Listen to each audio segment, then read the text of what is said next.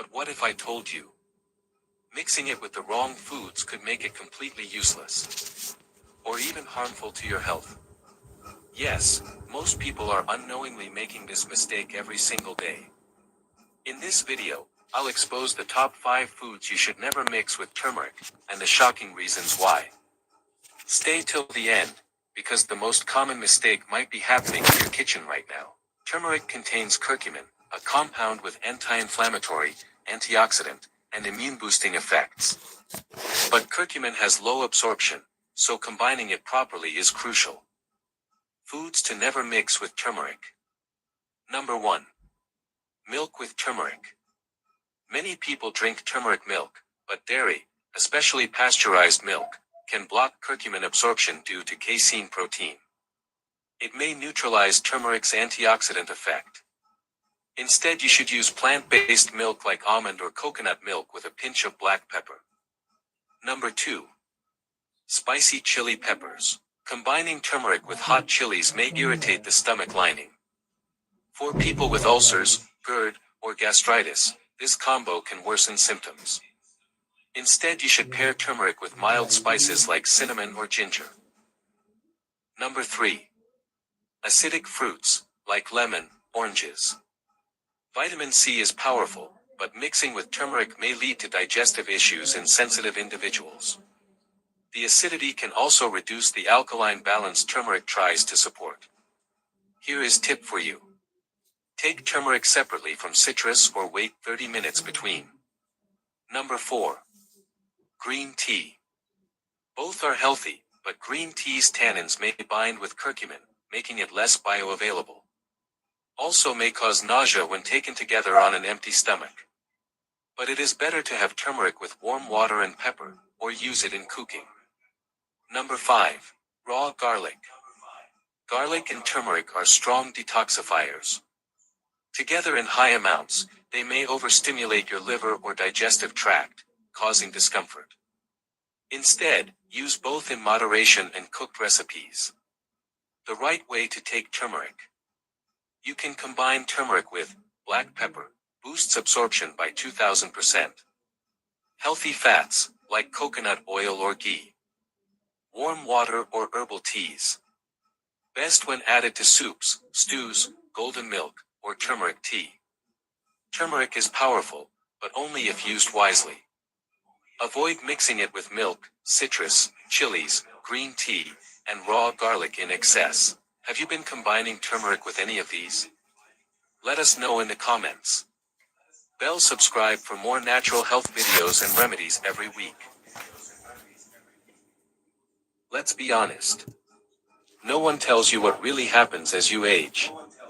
Sure, we talk about gray hair, joint pain, and memory loss. But what about the dark, uncomfortable behaviors seniors start developing silently? What about the things we don't talk about at family dinners? The things that slowly destroy relationships, self-worth, and happiness? This video is not sugar-coated. We're going to reveal 12 ugly, raw, emotional truths about aging, the things most seniors do, but never admit. And if you're over 60, or love someone who is, this might just open your eyes, and maybe even save a relationship. This might make you uncomfortable. But it could also change. Number 1. They gradually isolate themselves. One of the most overlooked shifts is how seniors start to withdraw socially. They stop making phone calls. They stop visiting friends. They even stop responding to messages or invitations. This isn't usually announced, it just happens.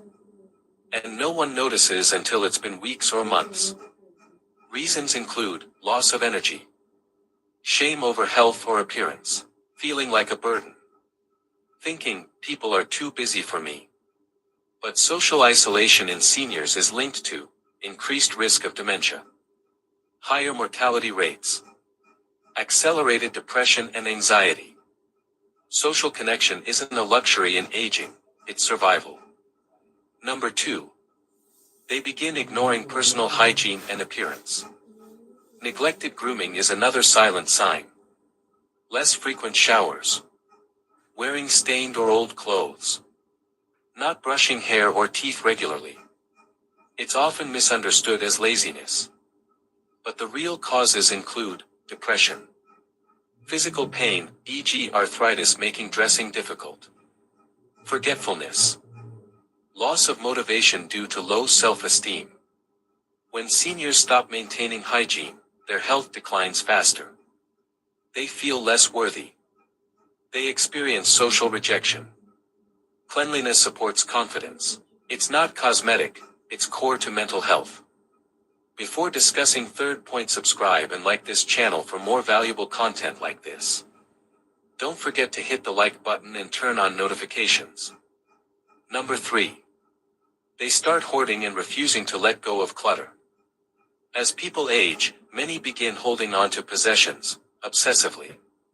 It can be old newspapers, broken tools, expired medications, clothes that no longer fit.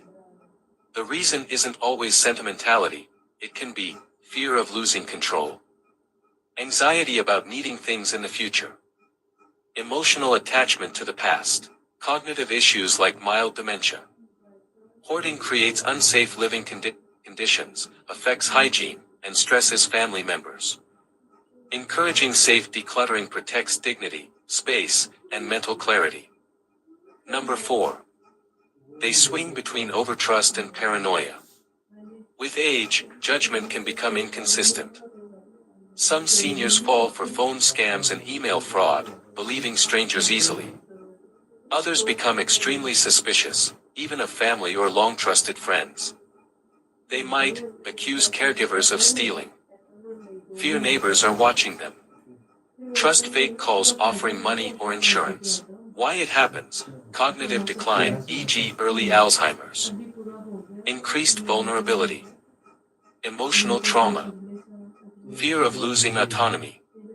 Seniors need structured support to stay financially and emotionally safe. Number 5. They refuse to accept medical advice or help. Many seniors start resisting professional help, from doctors, caregivers, or even loved ones offering assistance. Common phrases include, "Doctors just want your money." "I don't need a checkup, I'm fine." "I've lived this long without it." This denial often results in untreated illness, missed diagnoses, medical emergencies that could have been prevented. Root causes: fear of hospitals, pride, distrust in the healthcare system, fear of discovering something bad. Early detection and regular care are essential. Refusing help isn't independence, it's self-endangerment. Number 6. They begin to complain constantly without realizing it. Chronic complaining becomes a habit for many seniors. Complaints about aches, the news, the weather, the younger generation, and technology. But this isn't always bitterness. It's often a way to release frustration, express unspoken sadness, feel heard, regain a sense of control. The danger: it pushes people away. It reinforces negativity. It becomes a default way of communicating. Seniors often need empathy and engagement, not just correction. Number 7. They obsessively compare everything to the past. Things were better back then. People had respect. Today's generation doesn't know anything. These comparisons aren't just nostalgia, they can become barriers to adaptation. It prevents seniors from connecting with their grandchildren, understanding technology, accepting new ideas or treatments, participating in the present. Honoring the past is good, but living in it at the cost of today is not. Number 8. They refuse to learn anything new. Many seniors become mentally rigid. They stop learning, and worse, they stop trying. Whether it's a smartphone, new medication instructions, or changes in daily routines, the immediate response is, "I can't." Reasons: fear of failure, fear of embarrassment, loss of confidence, internalized ageism, "I'm too old for this." The result: cognitive decline accelerates. Independence decreases. Self-worth shrinks. The brain never retires. New learning keeps seniors mentally alive and emotionally connected. Number 9. They suppress emotional pain and avoid talking about feelings. Most seniors were raised in a generation where emotional expression was discouraged. So when they experience grief, guilt, regret, loneliness, they often stay silent. Instead of talking, they distract themselves, dismiss emotions, become irritable or withdrawn. This leads to depression, anxiety, chronic physical symptoms tied to emotional stress.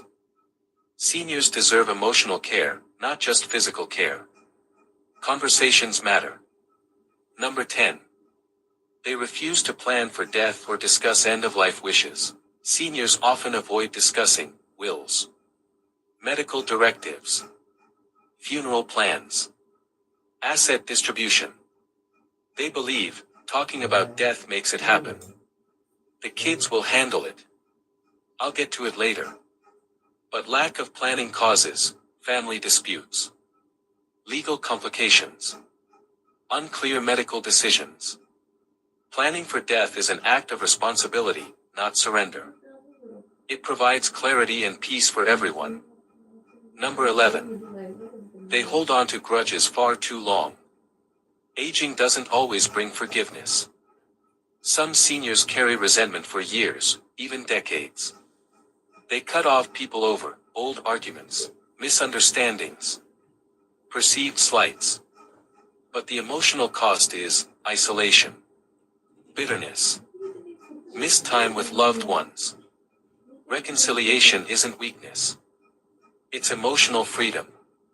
Number 12. They quietly give up on life. This is the hardest and most common, ugly truth. Some seniors stop trying, stop exploring, stop setting goals, stop dreaming. They say things like, "I'm too old. What's the point now?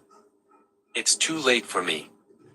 This mindset leads to emotional numbness, physical decline, a quiet death long before the actual one. As long as you're alive, there's a reason. Purpose doesn't retire. These 12 habits are not symptoms of bad character. They're signs of aging that often go unnoticed, unspoken, and unchallenged. If you're a senior, reflect on these behaviors honestly. Don't judge yourself, but don't ignore them either. You can still grow, still change, still shine. If you love a senior, speak with compassion. Offer help without pity. Encourage gently, consistently, and respectfully. These 12 habits are not symptoms of bad character. They're signs of aging that often go unnoticed, unspoken, and unchallenged. If you're a senior, reflect on these behaviors honestly. Don't judge yourself, but don't ignore them either. You can still grow, still change, still shine. If you love a senior, speak with compassion. Offer help without pity. Encourage gently, consistently, and respectfully. Comment below, which of these surprised you the most? Are you noticing any of them in yourself or someone you care about? Share this video. Let's normalize truth in aging, without shame, without silence. You still matter. You still have time. You still have power. White heavy checkmark like. White heavy checkmark comment. White heavy checkmark subscribe for more honest senior health content. Let me start by asking a tough but important question. Have you ever wondered if the habits you've developed over the years might be making others uncomfortable without you even realizing it? Aging is beautiful. With it comes wisdom, experience, and a sense of calm many younger people envy. But let's face it, some habits creep in over time, and no one dares to talk about them. Today, we're going to uncover 12 ugly habits that many seniors unknowingly develop, habits that can push people away, make loved ones uncomfortable, or even isolate us. These are not judgments. They are wake-up calls shared with love, dignity, and respect, so you can recognize and correct them for better relationships, better self-image, and a stronger connection with others. Why don't my kids or grandkids visit or call as often anymore? Here's the honest truth. There are certain habits many seniors pick up over time without even realizing it that slowly push people away. They aren't talked about often because no one wants to seem rude or hurtful. But today, we're going to talk about them openly, respectfully, and truthfully. This isn't about blaming. It's about awareness. Because once you see these habits clearly, you can choose whether to keep them or grow beyond them. Let's dive in. You might be surprised how many of these are quietly affecting your relationships. Habit number 1. Constantly talking about health problems. Sharing your struggles is human, but when every chat becomes a medical update, people begin to disconnect. Here is a story of a grandmother once spent an entire family dinner talking about her medications. Her grandson whispered, "Why does Grandma never ask about my school anymore?" So seniors people care, but they also want space for joy and connection. Mention health briefly if needed, but ask others about their lives too. Let conversations breathe. Share your health when asked, but don't let it define you. Talk about books, memories, hobbies. Ask about them. Because when you show interest in others, they return the interest tenfold. Habit number 2. Interrupting or always having the final word.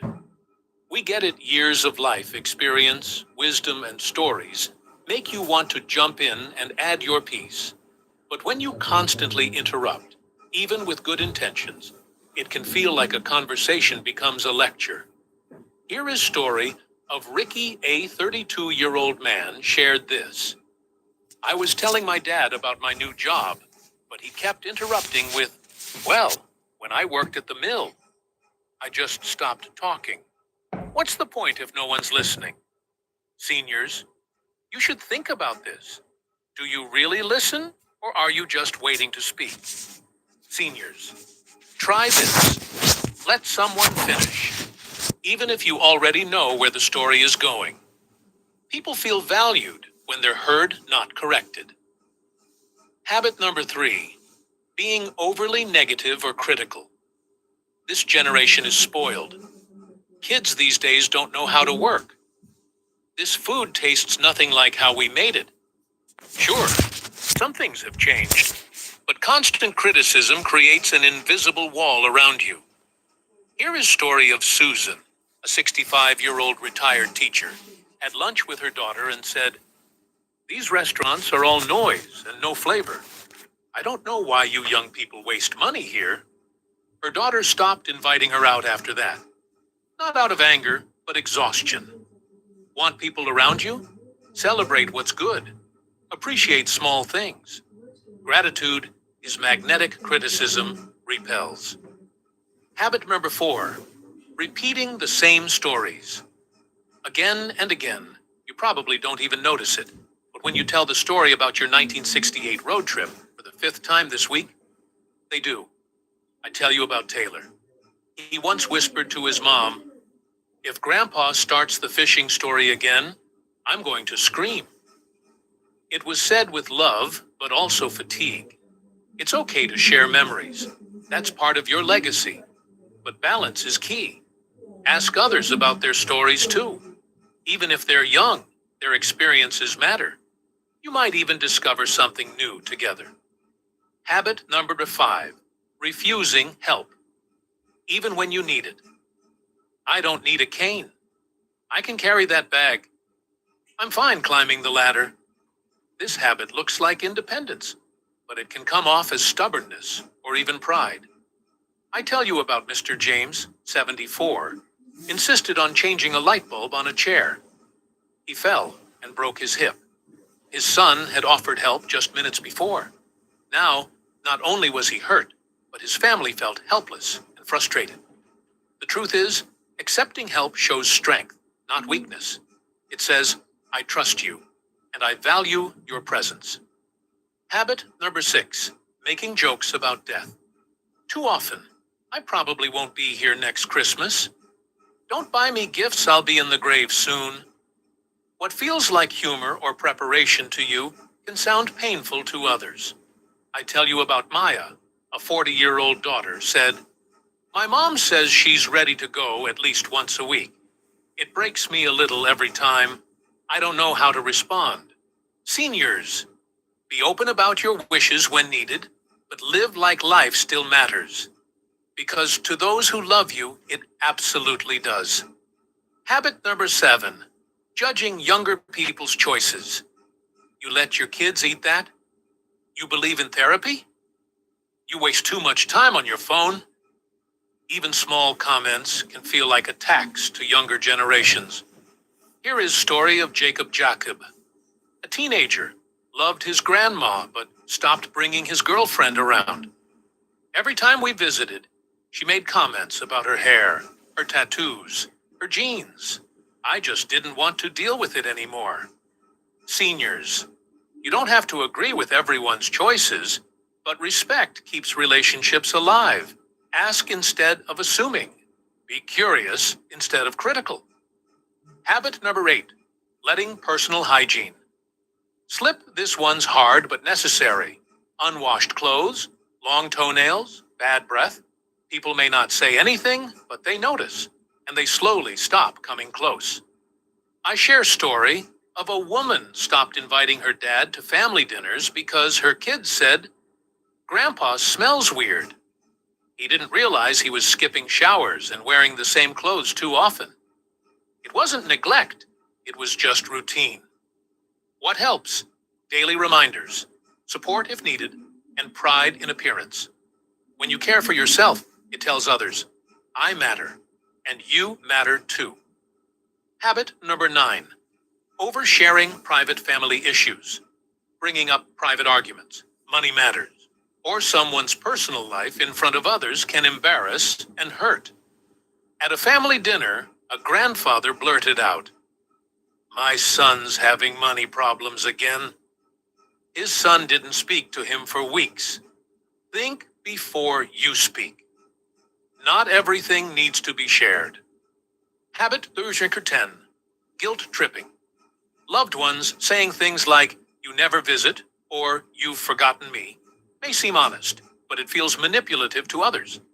Here is a story of a young woman said, "After every phone call, I feel worse, like I'm failing my grandma.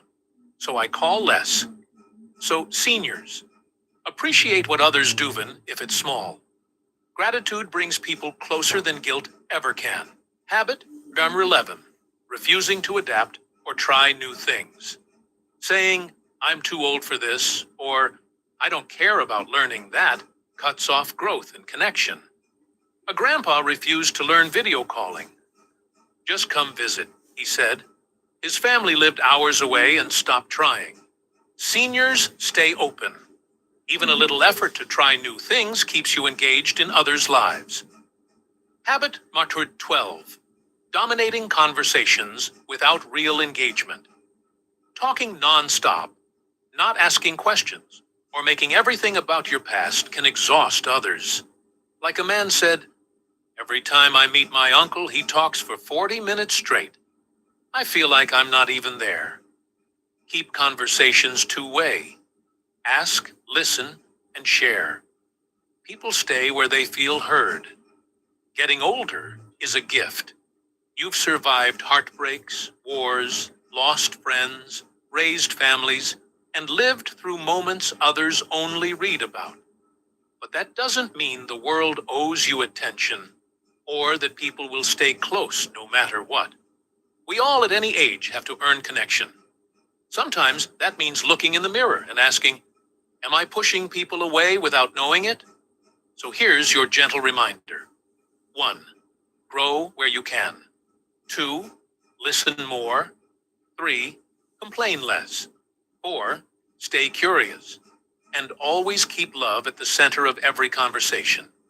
If this video helped open your eyes or warmed your heart, don't forget to like, subscribe, and share it with someone you care about.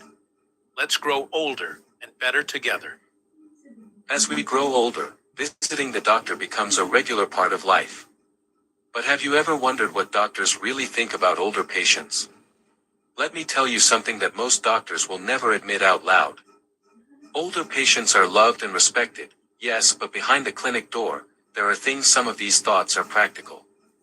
Some are unfair. And some are painful to hear. But they're real. So today, I want to take you on a journey into the doctor's perspective.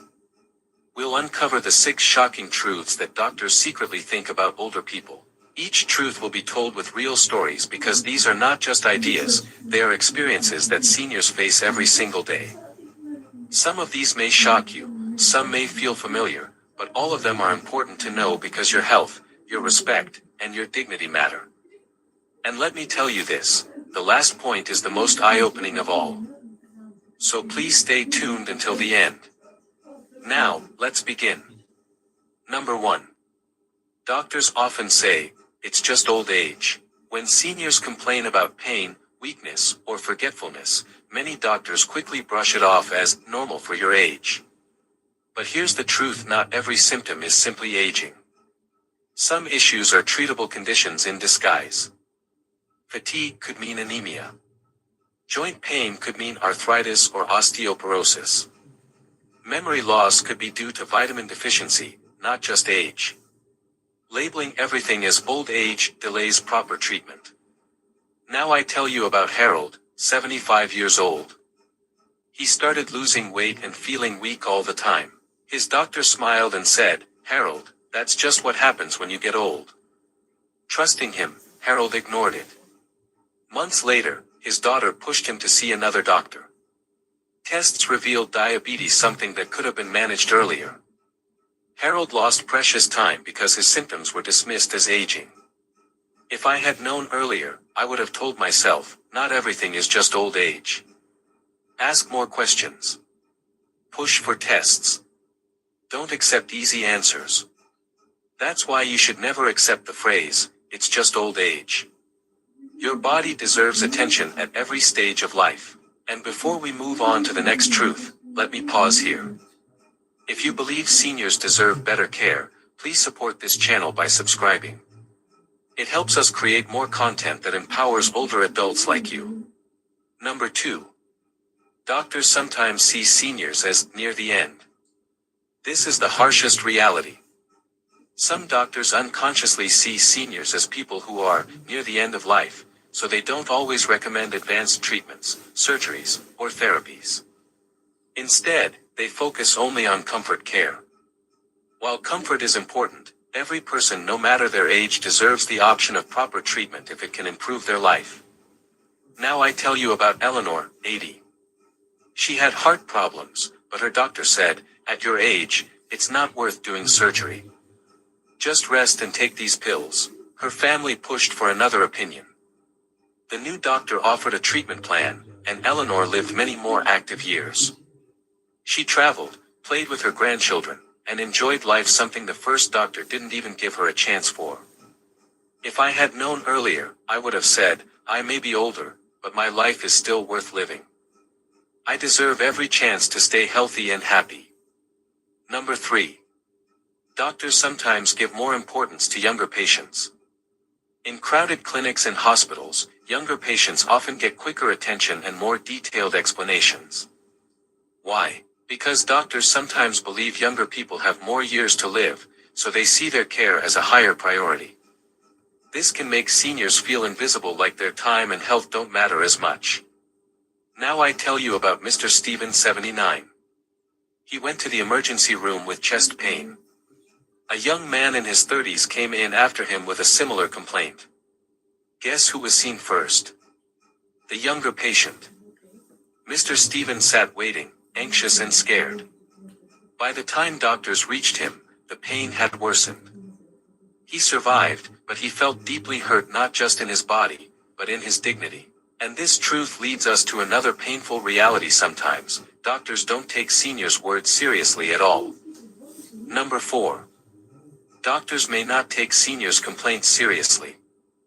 Many older adults say they feel invisible at the doctor's office. They describe their symptoms, but instead of listening closely, the doctor interrupts, assumes, or speaks to their caregiver instead. This makes seniors feel unheard. Now I tell you about Grace, 74. She had severe headaches, but when she tried explaining, the doctor kept cutting her off, saying, "It's probably just stress or age." Worse, he spoke more to her daughter than to her.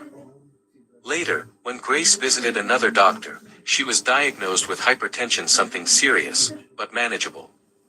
If her voice had been heard the first time, she could have started treatment earlier. When doctors don't listen, seniors lose trust. But there's another hidden truth that can make this even worse: medications themselves. Number 5. Doctors often prescribe too many medications. Seniors are often prescribed multiple medicines, sometimes 5, 10, or even more. While some are necessary, many are added without checking how they interact. Too many pills can cause side effects like dizziness, confusion, or even falls. Doctors may think, "That's fine, the patient is old anyway," instead of carefully reviewing what's truly needed. Now I tell you about Robert, 82. He was taking 9 different medicines. One day, he fainted at home. His daughter rushed him to the hospital. After checking, the new doctor said, "He's overmedicated. These drugs are clashing." Once unnecessary pills were stopped, Robert felt stronger and clearer. For the first time in years, he realized he had been suffering not from age but from too many medicines. And now, the final and most important truth, the one that seniors rarely hear but need to know. Number 6. Doctors assume seniors won't follow prescriptions. Many doctors quietly believe that older patients won't take medicines properly. They assume you'll forget doses, mix up pills, or ignore lifestyle changes. This stereotype can make them less serious when giving instructions, or they may even avoid prescribing useful treatments. Now I tell you about Clara, 68. She had high blood pressure. Her doctor gave her a prescription but said, almost laughing, "Make sure you don't forget these pills, though people your age usually do." Clara felt disrespected, as if the doctor had already decided she wouldn't manage her own health. But Clara was disciplined. She set reminders on her phone, kept a pill box, and followed her routine strictly. When she returned months later, her blood pressure was under control. The doctor was surprised, but Clara thought to herself, "Why did he doubt me in the first place? If I had known earlier, I would have said, yes, I may be older, but I can still take care of myself. I deserve clear guidance, not doubt." But now, you know the truth. You can ask questions, demand respect, and make sure your health is never ignored. So, my friends, these are the hidden truths about how doctors sometimes view older patients. Now let me ask you, have you ever felt like your health concerns were brushed off as just old age? Or have you ever been given less importance compared to younger patients? Your story matters. Share your experiences in the comments below, not only for me, but so that other seniors can read them, learn, and feel less alone. If this video opened your eyes or gave you something to think about, don't forget to give it a like. It really helps this channel grow and reach more people like you. And if you haven't subscribed yet, what are you waiting for? Hit that subscribe button and stay with us, because I have many more videos coming, with real stories, simple advice, and honest truths about senior health and wellness. Have you ever thought about this? The way you sleep tonight might decide whether you wake up healthy tomorrow or never wake up at all. What if I told you that there are 8 common sleeping positions, yes, 8 that could silently raise your risk of a stroke, a heart attack, or serious brain damage, all while you're fast asleep? I'm not here to scare you without reason. I'm here because as a brain doctor, I've seen cases that shocked even the patients who went to bed healthy but woke up with sudden weakness, slurred speech, or worse, never woke up at all. Before we start, I need you to do 2 things. First, hit that subscribe button, because every week I share life-saving tips for your brain, your heart, and your overall health. Second, I want you to answer this in the comments. How do you usually sleep? On your back, on your side, curled up, or maybe on your stomach? I promise, by the end of this video, your answer will mean a lot more to you than it does right now. And please stay with me until the very end, because the last sleeping position I'm going to tell you about is the most dangerous of all, and I guarantee most people have never even thought about it. Now, let's talk about how your body works when you're sleeping. You see, at night, your heart rate slows down, your breathing becomes deeper, and your blood moves differently through your body. This is natural, it's your body's maintenance mode. But certain positions can interfere with this delicate balance. If you block blood flow, twist your neck, compress your chest, or cut off oxygen for hours, you create the perfect conditions for a clot to form, blood pressure to spike, or your heart rhythm to go unstable. And the scariest part? You won't feel it happening. Let's go through all 8 risky positions, one by one. Position number 1. Lying flat on your back with thick pillows. You might think you're in the perfect, comfortable position, head resting high, neck supported by a couple of soft pillows. But here's what's really happening inside your body. When your head is lifted too high, your neck bends forward. This bend can partially block your carotid and vertebral arteries. These are the main highways that carry blood and oxygen to your brain. Imagine a garden hose is bended too sharply, and the flow slows or even stops. For someone who already has narrowing in these arteries due to age or cholesterol buildup, that little bend can reduce brain blood flow enough to cause silent strokes during the night. These are tiny strokes you may not feel immediately, but that damage brain tissue over time. Thick pillows also push your chin closer to your chest, which narrows your airway. That means more snoring, higher risk of sleep apnea, and lower oxygen all night long. Low oxygen forces your heart to beat faster and harder, and over time, that's a recipe for high blood pressure and heart strain. Position number 2.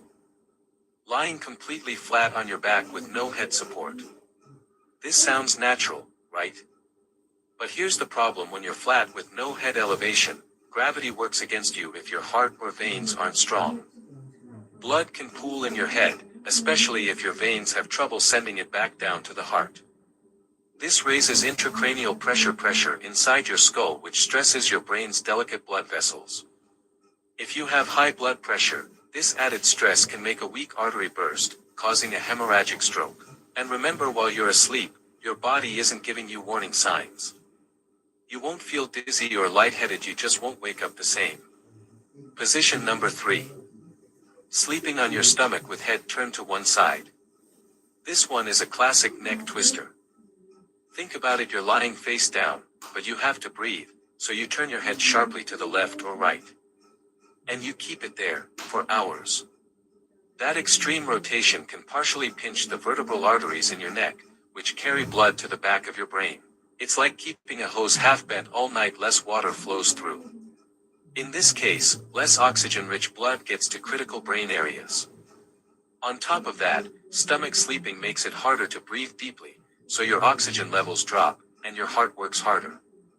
Over time, this combination of low oxygen and restricted blood flow can trigger both heart rhythm problems and stroke risk. Position number 4. Tightly curled fetal position. Many people, especially in colder weather, curl up tightly on their side, knees pulled up toward the chest. It feels warm and safe, but it's not as safe for your circulation. When you curl tightly, you compress your chest and diaphragm. That limits how much your lungs can expand, which means you're breathing in less oxygen with each breath. Your heart then has to work harder to push that smaller amount of oxygen-rich blood to your brain and body. Over several hours, that reduced oxygen can make blood thicker and more likely to clot, especially in someone with slow circulation or dehydration. Position number 5. On your side with arm under pillow. This feels comfortable for many, but here's the hidden danger: when your arm is pinned under your pillow and your head, it compresses the blood vessels in your shoulder and upper arm. That slows blood flow to your neck and brain. If you've ever woken up with your arm completely numb or tingling, that's your body's warning sign. It's telling you that circulation was restricted for hours. Restricted circulation is not just uncomfortable, it can create stagnant areas in your blood flow where clots are more likely to form. Position number 6. Half stomach, half side twist. This is when you start on your side but roll partly forward, one leg bent up, the other stretched back. It's a spine and neck twister. That uneven rotation stresses your neck arteries and can slightly reduce blood flow to one side of the brain. It also makes it harder for your lungs to fully expand, meaning lower oxygen intake throughout the night. The danger here is slow, silent oxygen loss, something you won't notice until you start waking up with headaches, fatigue, or memory problems. Position number 7. Sleeping upright in a chair. Many people, especially those with acid reflux or breathing problems, fall asleep sitting up in a recliner. It can seem comfortable, but when your head falls forward, it bends your neck and reduces blood flow to your brain. Blood also pools in your legs for long periods, which increases the risk of deep vein thrombosis, a clot that can travel to your brain and cause a stroke. I've seen this happen to patients who thought they were just resting in the chair. Position number 8. Face down on your arm, most dangerous. And finally, the position I told you to wait for, the one I believe is most dangerous of all. This is when you sleep face down with your arm tucked under your head or across your pillow. The weight of your head compresses the arteries and veins in your arm and shoulder, slowing blood returning from your brain. At the same time, your face may be pressed partly into the pillow, making it harder to breathe. That combination, restricted circulation plus reduced oxygen, is extremely risky. For someone with high blood pressure, heart disease, or narrowed arteries, this can be enough to trigger a clot, a heart rhythm problem, or even a stroke before morning. The safest way to sleep. For most seniors, the safest position is on your side, head supported so your neck is straight, with a pillow between your knees for spinal alignment. Avoid thick pillows, avoid twisting your neck, and if you snore or wake up tired, get tested for sleep. So, my friends, now you know the way you sleep tonight can directly affect whether your brain and heart stay healthy tomorrow. It's not just about comfort, it's about survival. Studies show that poor sleeping positions and lack of proper support can increase your risk of stroke by as much as 60%, and even raise the risk of heart complications by 40% over time. That means something as simple as adjusting your posture tonight could literally save your life in the long run.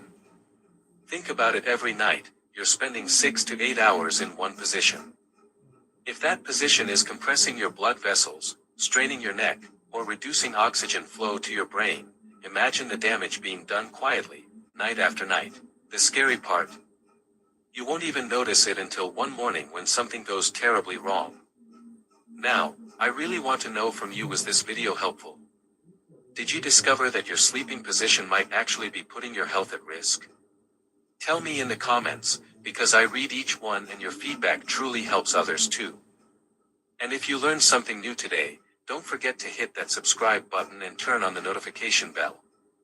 That way, you'll never miss another important health tip that could protect your brain, your heart, and your life. Sleep smart, take care of yourself, and I'll see you in the next video where we keep uncovering the hidden truths that no one tells you about your health. Have you ever thought you were safe just because your debit card never left your pocket or purse? Well, what if I told you criminals now don't even need to touch your card to steal from you? Yes, a new scam called the ghost tap trick is spreading fast, and seniors with debit cards are the most vulnerable. Today, as a lawyer who has seen countless cases of financial fraud, I'm going to explain what the ghost tap trick is, how it works, and most importantly how you can protect yourself. And very importantly, I'll also tell you how to report this scam if it happens to you, whether you're in the United States, United Kingdom, Australia, or New Zealand, or in other countries. Stay with me, because the difference between knowing this and ignoring it could be the difference between keeping your money safe, or watching it vanish in seconds. Ghost tap means a thief secretly activates your card's tap feature from a short distance, making a payment without your permission.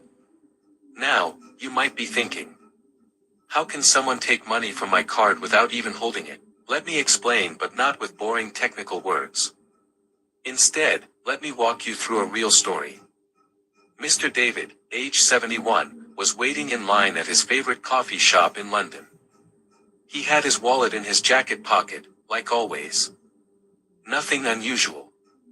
Behind him stood a young man, holding what looked like a mobile phone. The man kept his phone very close to David's side, close enough to almost touch his jacket, but David thought, That's just how young people use their phones these days. A few seconds later, the man walked away. David paid for his coffee, sat down, and relaxed. But that evening, when he checked his online banking, he saw something shocking. 2 charges, one for the very same coffee shop, and another for a clothing store nearby. But David never visited that store. What happened? He was the victim of the ghost tap trick. Let me break down what happened step by step, so you understand exactly how this trick works. Thieves use small wireless scanners or modified payment terminals. These devices can read contactless card chips, NFC, near-field communication. The scammer only needs to be within a few centimeters of your purse or pocket, like standing next to you in a bus, elevator, shop, or crowded street. They trigger your card as if you tapped it on a store machine. The money gets transferred instantly. Criminals often start with small charges like $1 or $5 to see if it works. If you don't notice, they move on to bigger amounts. You don't hear a beep. You don't get a receipt. But the transaction goes through, and the thief walks away with your money. Most banks don't ask for a PIN under a certain limit. Many seniors don't get instant alerts or check accounts daily. By the time you notice, multiple ghost taps may have already drained your balance. Since no PIN is required for low-value contactless transactions, it bypasses the protection you normally rely on. Now you may ask, why us seniors? Because criminals know many older adults trust contactless cards without knowing the risks. Don't check their bank apps daily. Carry cards in regular wallets with no protection. That combination makes seniors the perfect target. Now I will guide you how to protect yourself. Here's what you can do right now to stay safe. Number 1. Use RFID blocking wallets or sleeves. These prevent scanners from ghost tapping your card. Number 2. Turn off contactless payments. Call your bank and ask if they can disable the Tap to Pay feature. Number 3. Check your statements daily. Even small, strange charges are red flags criminals test with small amounts first. Number 4. Keep only the cards you need. Don't carry every debit or credit card with you. Number 5. Report suspicious activity immediately. Under banking law, if you report fraud fast, you can often get your money back. Legally, this counts as fraudulent withdrawal or unauthorized transaction, and in most countries banks must refund it if reported promptly. If you suspect you've been a victim, act fast. The quicker you report, the higher the chance you get your money back. In United States, call your bank immediately. Federal law protects you from most unauthorized debit card charges if reported quickly. File a complaint with the Federal Trade Commission, FTC, at reportfraud.ftc.gov. You can also report to the Consumer Financial Protection Bureau, CFPB. If you are in United Kingdom, contact your bank's fraud department at once. Banks in the UK must refund most unauthorized contactless payments. Report to Action Fraud, the UK's National Fraud Reporting Centre, actionfraud.police.uk. If you are from Australia, call your bank straight away. Report to the Australian Cybersecurity Centre, ACSC, via cyber.gov.au. You may also contact ScamWatch by the ACCC. If you are in New Zealand, notify your bank immediately. Report scams to NetSafe at netsafe.org.nz. If large sums are stolen, also contact your local police. Many seniors who lost money told me the same thing. If I had only known this scam existed, I would have protected myself earlier. Awareness is your shield. Knowledge is your defense. So my friends, now you understand how the ghost tap trick works, how criminals can steal money straight from your debit card without even touching it. But knowing this gives you power. You can protect yourself with RFID wallets, disabling tap to pay, and by reporting fraud quickly to your bank. Now, before we end, I want to ask you something. Did you know this kind of scam even existed before today? And do you think banks should do more to protect seniors from tricks like ghost tap? Please share your thoughts in the comments below. Your story could help another senior stay safe.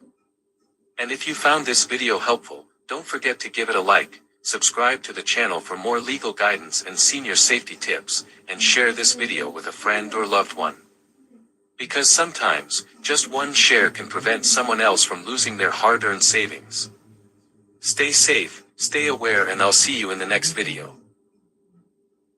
What you need, delivered with PandaMart. Food Panda. Food and more, delivered. Food Panda.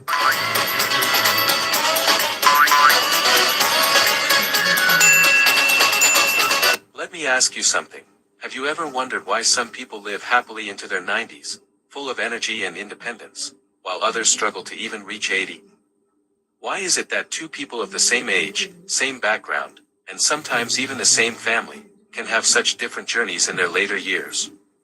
Is it luck? Is it genetics? Or is it something else? The truth may surprise you. Most people don't die before 85 simply because their bodies wear out. They die because of hidden habits, small choices they make every day that quietly shorten their lives. As the great physician Hippocrates once said, if we could give every individual the right amount of nourishment and exercise, not too little and not too much, we would have found the safest way to health. And this wisdom is even more true after 60. Because the habits you choose in these years often decide whether you live just a few more years, or an extra decade filled with vitality. So let me ask you, are you still moving enough, or have you slowed down too much?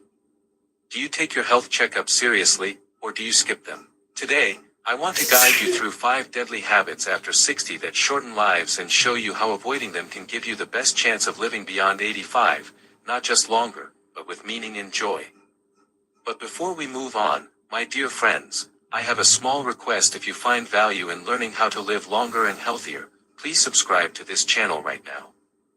Because each week, I bring you practical tips that could protect your health and add more quality years to your life. Now let's go. Number 1.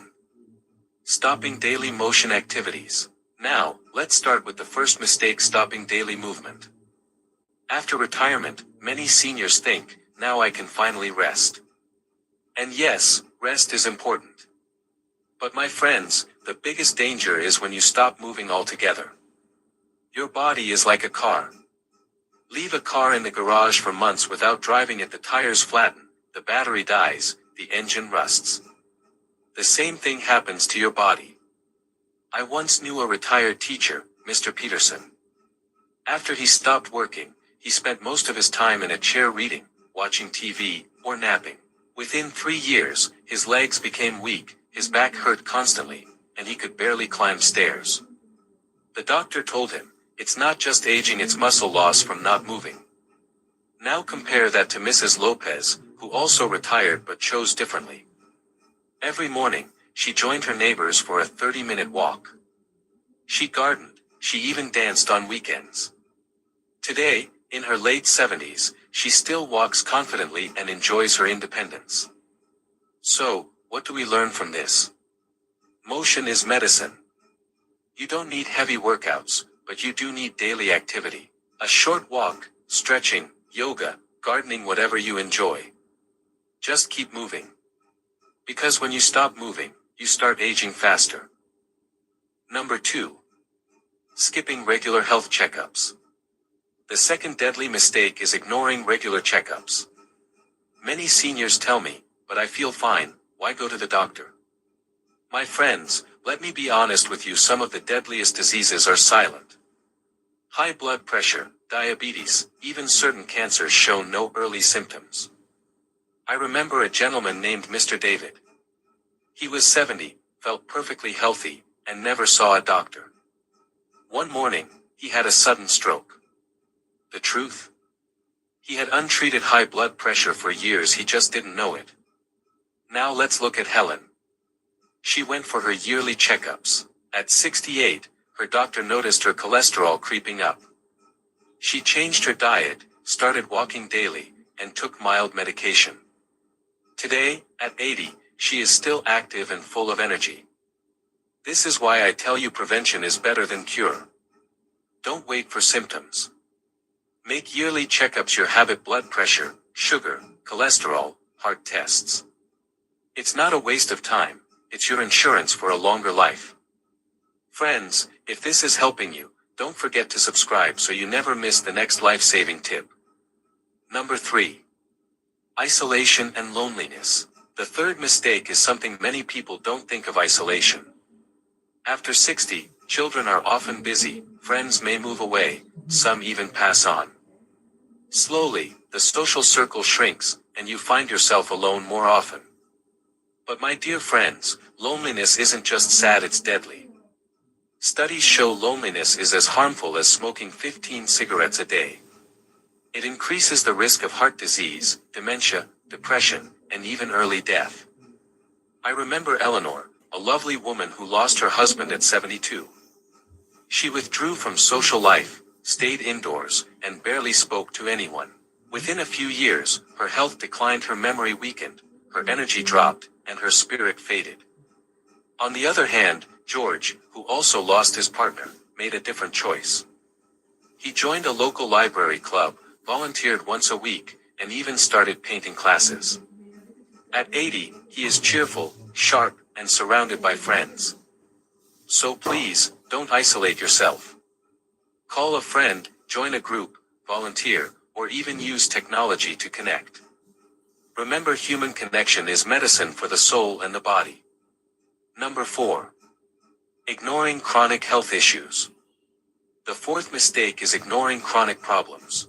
How many times have you said, "Oh, it's just normal aging," when you feel back pain, joint pain, or fatigue? My friends, let me tell you, these problems are not to be ignored. Arthritis, diabetes, high blood pressure, if left untreated, they don't stay still. They grow. They damage your body silently until one day they explode into a crisis. I knew Mrs. Brown, who ignored her arthritis pain. She said, "I'm old, pain is normal." But because she stopped moving, her weight increased, her pain worsened, and soon she became dependent on a wheelchair. Now compare her to Mr. Harris. He was diagnosed with mild diabetes, but instead of ignoring it, he took control. मैं महीनों से एक YouTube creator के रूप में video बना रही हूँ, लेकिन ना 1000 सब्सक्राइबर पूरे हो रहे हैं, ना 4000 वॉच आवर्स, और बिना मोनेटाइजेशन चैनल से कमाई कैसे शुरू होगी? फिर मुझे मिला UCO, ultimate YouTube creator toolkit. इसने मुझे दिखाए सही वीडियो ट्रेंड्स, मेरे पुराने वीडियो के SEO फिक्स किए और सही कीवर्ड्स बताए, जिससे मेरे वीडियो सही ऑडियंस तक पहुंचने लगे। UCO की मदद से मेरे चैनल की ग्रोथ तेज हो गई और फाइनली मेरा चैनल मोनेटाइज हो गया। व्यूज और सब्सक्राइबर्स की वो टेंशन अब खत्म। मेरा एक सक्सेसफुल YouTube क्रिएटर बनने का सपना अब सच हो। He took control. He adjusted his diet, walked every day, and worked closely with his doctor. Today, at 82, he still drives, shops, and enjoys his independence. So my advice to you is simple: never ignore chronic problems. Manage them early, treat them consistently, and don't brush them aside. Small care now prevents big suffering later. Number 5. Living without purpose. And finally, the fifth deadly mistake: living without purpose. After retirement, many people say, "My work is done. Now I'll just pass time." But passing time without purpose is dangerous. Without something to wake up for every morning, life feels empty. The spirit weakens, the body follows, and health declines faster. But those who live with purpose, whether it's teaching, volunteering, creating, or even taking care of family, live longer, healthier, and happier. Take Ruth, who retired and spent most of her days in front of the TV. She often said, "I'm just waiting now." Sadly, within 10 years, she became frail and deeply depressed. But look at Mr. Anand. After retirement, he began teaching math to children in his neighborhood. He often said, "They give me energy. I feel alive." At 84, he still teaches, full of vitality and joy. So I ask you, what gives your life meaning? It doesn't have to be something big. It could be gardening, painting, mentoring, helping neighbors, or reading to your grandchildren. The key is to have a reason to get up every morning. That purpose is what keeps your mind sharp and your heart strong. My dear friends, we've explored the 5 deadly habits after 60 that quietly shorten lives. Now, I want to hear from you. Which of these habits do you think is the most dangerous? Are you guilty of one of them, or have you already made changes to avoid them? And what advice would you give to other seniors who are trying to live longer and healthier? Share your thoughts in the comments below. I truly read each one, and your words might inspire someone else to change their life. And if you haven't already, please subscribe and join our growing family of seniors who believe life after 60 can still be powerful, joyful, and full of purpose. Every week I bring you more tips and stories that can add not just years to your life, but life to your years. Remember, aging is not the end, it's the beginning of a new chapter. Stay healthy, stay strong, and keep shining your wisdom. Have you ever picked up the phone and felt that little knot in your stomach when a voice on the other end says, "This is important, you must act now"? What would you do if someone told you you'd be arrested for unpaid taxes, or that your grandchild had been in an accident and needed money immediately? How much would you trust a message that looks official, sounds urgent, and calls you by name? I'm about to share the 5 most common scams that break hearts, empty bank accounts, and ruin lives for seniors. Some of these may shock you.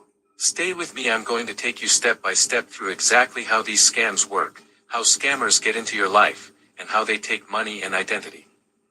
I will show you, very clearly, how to stop them before they start, what to do the moment something smells wrong, and the real steps to try to recover money if it's already gone. I'll walk you through the legal and practical routes. I'll be blunt, the last scam I'll cover is the most dangerous for seniors, and I will spend extra time showing you the techniques scammers use and the proper legal paths to fight back. Before we begin, if you want more videos like this, practical, plain, and made for families, hit subscribe and tap the bell. Share this with a parent or grandparent before we move on, it might save them thousands.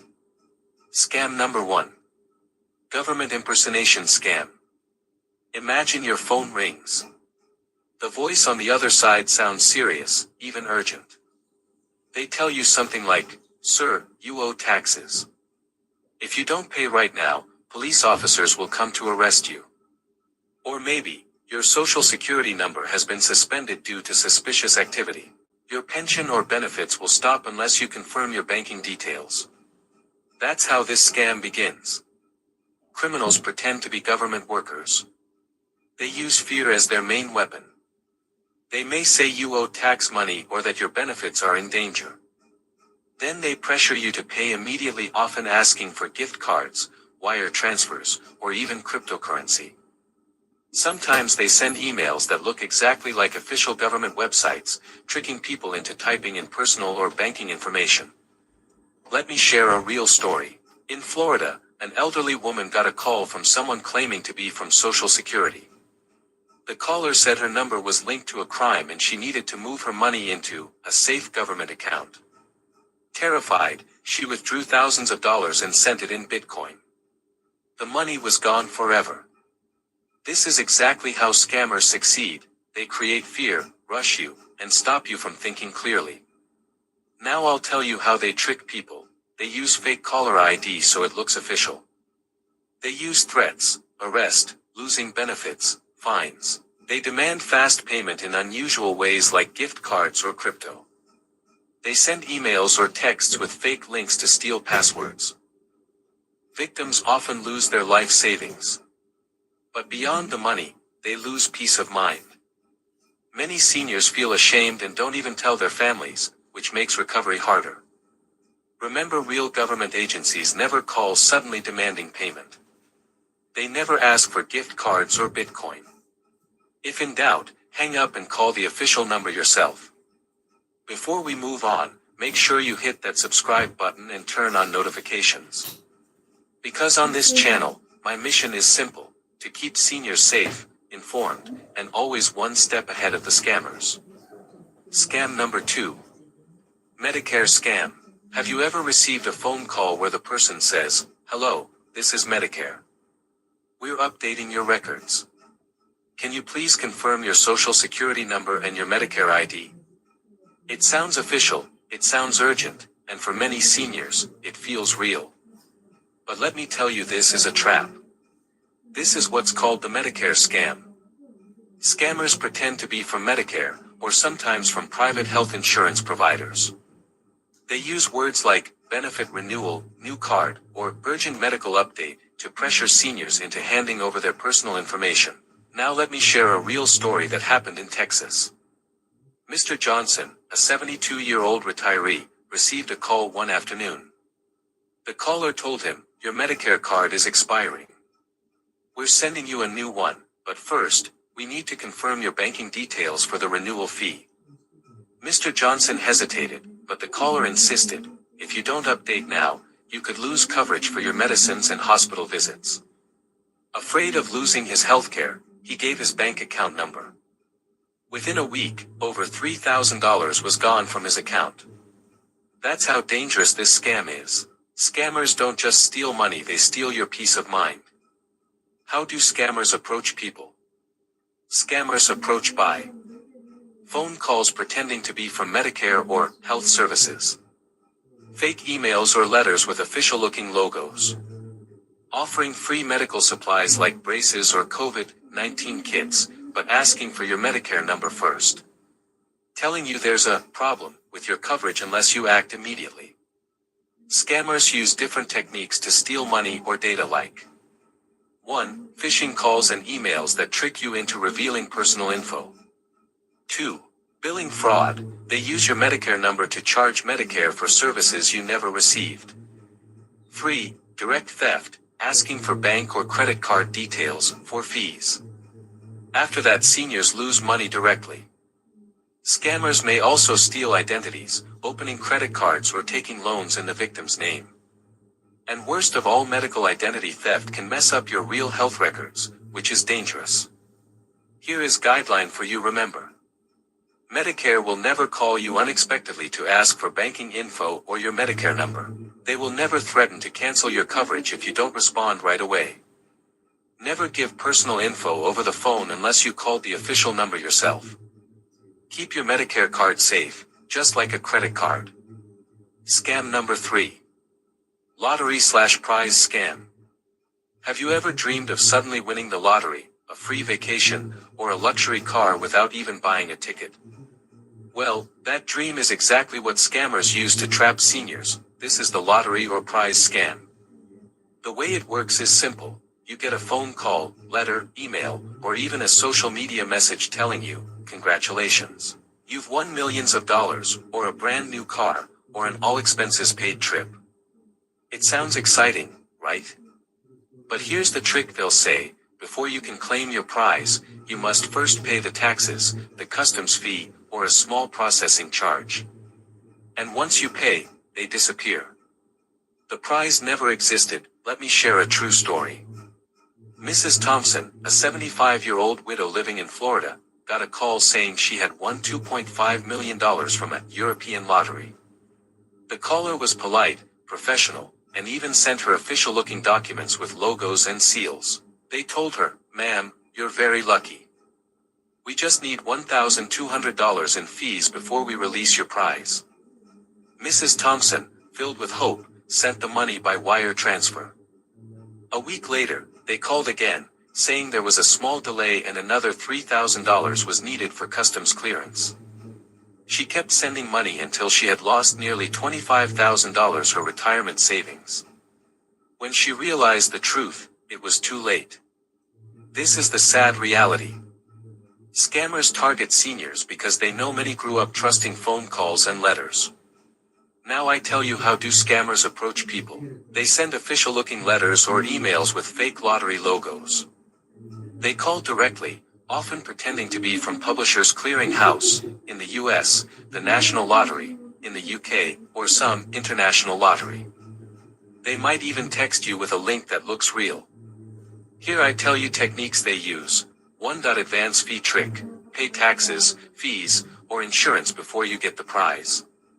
2. Fake checks. They mail you a check for part of the prize. You deposit it, but a few days later the bank says it's fake, leaving you responsible for the loss. 3. Pressure tactics. They say, act now or you'll lose your winnings. 4. Secrecy. They may warn, don't tell anyone yet. This must stay confidential. And after that, Seniors lose thousands, sometimes their entire savings. Emotional damage is huge. Victims feel ashamed, guilty, and lose trust in others. Families often only discover it after the money is gone. Now I will guide you. How to prevent this scam. Remember, you cannot win a lottery you never entered. Legitimate lotteries never ask winners to pay fees up front. Be suspicious of anyone asking for gift cards, wire transfers, or cryptocurrency payments. If you get a call, hang up. If you get a letter, throw it away. Talk to a trusted family member before sending money to anyone claiming you won a prize. Scams like these break not just the bank, but the heart too. And sadly, they're becoming more common every single day. That's exactly why I'm making this video, to protect you and your loved ones. So if you haven't already, make sure you hit that subscribe button right now. Because the next scams I'm about to reveal are just as dangerous, and one of them might even shock you with how real it sounds, and last one is most common scam, so stay with me till end. Scam number 4. Tech support scam. Now let's talk about one of the most dangerous and sneaky scams targeting seniors today, the tech support scam. Imagine this, you're sitting at home, browsing the internet, and suddenly your computer screen turns blue. A loud alarm goes off, and a message pops up saying, "Warning. Your computer is infected. Call Microsoft support immediately at this number." This is exactly how thousands of seniors get trapped every single day. Let me share a real story. Mrs. Peterson, a 72-year-old from Florida, was terrified when her laptop suddenly froze with a message claiming her banking details were at risk. The screen told her to call Microsoft right away. In a panic, she dialed the number. A very polite man answered, calling her by name, and said he was from Microsoft's security department. He convinced her to give him remote access to her computer so he could fix the problem. What happened next? Within hours, $8,000 was transferred out of her bank account. The so-called support agent disappeared, and Mrs. Peterson was left devastated. Here I tell you how these scammers approach. They use fake pop-up messages on websites that look like real Microsoft or Apple warnings. They send emails or phone calls pretending to be official tech support. Once you call, they use scare tactics saying your computer is hacked, your accounts are exposed, or your data will be lost unless you act fast. And how do they steal your money? By tricking you into giving remote control of your computer. By asking for credit card details to pay for fake antivirus software. Or by secretly installing malware that steals your passwords and banking information. And when seniors provides all this information, they lose billions globally to tech support scams every year. And beyond the money, victims are left feeling unsafe, embarrassed, and even too scared to use their computers again. Now, the big question: how can you prevent this?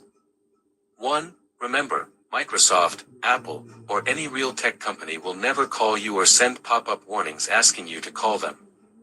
2. If you see a scary message, don't click, don't call, just shut down your computer. 3. Install reliable antivirus software and keep it updated. 4. If someone calls you claiming to be from tech support, hang up immediately.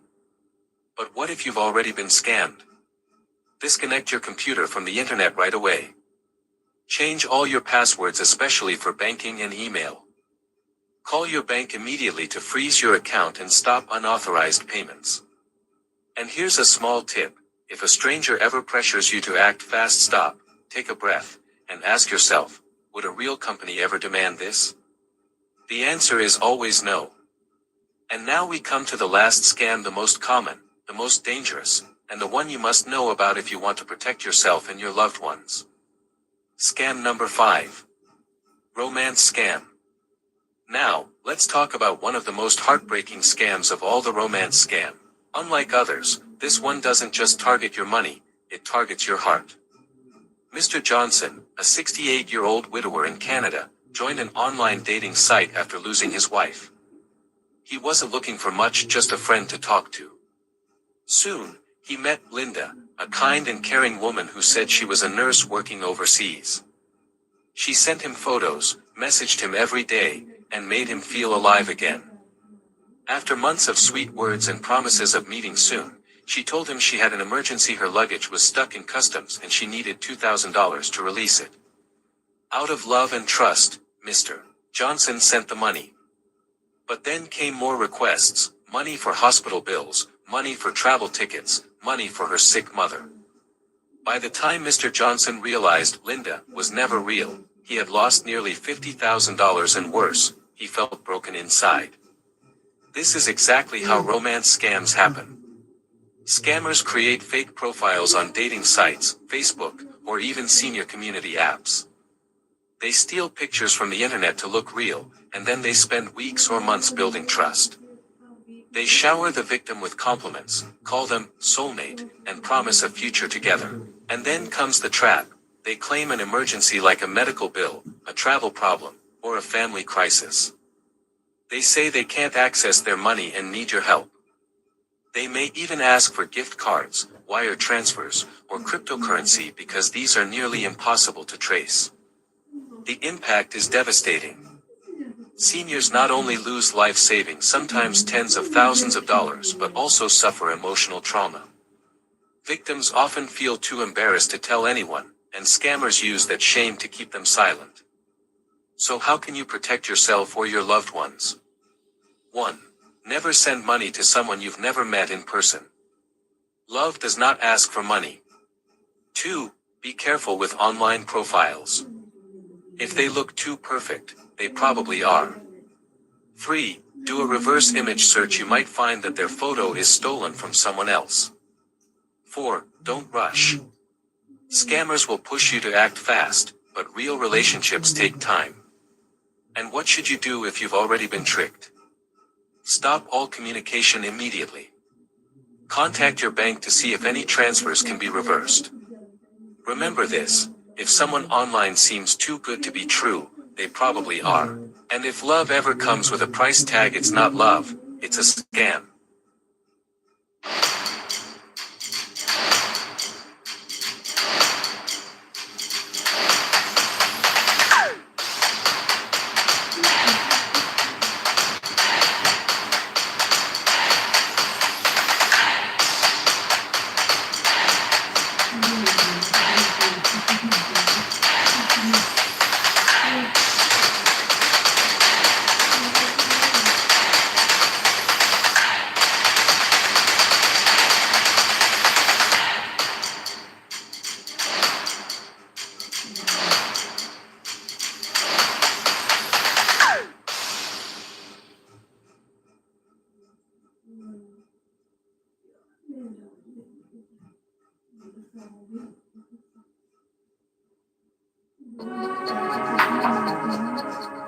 My Shrek Pakistan.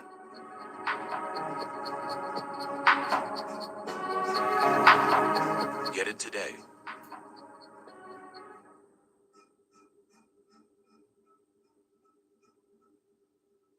Have you ever wondered if it's really wise to remarry after 70? On the surface, it sounds so romantic. Two people in their later years, sitting side by side on a park bench, laughing, holding hands, sharing their remaining years together. Society tells us, love has no age limit. And yes, companionship is one of the greatest needs of a human heart, no matter how old we are. But here's the part no one talks about. Experts in senior life and aging say that remarriage after 70 can sometimes cause more pain than joy. It can bring financial losses, emotional conflicts, and even shocking consequences that many seniors never imagine when they walk down the aisle a second time. So let me ask you a few honest questions. If you found love again at 72, would you risk everything you built over a lifetime for it? If remarrying meant losing your children's trust or even your family home, would you still go ahead? And what if the person you married wasn't who you thought they were?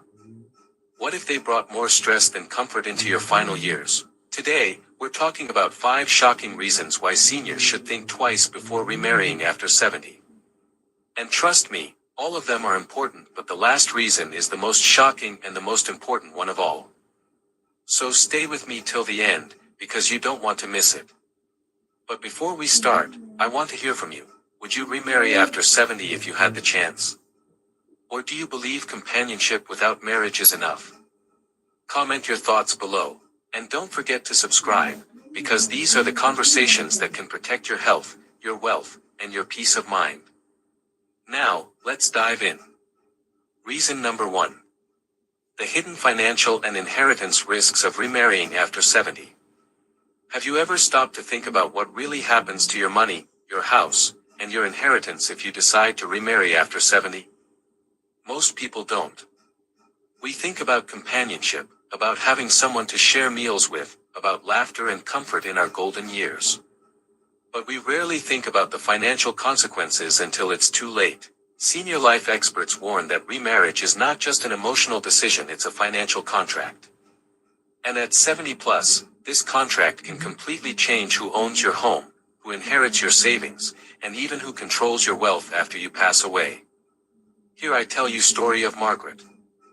Margaret was 72 years old, a widow with 2 loving daughters.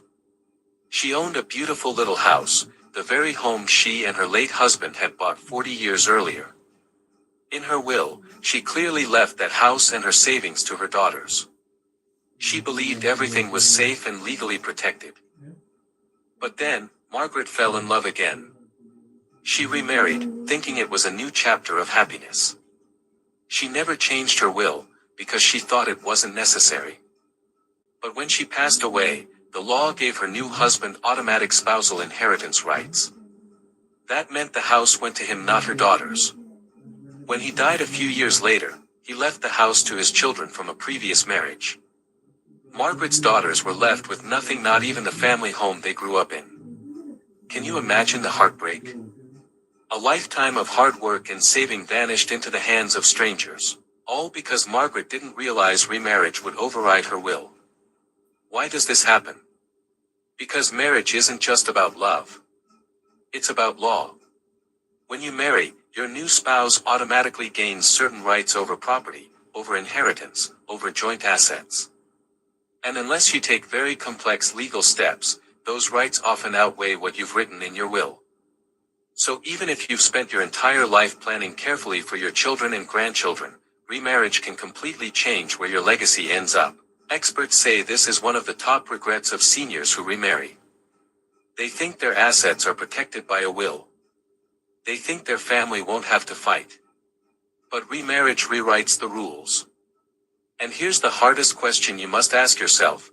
Do you want your lifetime of work to support your children and grandchildren, or are you willing to risk it being redirected to someone else's family? Because love may feel priceless, but the truth is, remarriage can cost your family everything. Reason number 2. Loss of survivor benefits and pensions. One of the biggest mistakes seniors make when remarrying after 70 is believing that their income will stay the same. But here's the truth.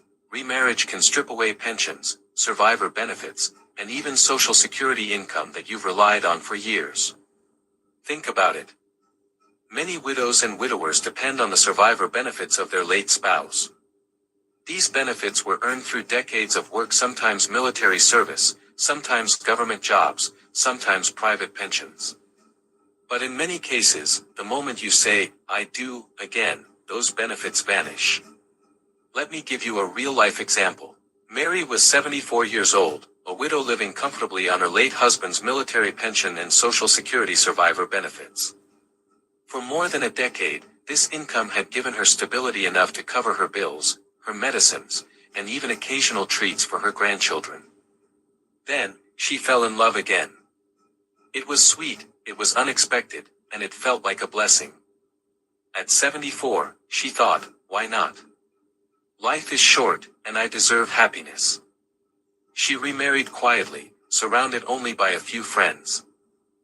But what Mary didn't know was that by remarrying, she lost her survivor benefits. The pension her husband had worked for his entire life was gone. The Social Security survivor payments stopped. Overnight, her monthly income dropped by more than half. Suddenly, Mary was struggling to pay bills. She had to downsize her home. Vacations with the grandchildren became impossible. The love she found was real, but so was the financial burden. She often said, "If I had known this before, I would have thought twice." This is not just Mary's story, it's the story of thousands of seniors every year. Benefits that once gave security can vanish the moment you remarry. And here's the painful irony. Many seniors remarry for stability and companionship, yet end up more financially insecure than they ever were alone. So before saying yes to late-life marriage, ask yourself, am I ready to give up my survivor benefits? Can I live comfortably without that pension? And is love enough to replace the financial safety net I may lose? Reason number 3. Higher risk of exploitation and elder abuse. Senior life experts say that after the age of 70, the chances of being financially or emotionally exploited through remarriage rise dramatically. Why? Because as we age, we often become more trusting, more vulnerable, and sometimes more desperate for companionship. What you need, delivered with PandaMart. Food Panda. Food and more, delivered. Food Panda. Food Panda.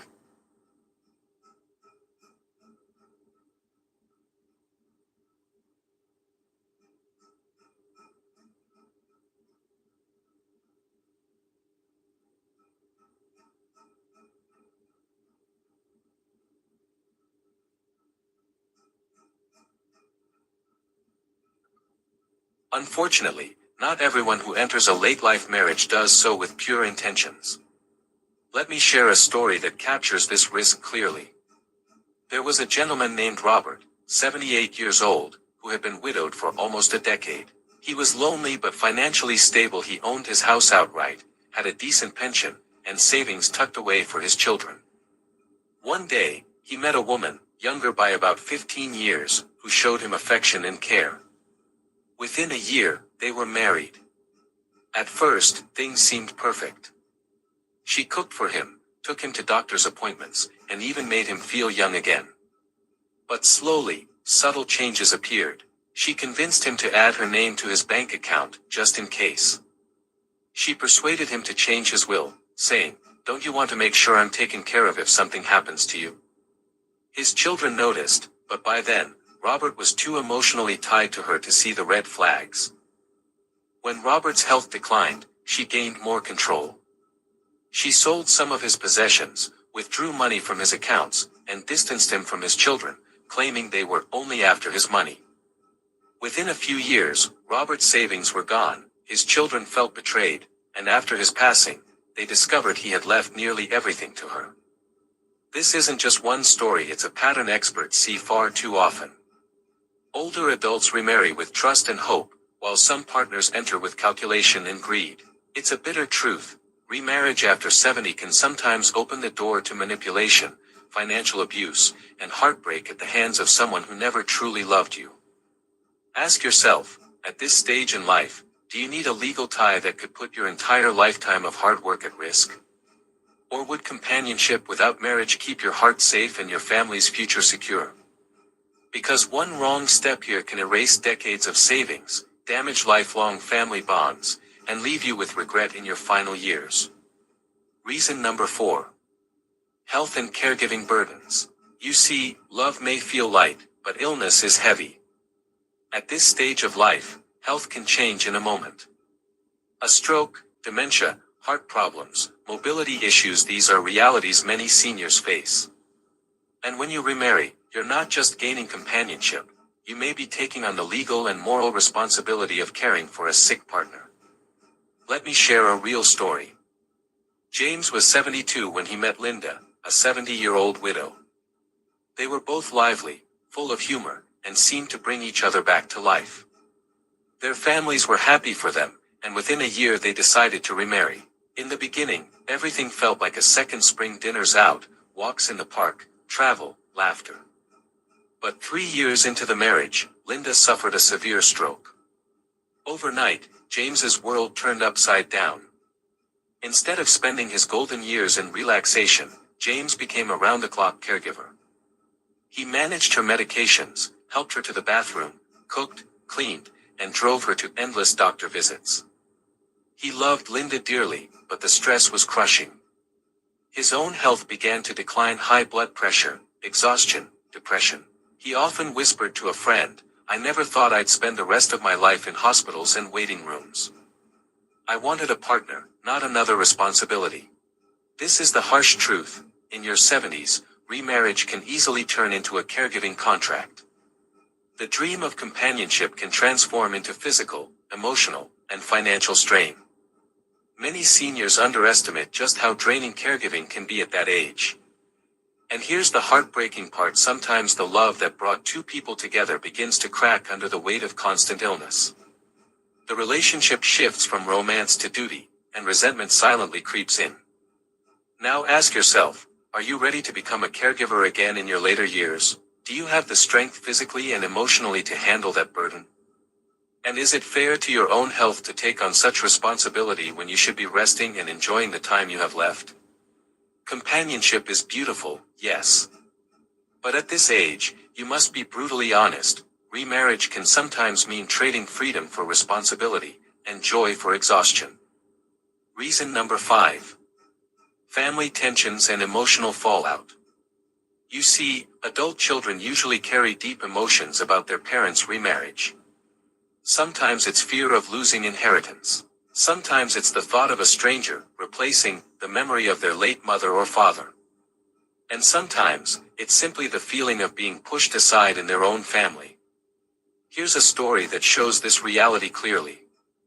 Margaret was 74 when she remarried Harold, a widower of 76. They were both kind, gentle souls, and to them, marriage felt like the right step. But Margaret's 2 daughters didn't see it that way. To them, Harold wasn't a loving companion, he was an outsider stepping into their family. At first, the tension was silent. Her daughters stopped visiting as often, skipped family dinners, and made excuses. But over time, it became open conflict. They worried Harold might take control of their mother's finances. They felt betrayed that Margaret was moving on after their father. Even the grandchildren became distant because of the family rift. Margaret thought she was adding love to her life, but instead, she lost peace. She spent her later years torn between the man she cared for and the family she had raised for decades. The joy of her remarriage was overshadowed by arguments, mistrust, and emotional distance. This is why senior life experts warn, when you remarry after 70, you're not just marrying a person, you're marrying into an entire web of emotions, memories, and expectations. And more often than not, families don't adjust as easily as we hope. Ask yourself, is it worth risking your bond with your children and grandchildren? Is it worth creating invisible walls in your family just to formalize a relationship? Companionship doesn't always need a marriage certificate, because while remarriage might bring you a new partner, it can also cost you the closeness of the people who have loved you all your life. This last reason is perhaps the most shocking and important one of all. Do you know that your body already knows how long you'll live after 70? Think about it. Have you ever wondered why some people keep walking strong and sharp into their 90s, while others start to slow down much earlier? Could it be hidden in the way you walk, how steady you stand, or even how well you sleep at night? Scientists say yes, and the clues are right there in your everyday life. The grip of your hand, the balance of your steps, even your appetite, all of these are silent predictions of how long and how well you may live. To understand how long we shall live, we need only to listen carefully to the language of our own body. Now, here's my question to you. If your body is already giving you these signals, would you want to know them before it's too late? Because once you do, you can actually take steps to change the outcome. Some of these signs will surprise you, others might shock you, and the very last one is something most seniors ignore, but it could add precious years to your life. Before we begin, don't forget to subscribe, because here you'll always get powerful and profitable knowledge about aging and health that no one else will tell you. So stay with me till the very end, because the final sign may just change how you see your own future. Sign number 1. Walking speed. As Hippocrates once said, walking is man's best medicine. And indeed, science now shows us that your walking speed after 70 can quietly predict how many years you may live. Scientists call it the 6th vital sign, because it reveals the true state of your heart, your muscles, and even your brain. Imagine 2 men, both 72 years old. The first, Mr. Adam, walks every morning with energy. His steps are steady, his pace is brisk, and when he crosses the street, he does it without hesitation. This walking speed shows that his heart is strong, his muscles are active, and his mind is sharp. Research says people like him often live longer, healthier lives. Now compare that with Mr. John, also 72. He gets up slowly, walks with short, dragging steps, and struggles to keep up even when going just a few meters. He feels tired easily, and even crossing the same street feels like a challenge. This slower walking speed is more than just age, it's a sign that his body is losing strength, his heart may not be pumping well, and his risk of illness or falls is much higher. But here's the good news: if you see yourself in Mr. John's story, don't worry. Walking speed can be improved at any age. Start with short daily walks, even if it's just inside your home. Focus on posture, stand tall, lift your chin, and take slightly longer steps. Gentle leg exercises, like sitting and standing from a chair or practicing heel-to-toe walking, can strengthen your muscles. And remember, consistency is more important than speed. Even 10 to 15 minutes a day can slowly rebuild strength and confidence. So ask yourself, where do you stand today? And more importantly, where do you want to be 6 months from now? Your walking speed isn't fixed. With small, steady efforts, you can move closer to Mr. Adams' brisk stride, and with it, a healthier, longer, and more independent life. Sign number 2. Grip strength. The second sign is hidden in something you use every single day without even noticing: your grip strength. Now, this may sound surprising. What does the strength of your hand have to do with your heart, your brain, or your lifespan? But scientifically, grip strength is one of the most powerful indicators of overall health. Doctors and researchers use a simple device called a dynamometer to measure how firmly you can squeeze. Why? Because your grip is not just about your hands. It reflects the health of your muscles, your nervous system, and even your heart. Studies show that seniors with weaker grip strength are more likely to face mobility problems, heart disease, and even shorter lifespans, while those with stronger grips tend to live longer, healthier lives. Let me give you a picture. Imagine 2 women, both 75 years old. Mrs. Helen enjoys gardening. She picks up flower pots, carries watering cans, and even kneads dough in the kitchen. When she shakes your hand, you feel her steady, firm grip. That grip strength tells us her muscles are active, her circulation is strong, and her body is resilient. Now meet Mrs. Grace, also 75. She struggles to open a jar of jam, finds it difficult to carry groceries, and often avoids tasks that require hand strength. When she shakes someone's hand, her grip feels weak and uncertain. This is not just a matter of the hands, it's a warning sign that her muscles are shrinking, her body is losing power, and her health risks may be quietly rising. But if you see yourself in Mrs. Grace's story, don't worry, because grip strength is something you can rebuild. Simple exercises like squeezing a softball, using light hand weights, or even practicing opening and closing your fists daily can strengthen your hands. Adding protein-rich foods like lentils, eggs, beans, or fish also helps muscles recover and grow stronger. So ask yourself, if someone shook your hand today, would they feel the energy of Mrs. Helen or the weakness of Mrs. Grace? Remember, your grip is more than just strength, it's a mirror of your whole body's vitality, and improving it can help you hold on to a longer, healthier life. Before we move on to the next important sign, let me remind you, if you're finding value here, don't forget to subscribe and like, because on this channel, I share knowledge that can truly add years to your life. And trust me, the signs coming up next are even more eye-opening, especially the last one, which most people completely overlook. Sign number 3. Sleep quality. There is an old saying, a good laugh and a long sleep are the 2 best cures for anything. Sleep is not just rest, it is the silent doctor of the body. Imagine your body as a city. During the day, the streets are busy, the workers are active, and energy is spent everywhere. But at night, when you fall into deep, peaceful sleep, the city begins its repairs, roads are fixed, trash is cleared, and power is restored. This is what sleep does for you. It heals the heart, refreshes the brain, and strengthens the immune system. Now think of 2 elders. Mrs. Ann, 70, goes to bed at 10, sleeps peacefully, and wakes up smiling. She feels light in her steps, clear in her thoughts, and joyful in her mornings. Her sleep gives her the energy to live life fully. But Mr. George, also 70, lies awake staring at the ceiling, wakes up often, and rises already tired. His days feel heavy, his memory struggles, and even small tasks exhaust him. The difference is not age, the difference is sleep. Before I share some powerful tips that can improve your sleep starting tonight, let me remind you, I create these videos to help seniors live longer, healthier, and happier lives. If you want to keep receiving this kind of profitable knowledge that truly benefits your health, don't forget to subscribe right now. Your one click motivates me to bring more life-saving and life-improving information for you.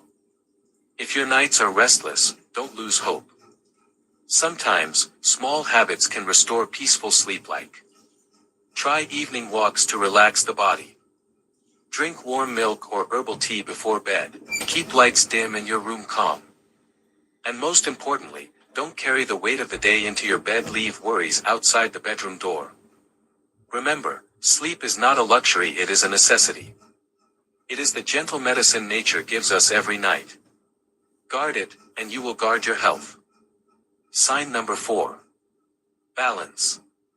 As Albert Einstein once said, life is like riding a bicycle.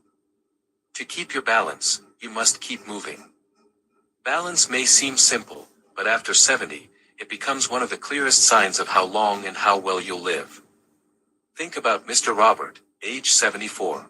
Every morning, he stands on one leg for a few seconds as part of his routine. When he walks, his steps are steady, his body upright, and he rarely worries about tripping or falling. This kind of balance shows strong muscles, a sharp nervous system, and good coordination between the brain and the body. Seniors like him often enjoy independence for many more years. But not everyone at this age has the same control. Now picture Mr. George, also 74. When he gets up from a chair, he sways slightly. Walking on uneven ground makes him nervous, and he avoids stairs because of fear of falling. His body is already warning him poor balance is a predictor of falls, injuries, and sometimes even shorter life expectancy. Now let's turn this toward you. If you feel unsteady when you get up, or if you've noticed yourself reaching for support more often, don't ignore it. Balance is like a muscle, it can be trained, even in your 70s, 80s, or beyond. Start small. Try standing on one leg for just 5 seconds while holding onto a chair. Practice walking heel to toe across the room. Do simple sit-to-stand movements to strengthen your legs. And if you can, add light exercises like yoga or Tai Chi. These little habits protect you from falls, keep your independence, and most importantly, add precious years to your life. So, I'll ask you directly, could you stand on one leg right now without holding anything? If yes, wonderful. If not, today is the day to start practicing. Remember, balance is not about perfection, it's about progress, and every step forward is a step toward a longer, safer, and healthier life. Sign number 5. Memory and mental sharpness. Memory is the mirror of the mind. When it begins to blur, it often tells us that something deeper is happening inside our body. Think of your brain as a library. Every experience, every face, every smile, every number you've ever known, it's all written down in books stored on its shelves. A sharp brain is like a librarian who can quickly find the right book at the right time. But when memory weakens, the librarian starts misplacing books, struggling to find answers, and sometimes forgetting entire shelves. To make this clearer, let's compare two seniors, both 72, yet their memories tell very different stories. Mr. William wakes up every morning, enjoys his crossword puzzle, remembers old songs word for word, and shares stories from his youth so clearly that his grandchildren listen in awe. His mind is like a bright lamp, shining steady through the years. Now meet Mrs. Grace. She's just as loving and wise, but sometimes she forgets names, misplaces her glasses, or repeats the same question she asked minutes ago. It doesn't make her less intelligent, it just shows that her memory needs extra care. Her lamp still glows, but sometimes the flame flickers. The truth is, our brain is like a muscle, the more we use it, the stronger it stays. Reading, Learning something new, playing mind games, or even talking with friends can keep the mind sharp. Foods rich in omega-3, regular walks, and enough sleep also act like fuel for the brain. So if you notice your memory slowing down, don't panic. It's not the end, it's just a reminder to give your brain a little exercise and nourishment, just like you do for your body. Sign number 6. Appetite changes. Have you ever noticed how sometimes you're just not hungry at all, and other times you can't stop snacking? What if I told you these changes could be silent messages from your body about your health? This is a signal you really shouldn't miss your appetite. Because it's not just about hunger, it's one of the clearest windows into your well-being. If your appetite suddenly fades and you find yourself skipping meals, it could be your body's early alarm for digestive problems, depression, or even a serious underlying illness. On the other hand, if your appetite suddenly increases and you're craving snacks or sweets more than ever, it might be pointing to blood sugar problems, thyroid imbalance, or hidden stress. I tell you about Mrs. Diana, at 74, slowly loses her appetite. She thinks it's just part of aging, but in a few months, her weakness and dizziness remind her that her body was starved of nutrients all along. Meanwhile, Mr. George, the same age, finds himself snacking constantly. The result? Extra weight, joint strain, and rising blood pressure, all from ignoring his appetite's warning sign. So remember, changes in appetite, whether eating too little or too much, are never just about food. They're your body's way of whispering for attention. But here's the good news, you can take charge.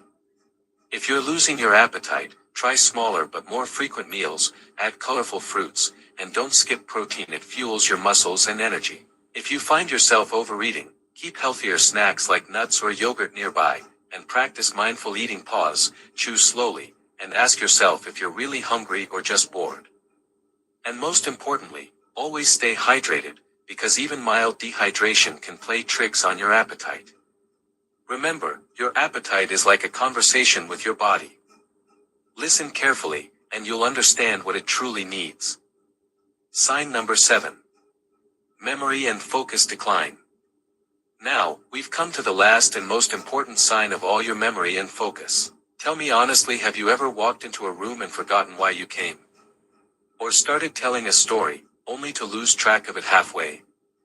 Maybe you've noticed yourself misplacing keys, forgetting names, or missing appointments more often than before. At first, it feels like small slips, but what if I told you these tiny lapses are actually signals from your brain, asking for your care and attention? Think about it this way. Mr. John, at 70, often forgets where he left his wallet, sometimes even repeats the same question within minutes. His family worries, and slowly, it affects his confidence. Now compare that with Mrs. Clara, also in her 70s. She plays crossword puzzles, walks every morning, eats brain-friendly foods like nuts and fish, and makes sure to sleep well. Yes, she forgets little things here and there, but her mind stays sharp, because she treats her brain like a muscle that needs exercise. And here's the truth, losing memory is not something you should ignore.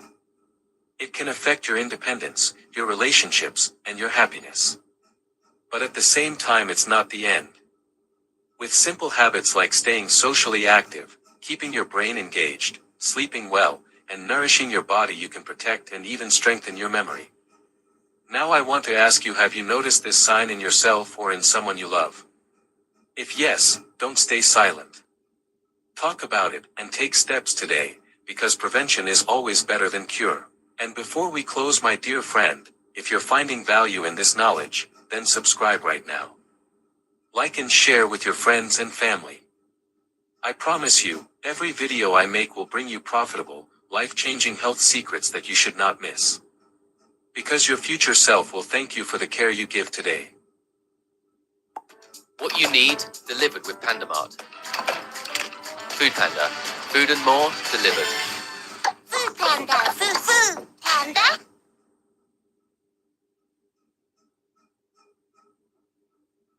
We're giving away $25,000 in cash prizes every week this month. Don't miss your chance to win your share.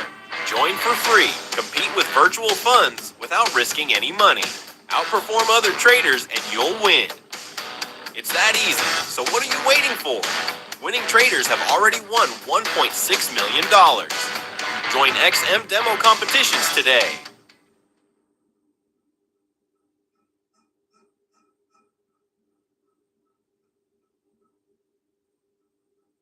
Have you ever gone shopping and thought to yourself, it feels so safe here? Bright lights, security cameras, families walking around, people busy with their groceries. It feels like the last place anyone would expect to get scammed. But let me tell you the truth, shopping centers, supermarkets, and malls are not just places for honest shoppers. They're also hunting grounds for scammers, and seniors are often their #1 target. Why seniors? Because scammers know that older people are kind, polite, and sometimes a little too trusting. They know many seniors don't want to cause a scene in public. And they take advantage of that. Imagine going out just to pick up milk and bread, and by the time you come home, hundreds of euros are missing from your bank account. Or imagine being tricked into paying for groceries that aren't yours. It sounds shocking, but these things happen every single day. The good news is once you know how these scams work, you can spot them instantly and protect yourself.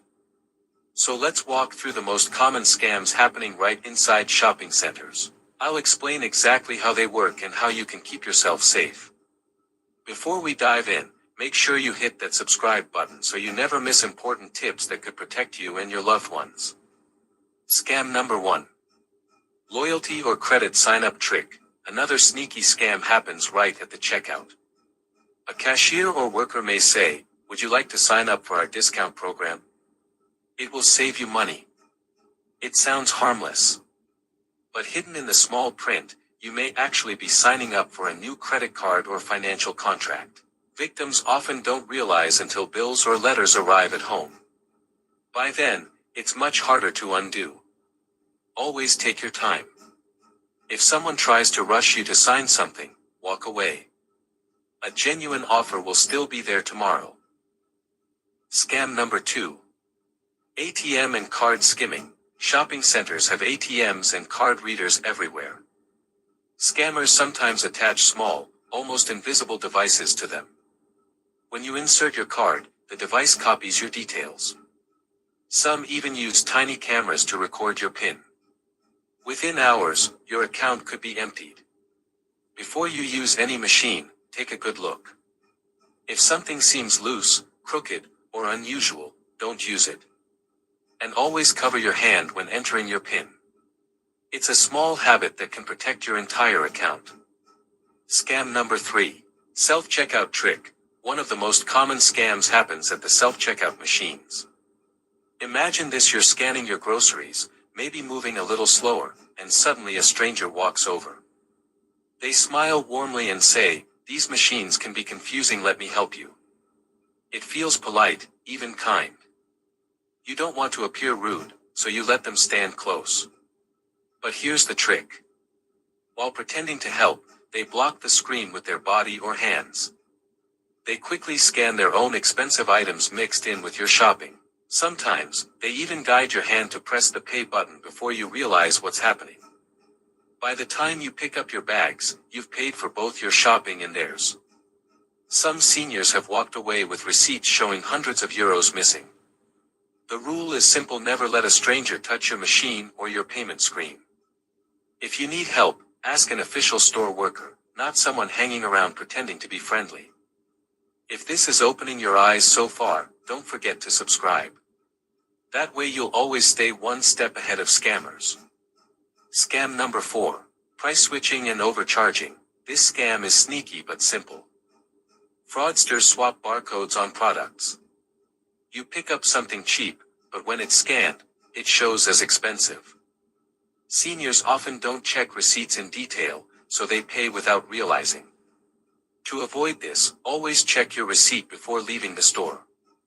If something looks wrong, speak to customer service immediately. Don't let embarrassment stop you. Mistakes can and do happen, and sometimes they're not mistakes at all. Scam number 5. Bag distraction and pickpocketing.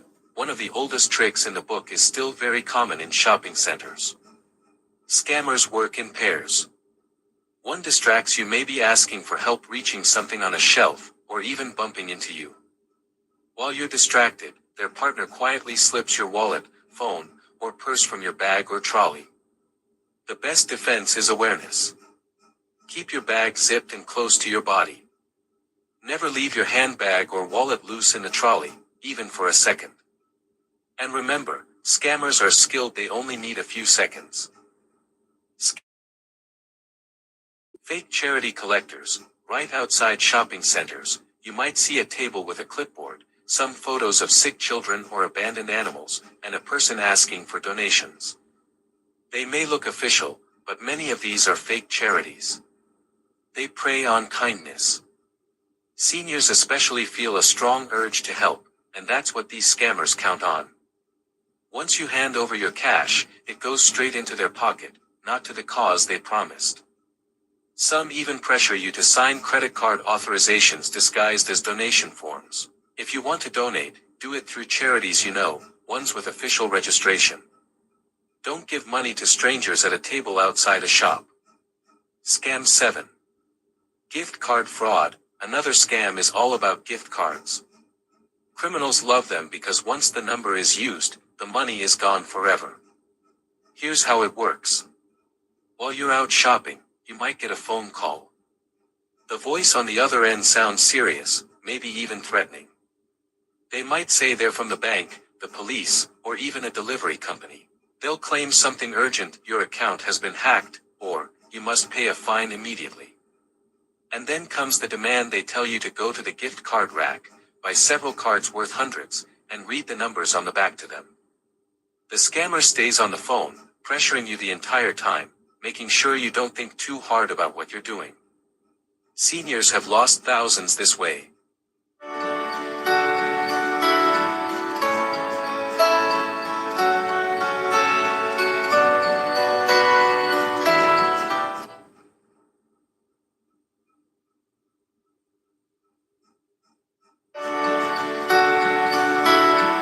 My Shrek Pakistan.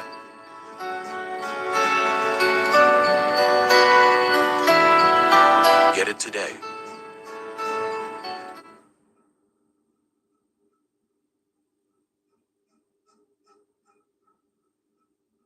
Here's the truth: no bank, no police officer, no government office anywhere will ever ask for gift cards as payment. If you hear those words, hang up immediately. Scam number 8. The family emergency call. This one is particularly cruel because it attacks your emotions. You answer the phone and hear a panicked voice saying, "Grandma, it's me, I'm in trouble. Please help me, I need money right now." They might say they've been in an accident, or that they're in jail, or that they're stuck somewhere and can't get home. They beg you to keep it secret and act fast.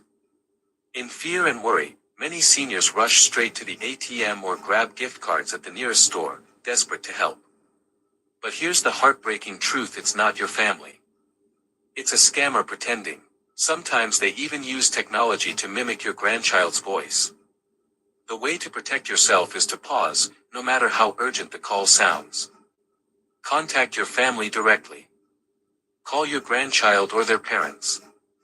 9 times out of 10, you'll discover they're safe at home, and you've just avoided losing money to a fraudster. Scam number 9. Fake order pickup messages. Click and collect services are very popular now. But scammers exploit this by sending fake texts or emails.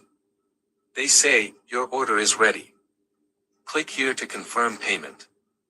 The link looks real, but it's a fake website designed to steal your bank details. Always go directly to the store's official app or website to check orders. If you receive a random text and you weren't expecting an order, delete it immediately. Scam number 10. Refund and coupon trick. Some scammers pretend to work inside the store. They might approach you saying, "You're owed a refund," or "We have a special coupon for you." Then they ask for your card details to process it. Seniors who are polite often hand over their cards, thinking it's genuine. But instead of receiving money, their details are stolen. The simple rule is refunds are only handled at the official customer service desk, never by random staff approaching you in the aisles. If you didn't request a refund, don't accept one. And there you have it, some of the sneakiest scams happening right inside shopping centers. They don't always come with warning signs, and that's exactly why so many people fall victim. But now, you know what to look for, and that knowledge can save you or someone you love from losing money, trust, and peace of mind. Now I want to hear from you. Have you ever faced something suspicious while shopping? Share your experience in the comments, because your story could protect someone else. And if you found this video helpful, don't leave without subscribing.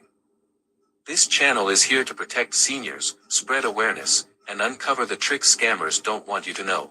So hit that subscribe button, stay safe, and I'll see you in the next video. I never thought I would say this, but moving into a nursing home is the decision I regret the most in my life.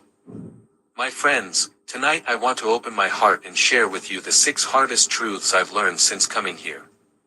Truths that no one warned me about. Truths that might change the way you see this decision forever. Listen to me carefully, because one day, you or someone you love might face the same choice, and I don't want you to live with the same regret that haunts me every single day. When I first moved into this nursing home, people told me, "You will be safe here, you won't be alone, everything will be easier." But they never told me about the emptiness that follows you down the hallways, or the way your heart aches when you realize your favorite chair, your family pictures, even the smell of your own kitchen are all gone. I sit here sometimes, staring out of the window, watching the world move on without me. I see families passing by, children laughing, people rushing home from work, and I whisper to myself, that used to be me. I used to belong out there. But now, I feel like I'm living in a waiting room, waiting for days to pass, waiting for visitors who sometimes never come, waiting for life itself to end.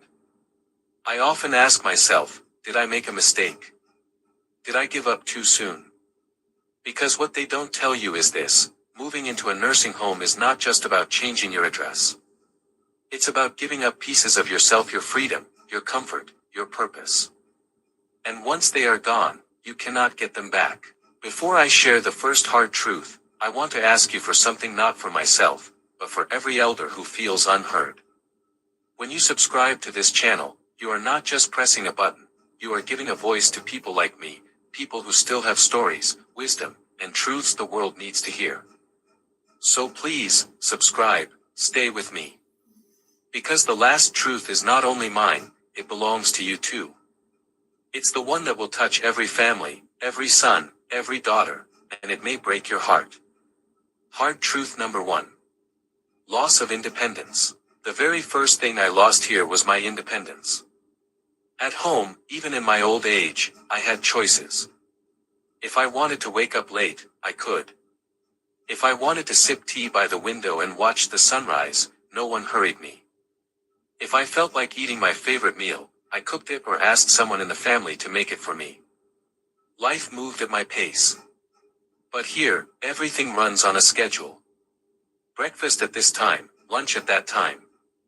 Medicines are handed out whether you are ready or not. Lights off when the clock says, not when your heart says. At first, I thought it was just a routine, but soon, I realized it was a cage. Do you know how painful it feels when even simple choices are no longer yours? Something as small as deciding when to lie down or when to sit outside in the sun becomes permission you have to seek. And when you lose those little freedoms, you start losing pieces of yourself. I still remember one morning, not long after I arrived. I was lying in bed, watching the light of dawn slip through the curtains. I wanted to stay there a little longer, just to enjoy the peace. But suddenly, the door opened. A nurse walked in with my pills and said, "Time to get up, breakfast is ready." I smiled politely, but inside I felt something break. I wanted to say, "Please, just 5 more minutes." But I knew the answer: they had a schedule to follow. It may sound like a small thing, but that day I realized I was no longer in control of my own life. Even the simple joy of waking up slowly, in my own time, was gone. And when those little freedoms disappear, so does a part of who you are. I often ask myself, am I really living, or just existing inside someone else's routine? I feel like I am no longer living my life. I am just following orders. And that is a truth no one warned me about. Moving into a nursing home doesn't just take you away from your house, it takes away the freedom to live on your own terms. Hard truth number 2. Loneliness. Asterisk, you know what hurts the most. It's not the medicine, not the routines, not even the food. It's the silence in my heart. People think that living in a nursing home means you'll never feel alone, because there are so many residents here. But the truth is, you can be surrounded by people and still feel like the loneliest soul in the world. I remember sitting in the dining hall one evening. Around me were dozens of people, all sitting at their tables. Some were talking softly, others just staring at their plates. I looked around and realized we were all strangers, sharing the same space, but not the same life. No one really knew my stories, my memories, my little jokes. The laughter of my grandchildren, the smell of my home, the sound of my family's voices, those were missing. And so, even with all these people around me, I felt a deep emptiness inside. It's a kind of loneliness that cannot be filled by company, it can only be filled by love. That's what nursing homes can never replace, the warmth of a family's hug, the sound of your loved ones calling your name, the comfort of being truly known. This is a truth I wish someone had told me before, because loneliness here cuts deeper than anything else. Hard truth number 3. Lack of personal attention. Another truth I discovered there is never enough time for personal attention. At home, if I coughed, someone asked, "Are you okay?" If I looked tired, a family member would notice and say, "Come, sit down, let me bring you some water." But here, things are different. I still remember one afternoon when I wasn't feeling well. My chest felt heavy, and I just wanted someone to sit with me for a while, maybe hold my hand, or simply listen. But the nurses were rushing from one room to another, carrying medicines, answering calls, handling emergencies. When one finally came, she smiled politely and said, "Don't worry, it's normal, you'll be fine." Then she hurried off to the next patient. She meant well, I know. But at that moment, I didn't need medicine. I needed care. I needed someone to look into my eyes and really see me. That kind of attention doesn't exist here, not because they don't care, but because there are too many of us and too few of them. And that's the hard truth. You stop being a person with a name and a story. You become one of many. And slowly, you start to feel invisible. If my words touch your heart, please subscribe. It tells me our voices still matter, that elders are not forgotten. Hard truth number 4. Financial burden. Another heavy truth I learned is about money. Nursing homes are not just emotionally costly, they are financially draining too. When I first moved here, I thought, at least I will have peace of mind, even if it costs more. But as the months passed, I realized the price I was paying was far greater than I imagined.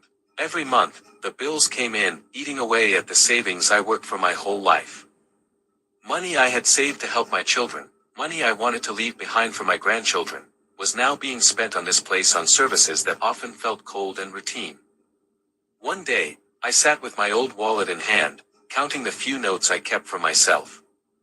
Tears filled my eyes because I realized I had worked hard all my life, built a home, raised a family, and saved every coin I could.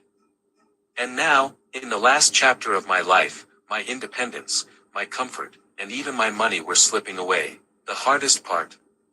Knowing that the same care, the meals, the medicines, the love could have been given at home, surrounded by family, for far less.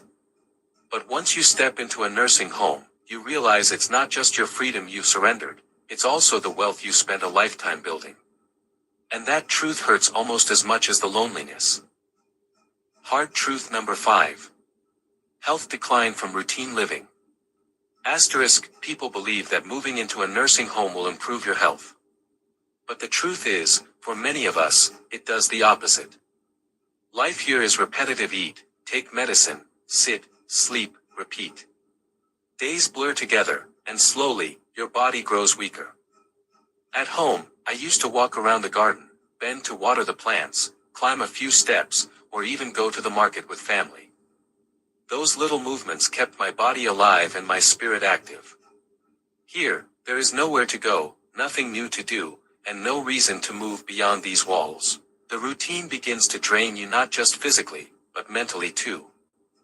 When your mind has no excitement, no challenge, it grows tired.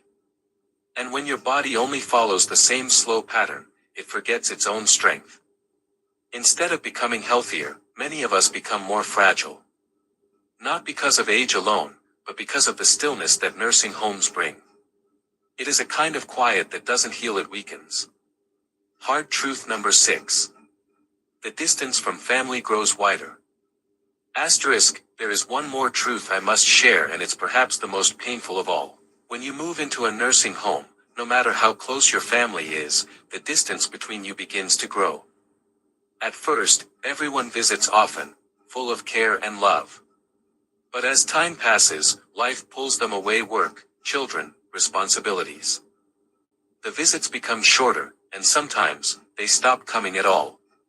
Do you know what it feels like to wait all week for a knock on the door, for a familiar face to walk in, and then to go to bed with that hope still unfulfilled?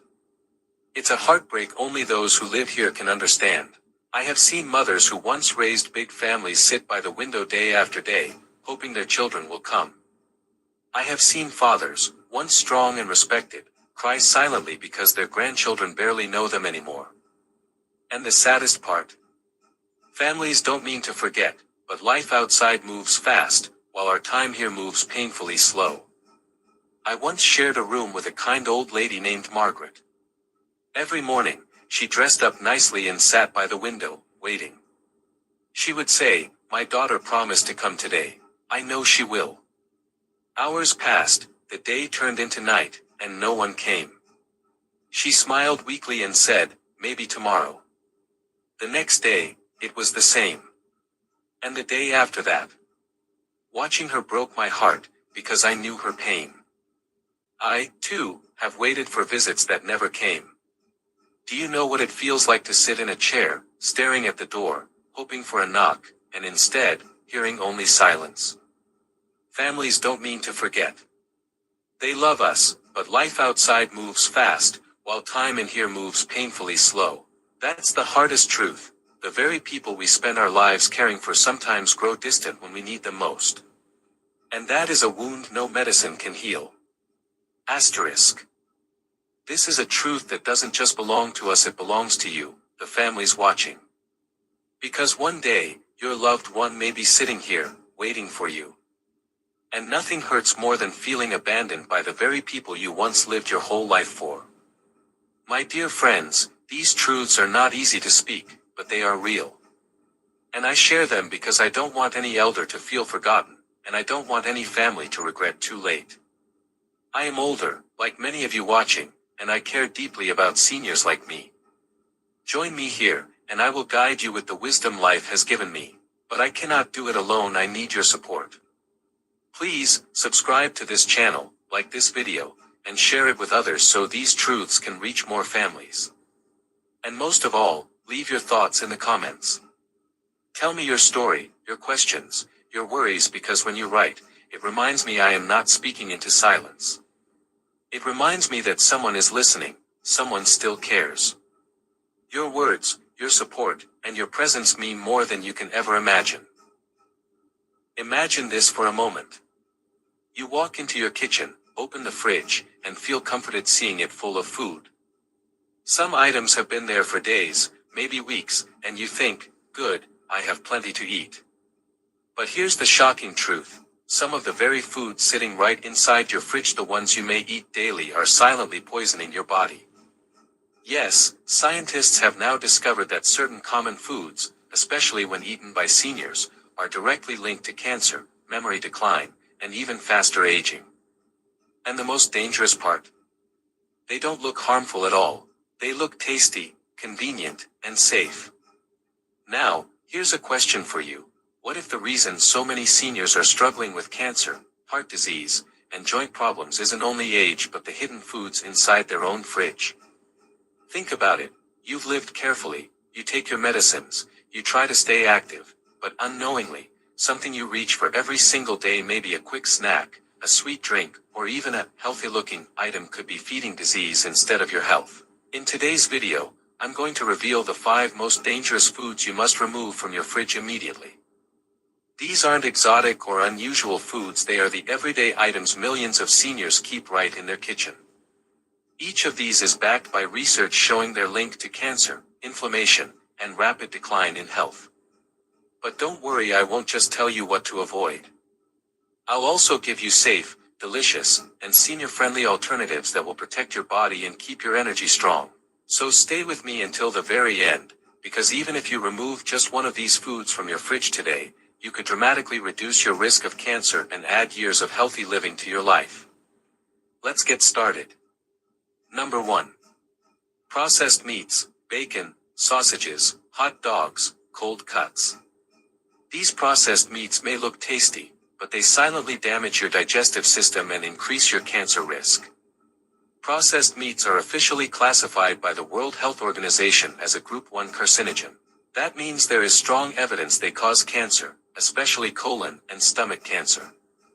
They contain nitrates and nitrites, chemicals that turn into nitrosamines inside your body. These directly damage the cells in your stomach and intestines. For seniors, with slower digestion and weaker DNA repair, the damage is even worse. They are also loaded with saturated fat and sodium, which raise blood pressure, clog arteries, and increase the risk of heart disease. Now, I know you might be thinking, if I stop eating this, what can I enjoy instead? Don't worry, there are healthier, tastier options that not only protect your health but also give your body the nutrition it truly needs. Instead of cold cuts and sausages, try grilled chicken slices, salmon, or even chickpea spread. These are not only safer but packed with nutrients your body actually needs. First, fresh chicken or turkey breast. Second, fish like salmon or sardines, rich in anti-inflammatory omega-3s. 3. Plant proteins like beans, chickpeas, and lentils. Now let me share what researchers have discovered about this alternative and why it protects your body. Fiber in beans and lentils feeds good gut bacteria, creating compounds that protect against colon cancer. Omega-3s in fish reduce inflammation, one of the root causes of both cancer and aging. We still have a few more dangerous foods to uncover, but before we continue, make sure you subscribe so you don't miss any of our upcoming videos on senior health and wellness. Number 2. Sugary sodas and sweetened drinks. 1 can of soda contains up to 10 teaspoons of sugar. This sugar spikes insulin, a hormone that not only controls blood sugar but also fuels cancer cell growth. Regular soda drinkers have a higher risk of pancreatic, liver, and breast cancers. And don't be fooled by diet sodas. Artificial sweeteners like aspartame disrupt gut bacteria, weaken immunity, and increase metabolic disease risk. You may wonder, without soda, what refreshing drink can you enjoy? Don't worry. There are healthier, tastier choices that quench your thirst while protecting your health. So let me share with you a better option, one you can easily keep in your fridge and enjoy guilt-free, while also protecting yourself from disease. 1. Lemon or cucumber infused water. 2. Smoothies made with fresh berries. 3. Green tea is loaded with catechins, powerful antioxidants that slow cancer growth, improve blood flow, and even protect memory in seniors. But here's the real reason this swap is powerful. Science shows it does far more than just taste good. Green tea reduces cancer risk by up to 30%. Berries are packed with antioxidants that protect DNA from damage and slow down aging. Number 3. Leftover fried foods and fast foods. Reheated fried foods like chicken or French fries are filled with acrylamide and trans fats. Both are proven to raise cancer risk. Trans fats not only clog arteries but also create inflammation throughout the body. For seniors, this means more joint pain, higher cholesterol, and a faster decline in memory. Now, I know fried foods can be comforting, especially when they're quick and easy. But here's the good news: you can still enjoy crispy, tasty snacks without the hidden poisons. Better alternatives: air-fried or oven-baked snacks. Sweet potato fries or roasted vegetables. Nuts and seeds for a healthy crunch. The difference isn't just in flavor, it's in what these foods do inside your body, at the cellular level.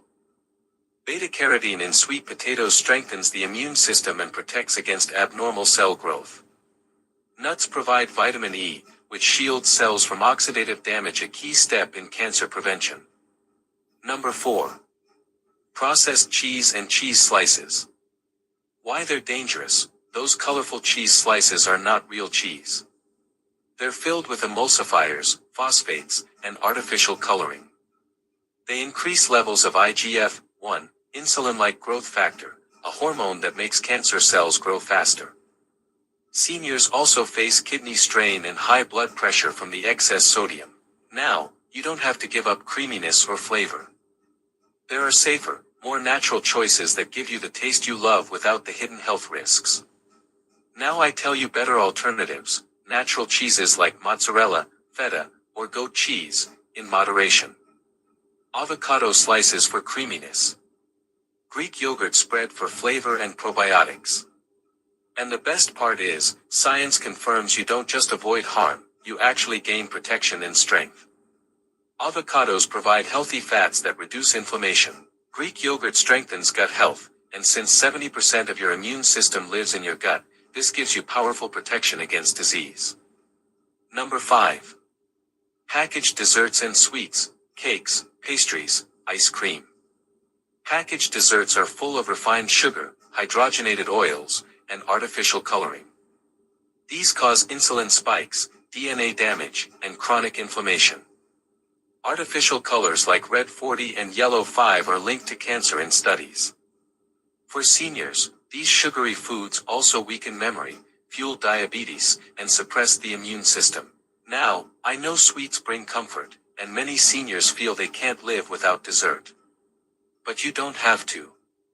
There are healthier options that satisfy your sweet tooth and protect your body at the same time. Now I tell you better alternatives, frozen berries or fresh fruit salad. Dark chocolate, 70% or higher. Homemade yogurt with fruit and a drizzle of honey. Now let's look at what science says about why this choice is better for your body. Berries neutralize free radicals that trigger cancer growth. Dark chocolate improves blood flow to the brain and protects against memory decline. Yogurt provides probiotics to keep your immune system strong. And there you have it, 5 foods that may look harmless in your fridge, but science shows they can secretly raise your risk of cancer, especially as we age. Now I want to hear from you. Did any of these foods surprise you? Which one are you going to remove first from your fridge? Share your thoughts in the comments. Your story might inspire another senior to make a life-saving change. And remember, small swaps can lead to big health victories.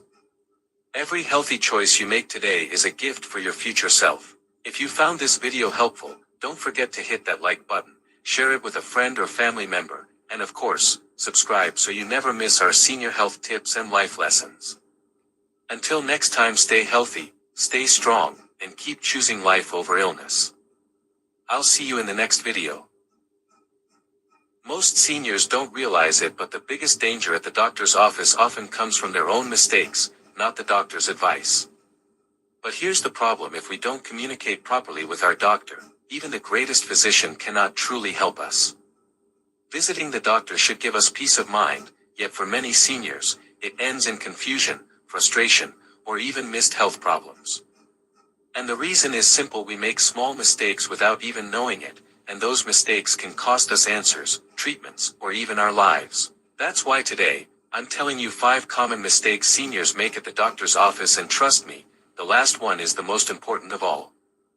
Stay with me until the end, because that final mistake could be the difference between clear answers and a life-threatening oversight. Number 1. Never downplay or minimize symptoms at the doctor's. Silence at the doctor's can cost you years of life. Your voice is your best medicine. Many seniors say that. "Doctor, it's nothing serious, just old age." How many times have you said that? Or heard it from a friend, a spouse, maybe even your parents? My friends, this one little line may sound harmless, but it's one of the most dangerous things you can say at the doctor's office. Your body is like a car you've been driving for decades. When a car starts making new noises, knocking, squeaking, slowing down, you don't just say, "Oh well, it's just an old car." You take it to a mechanic before it breaks down completely. The same goes for your body. Pain, fatigue, dizziness, forgetfulness, these are not just signs of aging. They are warning signs. And if you brush them off, your doctor won't have the full picture. A little chest pain could be the start of heart disease. Constant tiredness might mean diabetes. Memory loss could be more than just getting older. It could be an early sign of dementia or even a side effect of medication. When you dismiss these things, you risk catching problems too late. But let's be honest. Why do older adults do this? Because we're afraid of bad news. Because we think aches and pains are simply the price of aging. Because many of us were raised not to complain or bother the doctor. Sometimes it's money, yes, even with Medicare or insurance, medical bills can be frightening. And often, it's pride. We want to stay independent. We don't want our children to think we're weak. These feelings are real. They're human. But silence doesn't protect us, it puts us in danger. I remember the story of Mrs. Thompson, a retired teacher. She often felt short of breath but kept telling her doctor, "I'm fine, just slowing down with age." Months later, she collapsed at home. The truth was, she had heart failure, something that could have been treated early, if only she had spoken up. This is the lesson, my friends. Minimizing your symptoms is not courage, it's risk. Your body whispers before it screams. The little changes you ignore today could be the warning signs of something bigger tomorrow. So please, never downplay or minimize your symptoms at the doctor's office. Be open, be detailed, and don't hold back. Even the smallest piece of information can help your doctor protect your health. And while you're here, don't forget to hit subscribe. Your support helps me share more important lessons like this. Number 2. Talking in vague or unclear terms. The words you use at the doctor's place can decide how well or how poorly you are treated. Now tell me honestly, have you ever sat in front of your doctor and said, "I don't feel right," and then stopped talking? Or maybe you've told them, "I'm just a little tired," and left it at that. Many seniors do this. We keep our words short and vague, thinking, the doctor will figure it out. But here's the truth, your doctor cannot feel what you're feeling. They only know what you tell them. And if you're unclear, they are forced to guess. And when doctors guess, important problems can be missed. Let me give you a simple example. Mr. Harris, age 70, told his doctor, "I feel tired all the time." That was it. No more details. The doctor assumed it was just old age and told him to rest. But what Mr. Harris didn't mention was this: he got short of breath when climbing stairs. His ankles were swelling in the evening. He sometimes felt a heaviness in his chest when walking. Because he never explained these details, the doctor missed the warning signs. A month later, Mr. Harris ended up in the hospital with heart trouble that could have been treated earlier. This is why vague words are dangerous. Saying, "I'm tired," tells your doctor almost nothing. But saying, "I get tired even after sleeping, I feel short of breath when I walk, and my ankles swell by night," paints a full picture. That picture helps your doctor act before it's too late. So remember this, vague words create vague care. Clear words create clear answers. Next time you visit your doctor, don't just say, "I feel unwell." Be specific. When did it start? How often does it happen? What makes it worse? Have you ever brushed off your symptoms with vague words? If yes, promise yourself today you won't do it again, because clear communication can save your life. Number 3. Not bringing a written list of concerns. One of the most overlooked mistakes seniors make at the doctors is simple, not bringing a written list of concerns. It sounds small, but it can completely change the outcome of your visit. Why seniors do this? Most older adults walk into their appointment thinking, "I'll remember what I need to say." But once they're sitting in the exam room, under the pressure of the moment, their mind goes blank. Doctors often ask quick questions, time is short, and you suddenly forget half the things you wanted to mention. So you only talk about one problem and the rest never comes up. This can be dangerous. Leaving out details means your doctor only sees part of the picture. They may treat the wrong thing, miss important warning signs, or overlook how your medications interact. And here's the truth, doctors don't have hours to dig through your health story. If you don't share it, they can't act on it. Mrs. Allen, 70, went to her doctor mainly for knee pain. Because she didn't bring a written list, she only talked about her aching joints and forgot to mention 2 other things that had been bothering her: frequent urination and unexpected weight loss. The doctor focused only on her knees and prescribed pain medication. A few weeks later, her symptoms worsened, and she was rushed back to the clinic. Tests finally revealed she had diabetes, something that could have been detected earlier if she had shared all her concerns in the first visit. Think of it like grocery shopping. If you walk into the store without a list, what happens? You come home with bread and milk, but you forgot the eggs and vegetables you really needed. That's why it's so important to write your concerns down before the appointment. One forgotten detail could delay the right diagnosis and treatment. Number 4. Assuming the doctor remembers everything about you. Many seniors think, my doctor already knows everything about me, my history, my medicines, and my past visits. But the truth is, doctors meet many patients every day. They cannot remember every detail about each person unless you remind them. I tell you about Mrs. Taylor, age 70, felt weak and tired. She assumed her doctor remembered that she had stopped a certain heart medicine. She didn't mention it. Because of that, her doctor thought the tiredness was just age-related. Later they found out the problem was actually because of the medicine change. A simple reminder could have saved her weeks of discomfort. That's why you should never assume your doctor remembers everything. Always update them about new symptoms, changes in your medicines, or anything different since your last visit. This helps your doctor see the full picture and give you the right care. Your health is too important for guesses. Always speak up, even if you think your doctor already knows. Before we move to the next point, let me quickly ask you something. Is this video helpful for you so far? I'd love to know. Tell me in the comments, what health problems are you dealing with right now?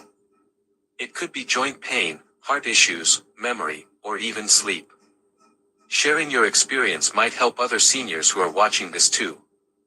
And if you're finding these tips useful, please take a moment to subscribe. It's completely free, and it makes sure you never miss important advice designed especially for seniors like you. Number 5. Talking too much without letting the doctor guide the conversation. One of the most common mistakes seniors make during a doctor visit is talking too much without direction. Now, I don't mean you shouldn't share. Your story is very important. But sometimes, when we feel nervous or overwhelmed, we begin talking about everything at once: old surgeries, how our neighbor had the same pain, or even what we ate last week. The problem is, when the conversation goes in too many directions, the main concern gets buried. Doctors usually have a limited amount of time for each appointment. If you spend most of it going off track, you may leave without real answers for your most serious issue. I'll share something personal. I remember accompanying my uncle to his doctor. He had severe knee pain, but when we got to the clinic, he spent almost the whole time telling the doctor about how much weight he lost years ago, how he walks every morning, and how his friend also had surgery. By the end, the doctor said, "We're out of time, let's schedule another visit." My uncle left without real advice for his knee. That taught me a valuable lesson: stay focused on the issue first, let the doctor guide, then ask your questions. That's why the balance is so important. Share your main concern clearly, then pause and let the doctor guide you. They're trained to connect the dots. You don't need to tell them your whole life story in one visit. So the next time you visit your doctor, ask yourself, what's the one thing I really need answered today? Am I letting the doctor lead the conversation, or am I talking in circles? Will I leave this appointment with clarity, or with confusion? Now I'd love to hear from you. Have you ever walked out of a doctor's office realizing you forgot to mention your main concern? Share your experience in the comments below. Your story might help another senior watching this. And if this video is giving you helpful insights, please consider subscribing.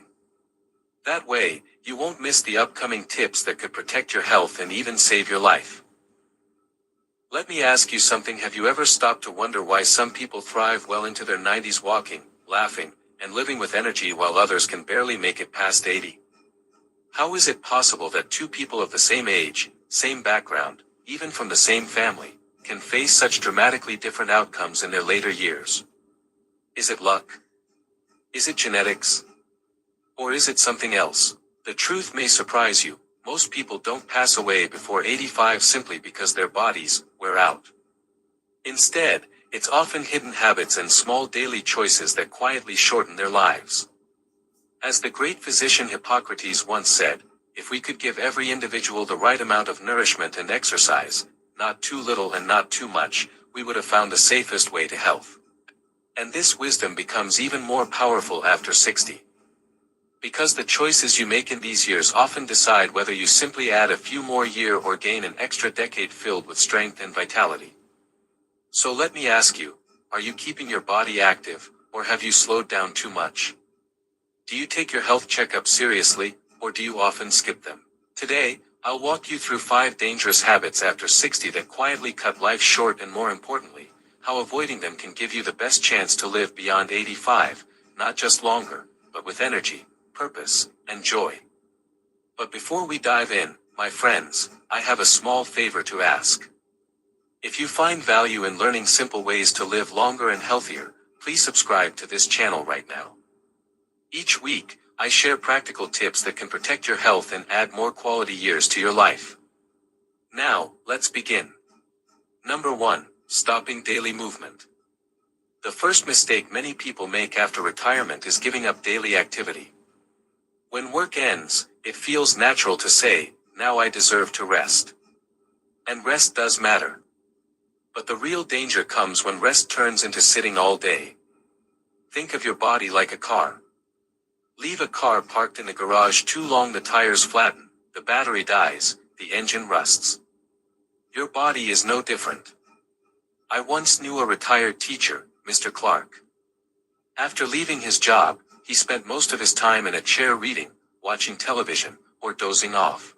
Within 3 years, his legs grew weak, his back ached constantly, and even climbing a small set of stairs became a struggle.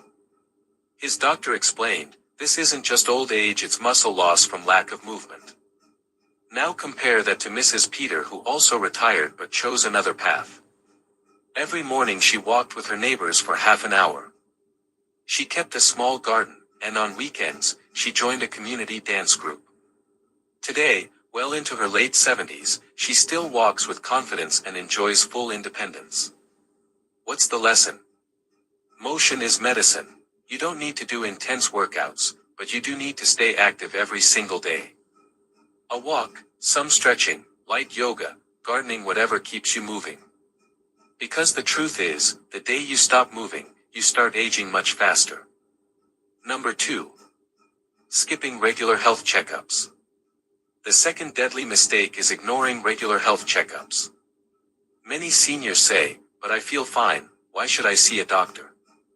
My friends, let me be honest with you, some of the deadliest conditions are silent. High blood pressure, diabetes, and even certain cancers can quietly develop without showing any early warning signs. I remember a gentleman named Mr. Wilson. He was 71, felt perfectly healthy, and never bothered with checkups. Then one morning, he suffered a sudden stroke. Later, doctors revealed he had uncontrolled high blood pressure for years, he just didn't know it. Now let's look at Mrs. Carter. She made it a habit to get her annual exams. At 67, her doctor noticed her cholesterol was climbing. With a few lifestyle changes, walking daily, adjusting her diet, and taking mild medication, she got it under control. Today, at 79, she is still full of life and energy. This is why I always say, prevention is better than cure. Don't wait for symptoms to appear. Make yearly checkups, your habit, blood pressure, sugar, cholesterol, heart tests. It's not a waste of time, it's your insurance policy for a longer, healthier life. And friends, if this message is helping you, don't forget to subscribe so you never miss another life-saving tip. Number 3. Isolation and loneliness. The third mistake is one people rarely consider: isolation. After 60, children are often busy, friends may move away, and sadly, some pass on. Slowly, the social circle shrinks, and loneliness sets in. But loneliness is not just painful, it's dangerous. Research shows loneliness can be as harmful as smoking 15 cigarettes a day. It increases the risk of heart disease, memory loss, depression, and even early death. I once knew Margaret, a sweet woman who lost her husband at 73. She withdrew from social life, stayed indoors, and rarely spoke to anyone. Within a few years, her memory declined, her energy disappeared, and her joy was gone. Now compare her to Robert, who also lost his partner but made another choice. He joined a community book club, started painting, and even volunteered at a food bank once a week. Today, at 81, he is cheerful, sharp, and surrounded by friends. So please, don't isolate yourself. Call a friend, join a group, volunteer, or even use video calls to connect with family. Human connection is medicine for the mind, the heart, and the body. Number 4. Ignoring chronic health issues. The fourth mistake is brushing off chronic problems. How often have you said, "It's just old age," when you feel back pain, fatigue, or aching joints? My friends, let me tell you, these are not things to ignore. Arthritis, diabetes, high blood pressure, when left untreated, they don't just sit quietly. They worsen over time and silently damage your body until they lead to a serious crisis. Take Mrs. Thompson, for example. She ignored her arthritis, saying, "Pain is just part of getting older." But because she stopped moving, her weight increased, her pain grew worse, and eventually she needed a wheelchair. Now compare her to Mr. Daniels, who was diagnosed with early-stage diabetes. Instead of ignoring it, he took action, adjusting his diet, staying active, and keeping up with his doctor's advice. Today, at 83, he still drives, shops, and enjoys his independence. The lesson: never ignore chronic issues. Manage them early, treat them consistently, and don't brush them aside. Small care today prevents big suffering tomorrow. Number 5. Living without purpose. And finally, the fifth deadly mistake: living without purpose. After retirement, many people think, "My work is done. Now I'll just pass the time." But passing time without meaning is harmful. Without something to look forward to, the spirit weakens, the body slows, and health declines more quickly. But those who live with purpose, whether through teaching, creating, helping, or even caring for family, live not only longer but happier. I once knew Clara, who retired and spent most of her days watching television. She often said, "I'm just waiting now." Within 10 years, her health and spirit faded, leaving her frail and depressed. Now let's look at Mr. John. After retirement, he began tutoring children in his neighborhood. He often said, "They give me energy and keep me young." At 85, he still teaches with enthusiasm, full of vitality and joy. So ask yourself, what gives your life meaning? It doesn't have to be something grand. It could be gardening, painting, mentoring, helping neighbors, or reading to grandchildren. The point is to have a reason to wake up every morning. That purpose is what keeps your mind sharp, your body active. My dear friends, we've just explored the 5 deadly habits after 60 that can quietly shorten our lives. Now, I'd love to hear from you. Which of these habits do you feel is the most dangerous? Have you struggled with one of them, or have you already taken steps to avoid it? And what advice would you share with other seniors who are trying to live longer, healthier, and more meaningful lives? Please share your thoughts in the comments below. I truly read every single one, and your words might inspire someone else to make a life-changing decision. And if you haven't yet, please subscribe and become part of our growing family of seniors who believe life after 60 can still be powerful, joyful, and full of purpose. Each week, I bring you simple tips, inspiring stories, and practical guidance to help you add not just years to your life but life to your years. Remember this: aging is not the end, it's the beginning of a new chapter. Stay healthy, stay strong, and keep shining your wisdom. Let me ask you something. Have you ever stumbled while walking, even just a little? Maybe you had to grab onto a wall or a chair to steady yourself. Did it make you feel embarrassed or maybe even scared that next time you might not be so lucky and actually hit the ground? For many seniors, this is not just a small moment. One fall can change everything. A broken hip, a back injury, or even a head trauma can turn an independent life into one of dependence. In fact, doctors often say that one serious fall can take away 10 years of independence. But here's the interesting part. Not everyone in their 70s or 80s falls easily. Some people still walk tall, steady, and confident, almost like falling is never a problem for them. What's their secret? Is it stronger bones? Better luck? Or could it be the way they walk? Have you noticed yourself doing any of these things? Walking with your head down, staring at the floor. Taking big steps, thinking it makes you faster. Turning too quickly when someone calls your name. Or feeling stiff and unsteady every time you get up to walk. If so, don't worry, you're not alone. But here's the good news. Your walking habits can change everything. In fact, older people who walk a certain way almost never fall. And before I share these life-saving walking tricks, let me invite you to subscribe to this channel.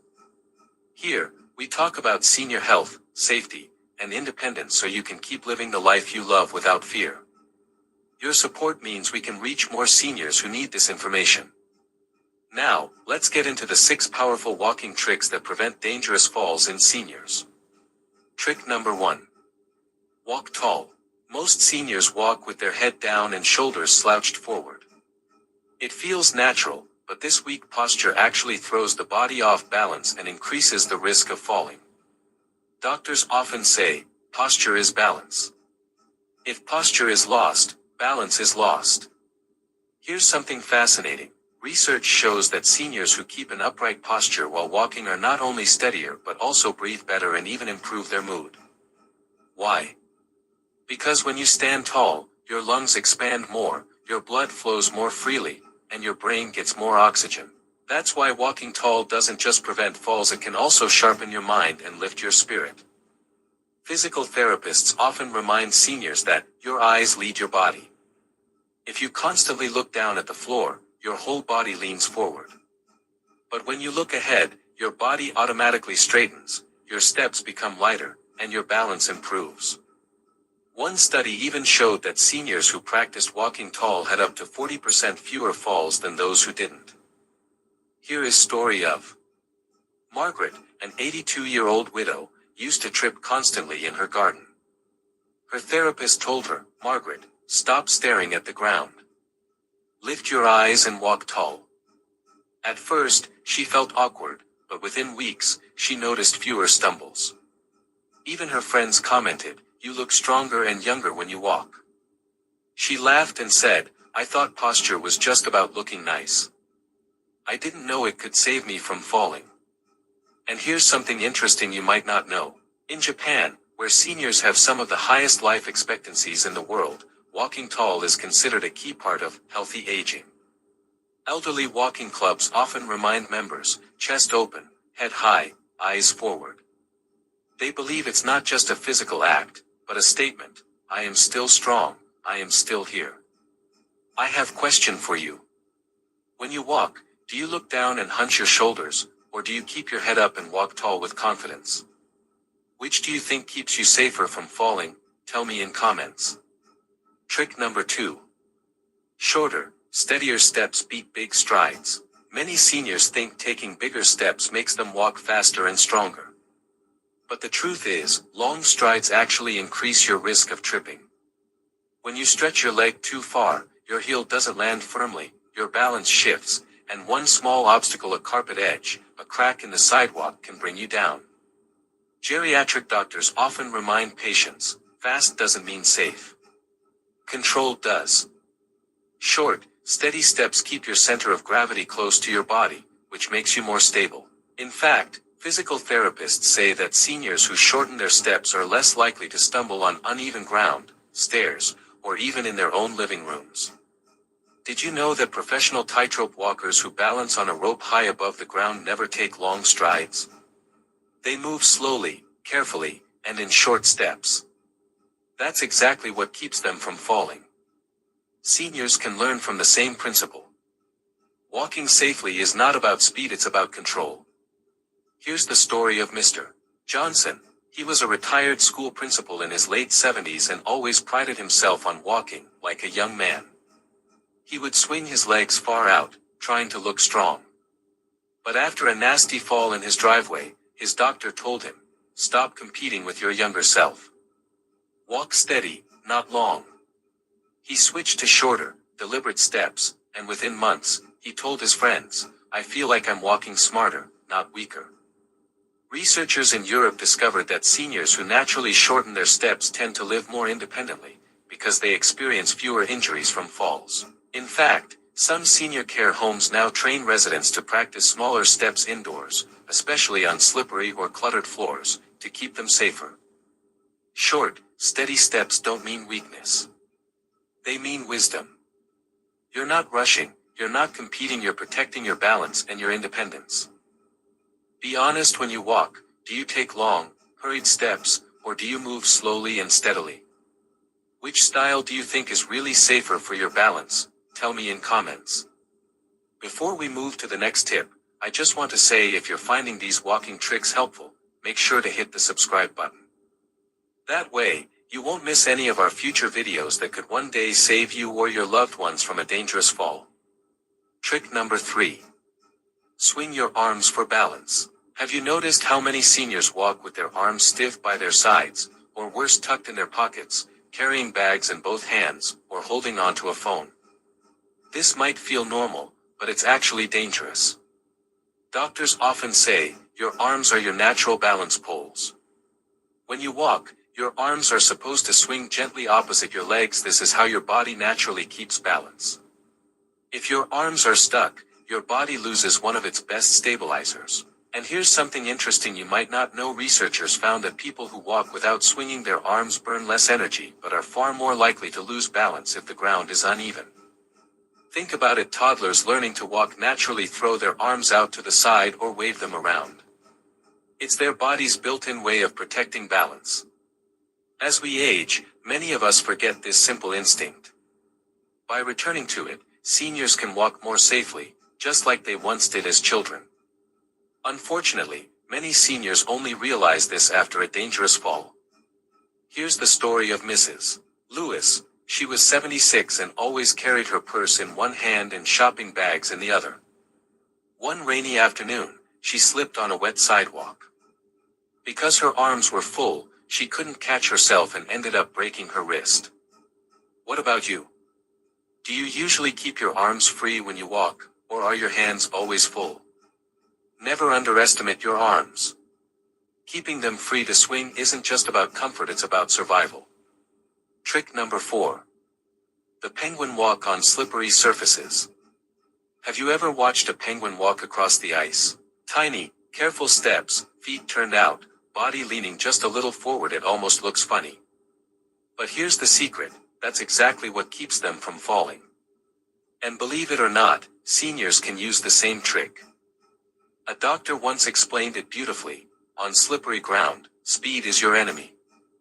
The slower and flatter your steps, the safer you'll be.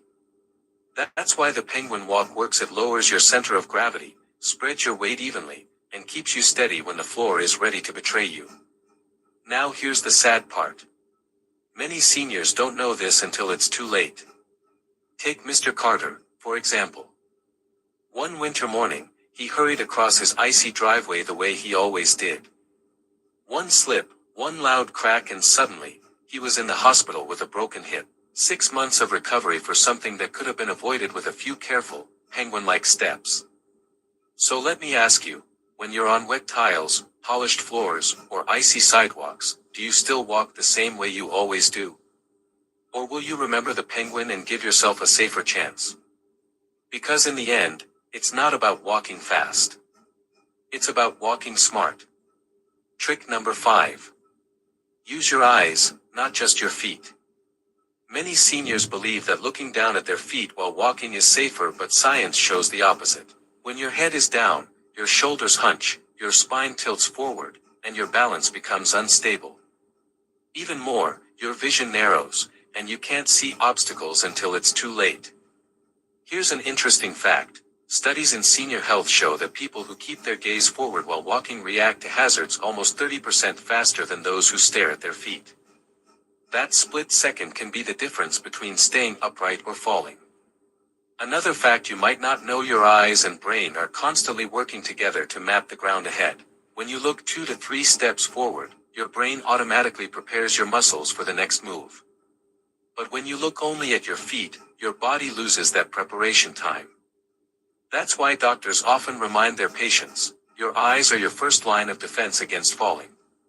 It's just like driving a car: you don't stare at the hood, you look at the road ahead so you can react in time.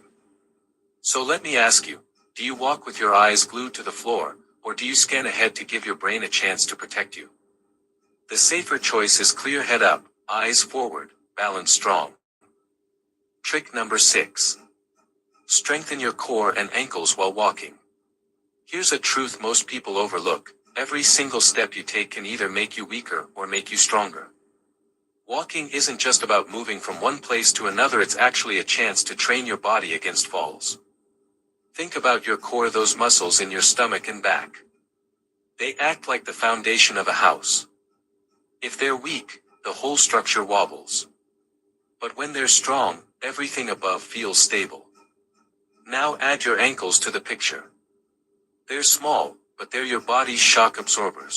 Strong ankles react quickly when you slip, giving you that split-second recovery that can stop a fall. Here's something fascinating.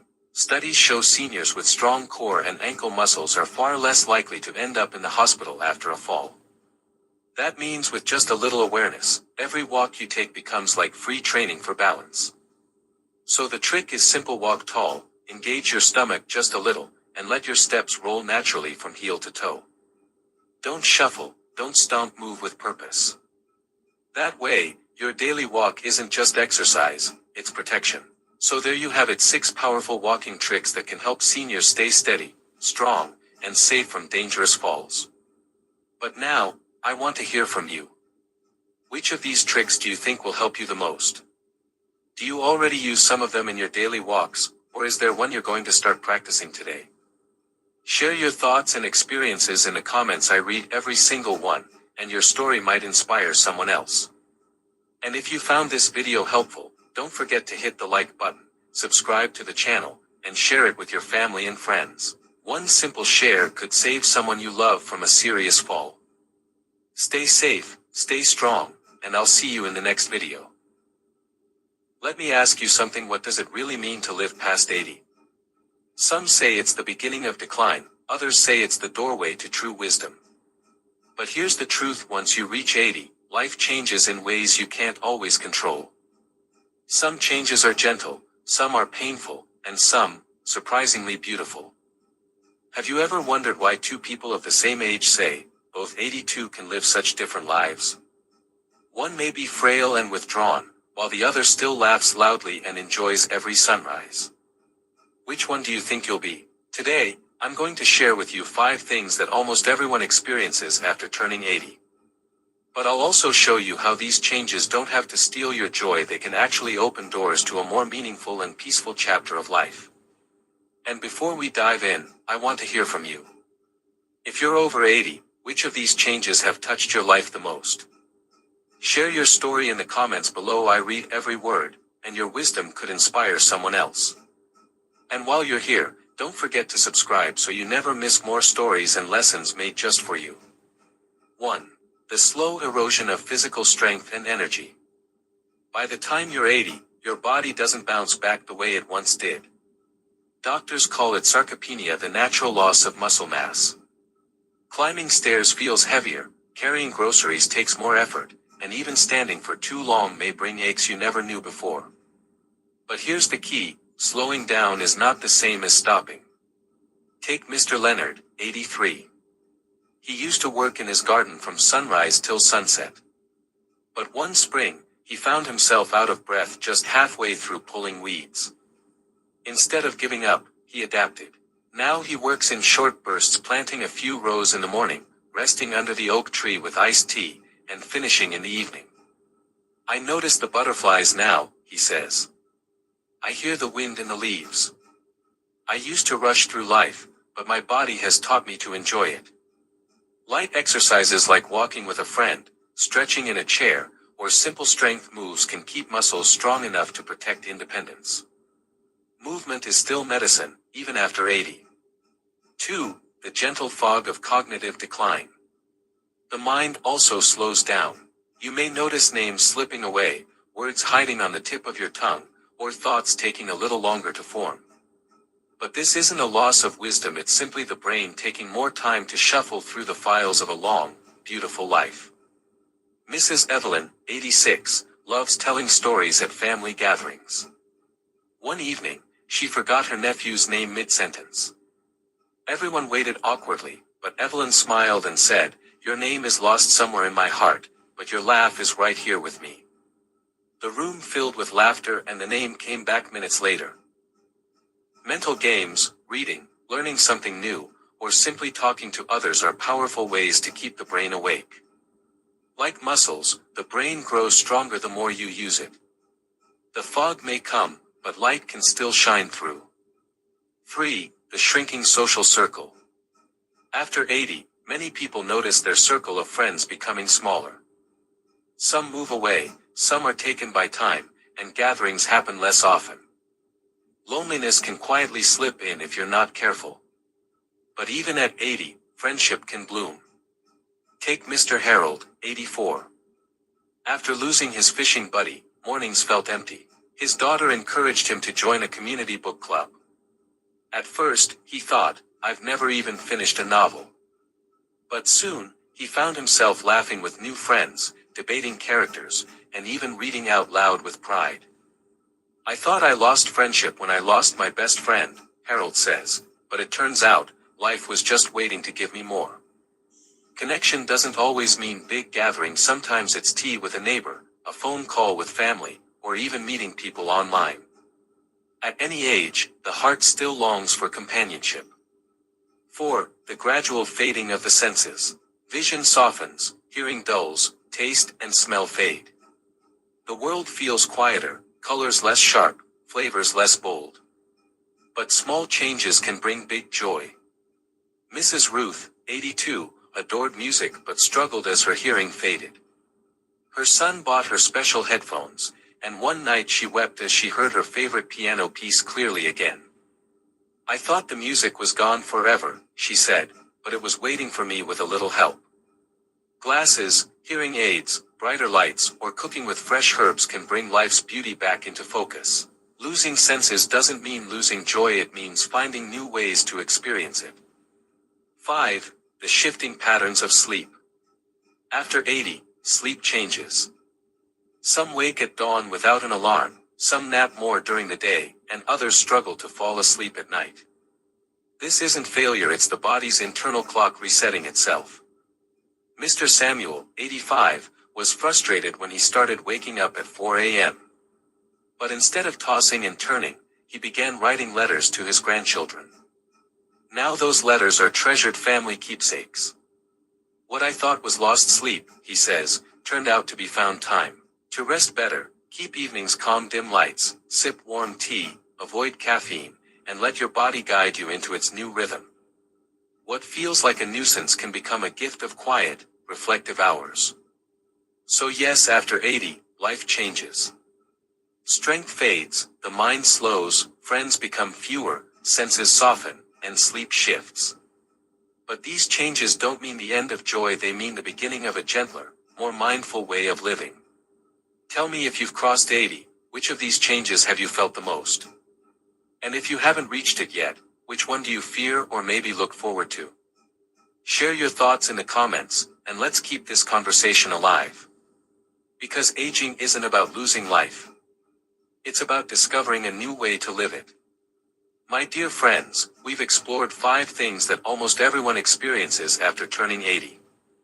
Yes, the body slows, the mind sometimes forgets, the social circle shrinks, the senses soften, and sleep patterns change. But here's the truth, none of these changes have to steal your joy. With small adjustments, a little creativity, and the right mindset, these years can still be full of comfort, peace, and meaning. So here are a few suggestions for you. Move every day, even if it's just a short walk or gentle stretches. Keep your brain alive by reading, learning, or simply having good conversations. Stay connected, call a friend, join a group, or smile at a neighbor. Don't ignore your senses, use tools like glasses, hearing aids, or spices in food to enjoy life fully. Treat sleep as a gift, let your body guide you into new rhythms instead of fighting them. Now I'd love to hear from you. Which of these 5 changes have you noticed in yourself or in someone you love? How have you adapted to them? Did you find a new routine, a new hobby, or a new way of enjoying life? And tell me, what advice would you give to someone who is just entering their 80s? Share your wisdom in the comments below. I read every one, and your words may inspire someone else on this journey. And before you go, if you found this video helpful, please subscribe to the channel, like the video, and share it with someone you care about. It helps our community grow, and it ensures you never miss more stories and lessons made especially for you. Remember, aging is not about what you lose, it's about discovering new ways to live, love, and cherish every moment. Do you know what really happens inside your body in the first 5 minutes after waking up? Why do some seniors wake up strong and active, while others feel weak, stiff, or tired all day? Could the secret be hidden in the tiny habits you follow or ignore right after leaving your bed? What if I told you that just a few simple actions in the morning can protect your heart, improve your memory, and even add years to your life? Today, I'll share 6 powerful daily habits that every senior should do right after waking up. But here's the surprising part: most seniors skip habit number 4, and that one mistake may silently shorten their life.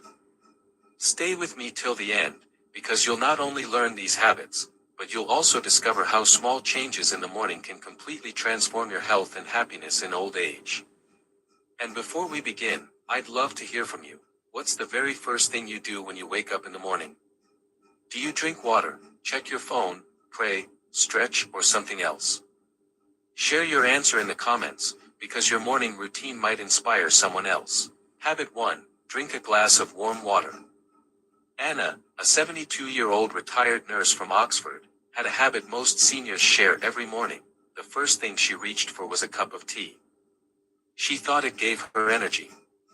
But over the years, she began to experience constipation, dry skin, and frequent headaches. Her doctor explained that her body was dehydrated every morning, and skipping water was making things worse. The doctor asked her to try something simple: start the day with a glass of warm water, before tea or coffee.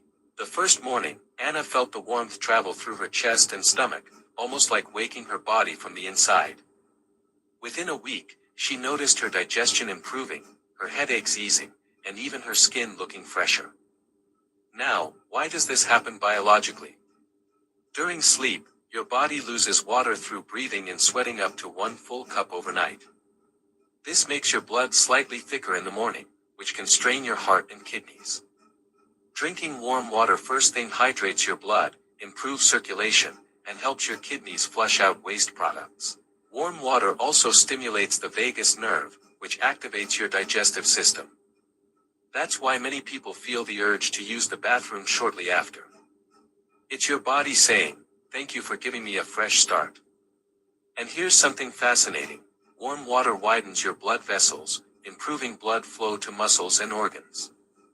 This means less morning stiffness, better brain function, and even reduced risk of morning heart attacks, which are more common in seniors. Studies show that seniors who stay well hydrated have better memory, stronger kidney function, and a lower risk of urinary tract infections. Adding a slice of lemon not only gives vitamin C for your immune system, but also helps your liver detoxify naturally. Anna now says, "I used to think tea was my morning medicine, but now I know water is the true fuel my body needs first." So remember, before coffee, before tea, give your body what it has been begging for all night: pure water. Before we move to the second habit, I'd like to ask a small favor from you. If you're enjoying these tips and finding them useful, please hit the subscribe button and turn on the bell icon. It costs nothing, but it really supports this channel and helps me keep bringing you health secrets for a longer, happier life. Habit 2, deep breathing or meditation. Let me start with a simple story. George, a 70-year-old gentleman from London, used to wake up every morning feeling heavy and anxious. He would rush straight to his tea and newspaper, but his mind always felt foggy, and his heart raced with stress. His doctor suggested something unusual before doing anything else in the morning: spend just 3 minutes sitting quietly and breathing deeply. At first, George laughed. How can breathing make any difference? I've been breathing all my life. But he decided to give it a try. The next morning, he sat at the edge of his bed, closed his eyes, and inhaled slowly through his nose, filling his lungs. Then he exhaled gently through his mouth. After just a few breaths, he noticed his shoulders dropping, his heartbeat slowing, and his mind becoming calmer. Within a week, his mornings felt lighter, and he no longer woke up with that heavy, anxious chest. Now, why did this happen? Biology gives us the answer. When you take deep breaths, your lungs expand fully, pulling more oxygen into your bloodstream. That oxygen-rich blood flows straight to your brain and heart, feeding them like fuel. At the same time, deep breathing activates the parasympathetic nervous system, your body's natural rest and repair mode. This lowers cortisol, the stress hormone, and instantly slows down your heart rate and blood pressure. Even more amazing, scientists have found that deep breathing increases heart rate variability, a key marker of heart health and longevity. The higher your variability, the stronger and more resilient your heart is against stress and disease. So, with just 2 to 3 minutes of deep breathing every morning, you're not only calming your mind, you're actually strengthening your heart, improving circulation, and protecting your brain cells. Instantly, you feel relaxed and clear-headed. Long-term, you reduce your risk of high blood pressure, heart attacks, anxiety, and memory problems. George now swears by this habit. He says, I used to start my day with stress, but now I start with peace. It feels like adding an extra gear to my body and brain. George now swears by this habit. He says, I used to start my day with stress, but now I start with peace. It feels like adding an extra gear to my body and brain. And the best part? You don't need equipment, medicine, or even much time, just your breath. Habit 3, short walk or light movement. Here's another story that may sound familiar. John, a 74-year-old retired postman from Birmingham, loved his quiet mornings. But every day he followed the same routine: wake up, sit in his chair, and stay still for hours with his tea and newspaper. Over time, his legs felt heavy, his knees stiff, and he often complained about swelling in his ankles. His doctor warned him that staying still after waking up was raising his risk of blood clots and heart problems. The doctor gave him a simple challenge: before tea, walk around the house or garden for just 5 minutes. At first, John thought, what difference can 5 minutes make? But he tried. That very first morning, as he walked slowly in the garden, he felt his body warming up and his stiffness melting away. After 2 weeks, he noticed less swelling in his legs, better sleep, and even more energy to play with his grandchildren. Now, let's see what biology tells us about this. After hours of sleep, your blood becomes slightly thicker and your circulation slows down. This is one reason heart attacks and strokes often happen early in the morning. By walking or moving lightly as soon as you wake, you kickstart your circulation, your blood flows smoother and your heart stronger. Movement also tells your muscle to release myokines, tiny proteins that act like natural medicine. They reduce inflammation, protect your joints, and even improve brain function. At the same time, your body releases endorphins, the natural painkillers that make you feel good instantly. Scientific studies show that even 5 to 10 minutes of morning walking can lower blood sugar, reduce joint stiffness, and boost energy for the whole day. Over time, it improves balance, lowers the risk of falls, strengthens the heart, and even reduces the chances of dementia by improving blood flow to the brain. John now says, I never thought a short walk could be such powerful medicine. It's like oiling a rusty machine. The more I move in the morning, the smoother I feel all day. So remember, your first steps in the morning are not just steps, They are signals to your heart, brain, and muscles that it's time to live. Habit 4. Practice gratitude or positive thinking. Let me share another story. Mary, a 68-year-old retired teacher from Manchester, often woke up with a heavy heart. Her children had moved abroad, her husband had passed away years earlier, and she lived alone. Each morning, she would sigh, thinking about what she had lost. The sadness weighed on her body. She felt tired, had frequent headaches, and even her blood pressure was rising. One day, her granddaughter suggested a simple morning exercise: write down 3 things she was grateful for the moment she woke up. Mary laughed at first. How can a piece of paper and pen fix my loneliness? But she agreed to try. The next morning, she wrote, I am grateful for my morning tea. I am grateful for the roses in my garden. I am grateful for the memories of my students. That small act made her smile. Within weeks, Mary noticed a change. She was calmer, slept better, and even her blood pressure readings improved. Now, how does this work biologically? When you focus on gratitude, your brain releases dopamine and serotonin, the same feel-good chemicals that antidepressant medicines try to boost. These neurotransmitters instantly lift your mood and reduce stress.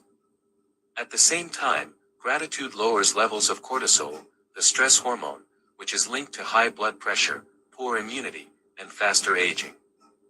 Researchers at the University of California found that people who practiced daily gratitude had stronger immune systems, better sleep, and lower risks of depression.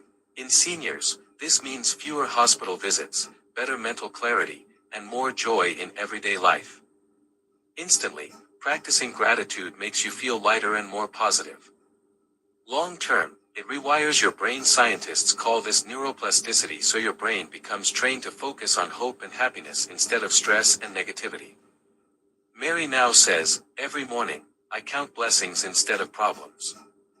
My body feels younger, and my heart feels full. And remember, gratitude doesn't cost money, doesn't take much time, and yet it's one of the most powerful medicines for the senior mind and body. Before I share the next habit, don't forget to subscribe and tell me in the comments which morning habit you already follow. Habit 5. Gentle morning stretching. David, a 76-year-old retired carpenter from Liverpool, used to wake up with groans and stiffness every morning. His wife often joked, "You sound like an old wooden door that needs oil." He felt his back tight, his shoulders heavy, and his legs stiff. For years, he thought it was just part of aging. One day, during a senior wellness class, he was taught a 5-minute morning stretching routine: raising his arms overhead, slowly bending to the sides, rolling his shoulders, and gently stretching his legs while holding onto a chair for balance. At first, David felt silly, but within minutes, he noticed something surprising: the stiffness in his joints began to melt. After a week, he could bend more easily to pick things up, and within a month, even his back pain had reduced. Now, what does biology say about this? When we sleep, our synovial fluid, the natural lubricant inside our joints, settles down, making joints feel stiff in the morning. Stretching moves this fluid back into the joint spaces, instantly making movement smoother and less painful. Stretching also increases blood flow to your muscles, delivering more oxygen and nutrients to tissues that have been still for hours. This improves flexibility and warms up the body, reducing the risk of sudden injuries or falls. Here's the fascinating part: when you stretch, your body releases endorphins, the brain's natural painkillers. That's why even gentle stretches can instantly make you feel lighter and happier. Long term, stretching keeps your posture upright, reduces back and neck pain, lowers the risk of arthritis, stiffness, and improves balance, a critical factor for seniors to prevent falls. Studies even show that seniors who stretch daily maintain greater independence in daily activities like bending, dressing, or walking. David now says, I used to think I was too old to stretch. But now I stretch to stay young. My body feels freer, and my mornings are no longer painful. So remember, stretching isn't just exercise, it's medicine for your joints. A few gentle moves each morning can keep you walking tall and living strong. Habit 6. Morning brain stimulation. Richard, a 72-year-old retired schoolteacher from Manchester, used to start his mornings by simply switching on the TV and passively watching the news. He noticed that while his body was awake, his mind often felt foggy. He forgot small things where he left his glasses, what he had planned for the day, and sometimes struggled to recall names of people he had just met. One day, his doctor suggested a small but powerful change. Instead of TV, spend just 5 to 10 minutes each morning doing an activity that actively engages the brain. For Richard, this meant solving a crossword puzzle with his coffee. For others, it could be reading a new book, practicing a language, or even doing mental math. Within 2 weeks, Richard noticed something remarkable. His mornings felt sharper. He was remembering details better, conversations flowed more easily, and he felt a renewed sense of purpose. Now, why does this work? Biologically, our brain has something called neuroplasticity, its ability to adapt, rewire, and grow new connections even in old age. When you challenge your brain with puzzles, reading, or learning, you stimulate the growth of new synapses, connections between neurons. This keeps memory strong and reduces the risk of age-related decline like dementia or Alzheimer's. Science shows that just 10 minutes of daily brain training activates the hippocampus, the memory center of the brain. This boosts acetylcholine, a neurotransmitter that improves focus, recall, and learning ability. Instant effects. You'll feel more alert, focused, and mentally awake. Long-term benefits. Studies reveal seniors who regularly engage in cognitive activities lower their risk of dementia by up to 47%, and they maintain independence longer in daily life. Richard now jokes, "My crossword keeps me younger than my vitamins. Every morning, I stretch my body and then I stretch my mind." Remember, keeping your brain active in the morning is just as important as moving your body. Feed your mind, and you'll not only live longer, you'll live sharper. My dear friends, these 6 simple habits may look small, but together they can change the way you age.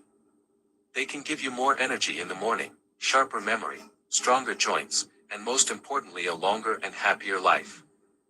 But I want to hear from you. Which of these habits will you start tomorrow morning? Or maybe you already follow one of them. Share your answer in the comments, because your experience might inspire someone else who needs hope today.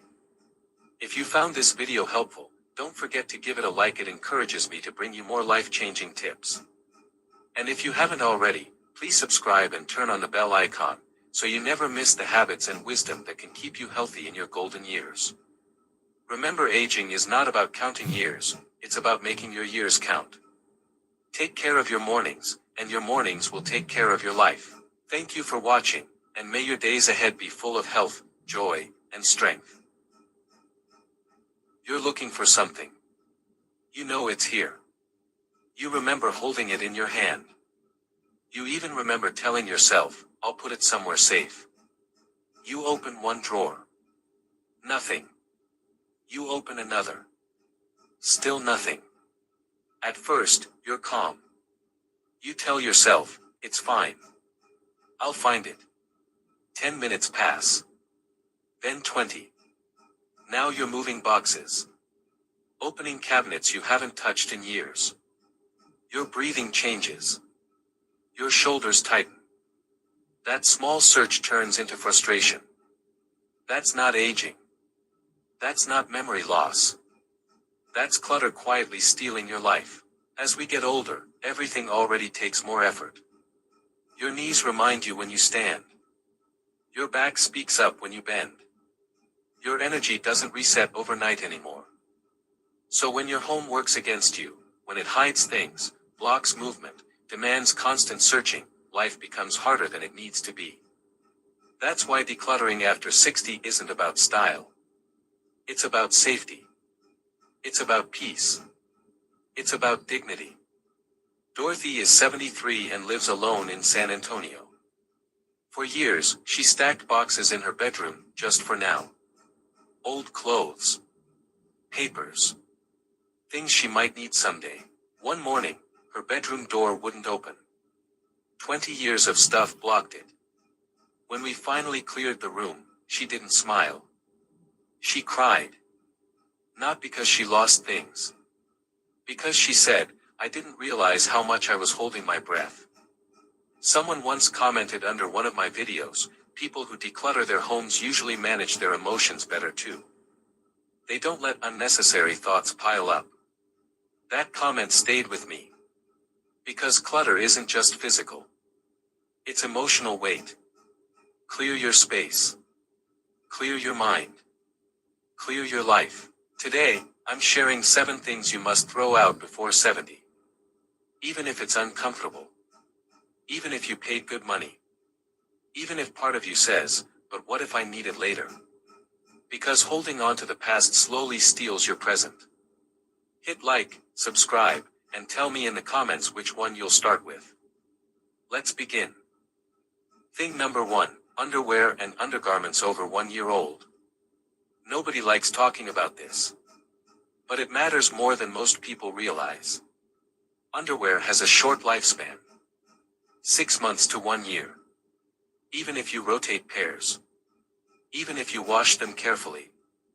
Elastic stretches. Fabric thins. Bacteria settles deep into fibers where detergent can't reach. A study from New York University found that even clean underwear still holds bacteria. Not dangerous, but not something you want against aging skin. Barbara, 70, showed me a drawer full of underwear she'd had for 5 years. She said, but they're clean. Clean doesn't mean supportive. Clean doesn't mean comfortable. You wouldn't use the same toothbrush for 5 years. Your underwear deserves the same respect. Yes, good underwear costs money. But discomfort costs energy. Irritation costs confidence. Buy 6 or 7 good pairs. Rotate them. Replace them yearly. Same rule for bras. If straps dig in, elastic sags, or wires poke through, let it go. And no, never donate underwear. It goes in the trash. You wear these items every single day. They should work for you, not against you. Thing number 2, exercise equipment you haven't used in 2 years. We all know how this happens. A promise to yourself. A new year. A hopeful purchase. The treadmill. The bike. The resistance band still in plastic. The first week feels good. Then life happens. Helen, 68, had 5 machines in 1 room. 5 reminders of goals she felt she failed. But here's the truth. If you haven't used it in 2 years, you're not waiting for motivation. You've already moved on. And that's okay. These machines take space. They collect dust. They silently whisper guilt every time you pass them. Robert kept a rowing machine for 8 years. 8 years. When he finally sold it, he said, "My living room feels lighter."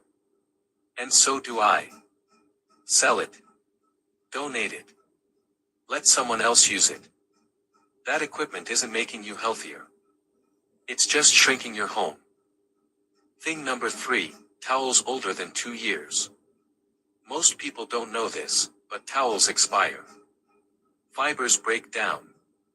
Absorbency fades. Moisture stays trapped. That musty smell. That's bacteria living rent-free.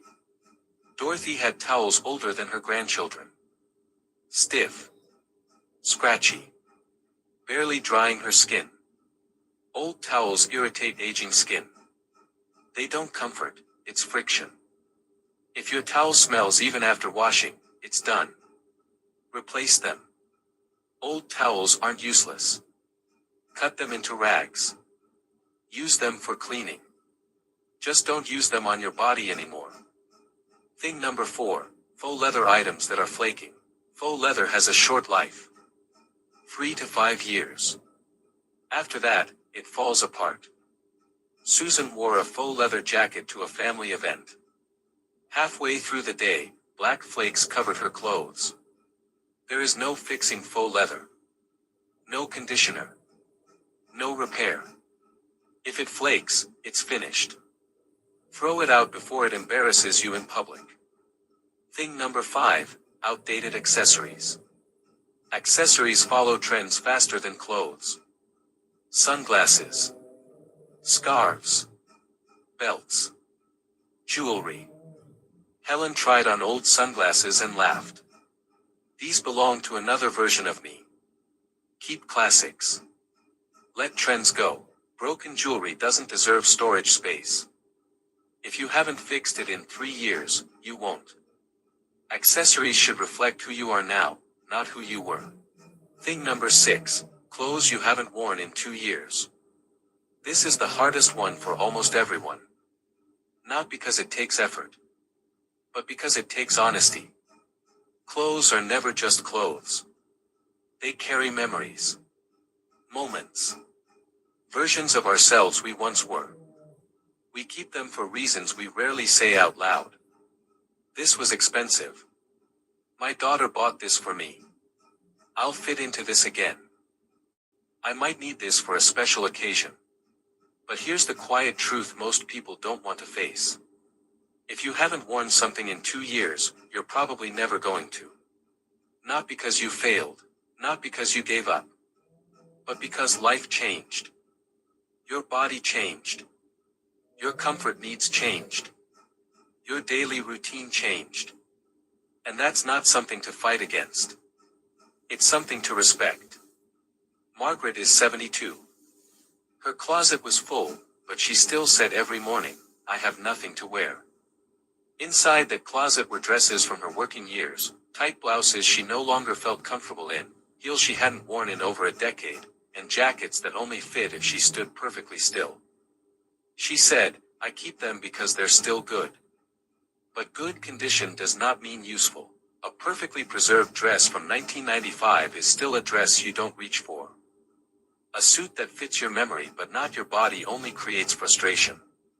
Every morning, cluttered closets steal energy. You pull something out. You try it on. You feel uncomfortable. You put it back.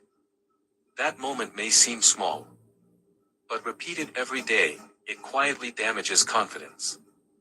And let's talk about the clothes people keep, just for home. The stretched t-shirts. The faded pajamas. The shirts with tiny holes no one else can see. We tell ourselves, these are just for sleeping. But here's the truth. You deserve comfort and dignity even when no one is watching. Robert had 15 old t-shirts. All stretched. All stained. He said, they're comfortable. I asked him, would you feel comfortable answering the door in these? He paused. Comfort doesn't mean worn out. You can be comfortable in clothes that still respect you. Here's a rule that works. If you haven't worn it in 2 years, and you don't have a specific upcoming event for it, let it go. Take everything out of your closet. Yes, everything. Make 3 piles. Pile 1, I wore this in the last year. Pile 2, I haven't worn this, but I have a real event coming where I will. Pile 3, everything else. Pile 3 leaves your home. Not someday. Not next month. Today. Donate what's still truly wearable. But be honest. If you wouldn't proudly give it to someone you respect, don't donate it. Donation centers are not trash cans. Clothes with stains, holes, or sagging elastic belong in the trash. When Margaret finished clearing her closet, she stood quietly for a long moment. Then she said, I didn't realize how much pressure my clothes were putting on me. Her mornings became easier. Her choices became simpler. Thing number 7, old blankets and comforters. Blankets seem harmless. They don't break. They don't go out of style. They don't complain. So we keep them. We fold them neatly. We stack them in closets. We slide them onto shelves. We tell ourselves, they're not hurting anyone. But here's what most people never realize. Blankets quietly take up more space than almost anything else in your home.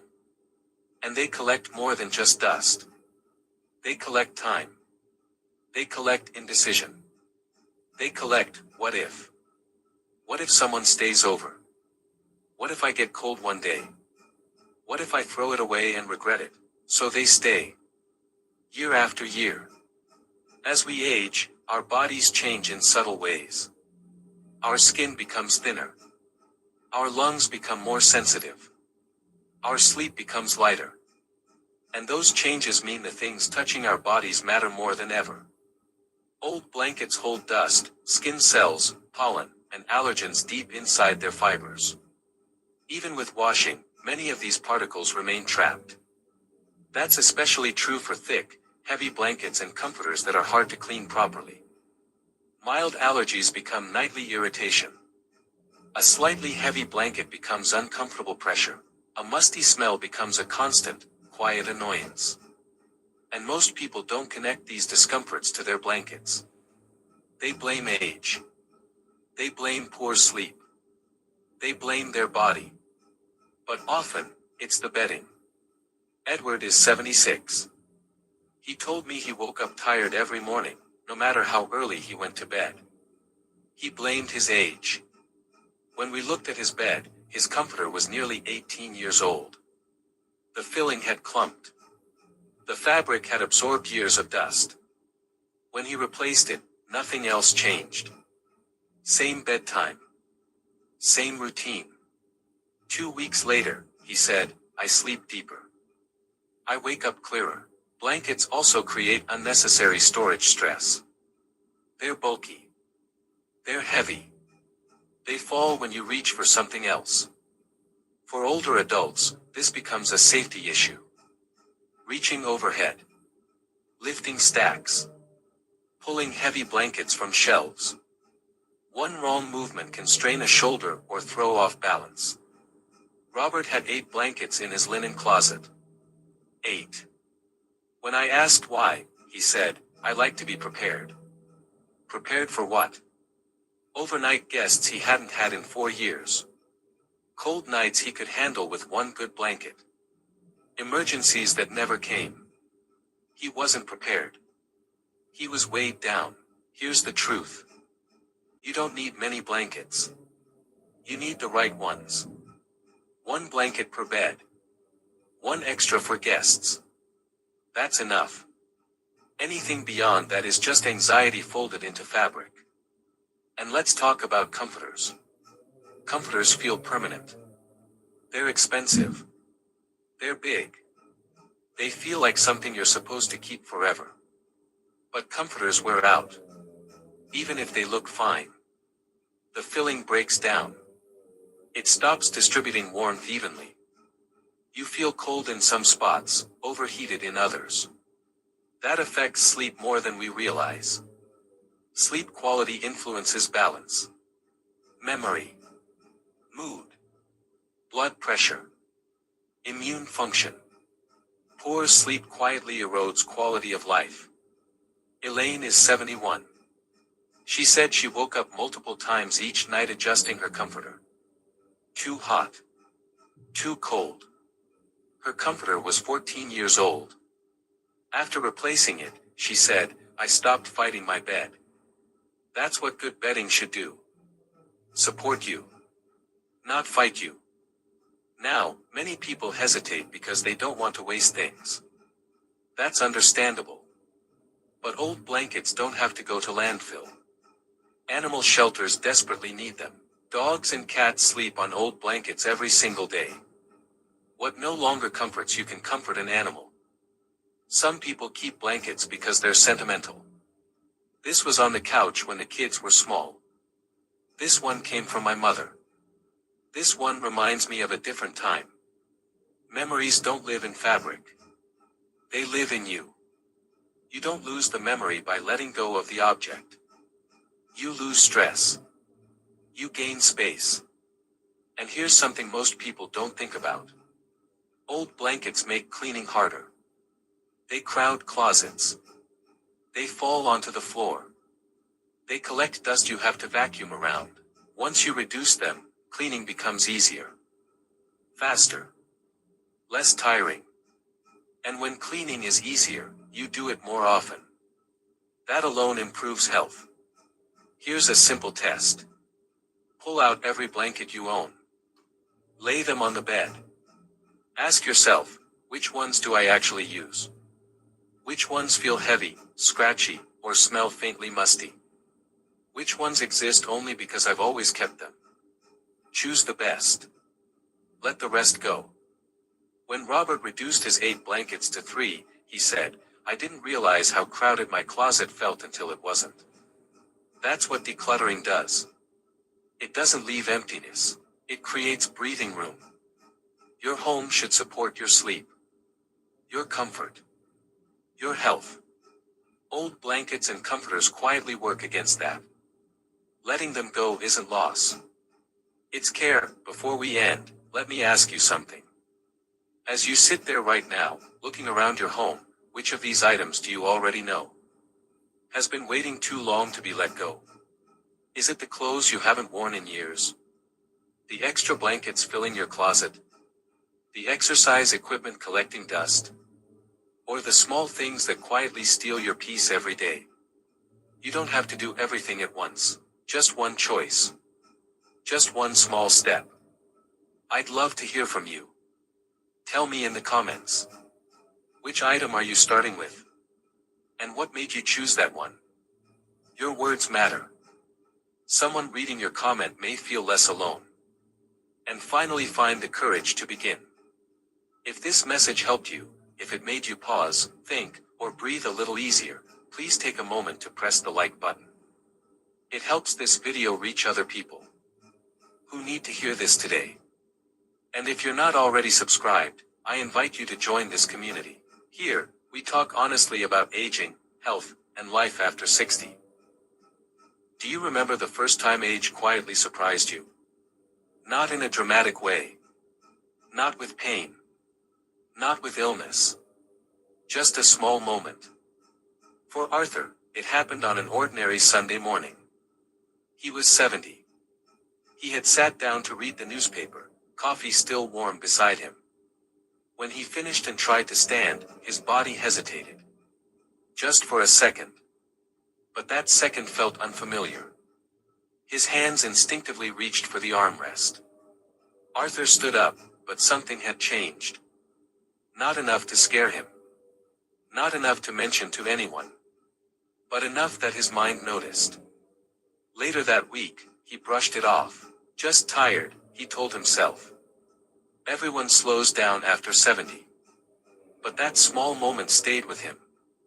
And that's how aging really begins, not loudly, not suddenly, but quietly. In moments most people ignore.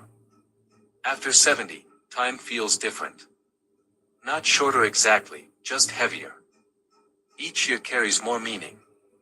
Each season feels more valuable. You start noticing things you once took for granted. How easily you move. How steady you feel. How confident your body still is, or isn't. Some people in their early 70s still move through life with strength and clarity. They wake up with purpose. They trust their bodies. They walk into a room without thinking twice. Others, the same age, begin adapting without realizing it. Sitting closer to armrests. Avoiding stairs. Walking a little slower. Holding on to walls just in case. Telling themselves it's normal. But here's something very important that most people never hear. These changes are not random. They are not just old age. And they are not unavoidable. Your body is constantly giving you information, quiet signals that reveal how well it's aging, and how strong your future years might be. Doctors see these signals every day. Scientists study them. Researchers use them to estimate independence, health, and even longevity after 70. But most people don't notice them until they're already struggling. Take James, who realized something had shifted on a calm afternoon. He was sitting on his porch, watching cars pass by. When he stood, his body paused. His hand reached for the railing without him thinking. Nothing hurt. Nothing failed. But later that night, lying in bed, that moment replayed in his mind. After 70, moments like this begin to appear. Quietly. Gently. And most people dismiss them. I didn't sleep well. I'm just stiff today. It's nothing. But after 70, Your body stops hiding things. It becomes honest. It speaks through everyday actions, how you rise, how you walk, how you hold, how you rest, how you recover. Margaret, 72, never thought of herself as old. She cooked, cleaned, drove, and cared for herself.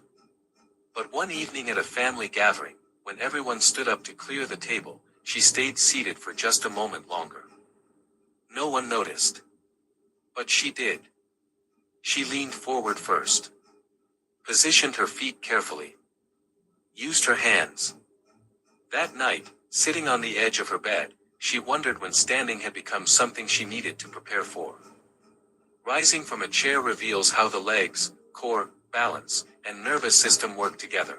When it becomes harder, the body is asking for attention, not surrender. Margaret practiced gently each morning. Slowly. Without rushing.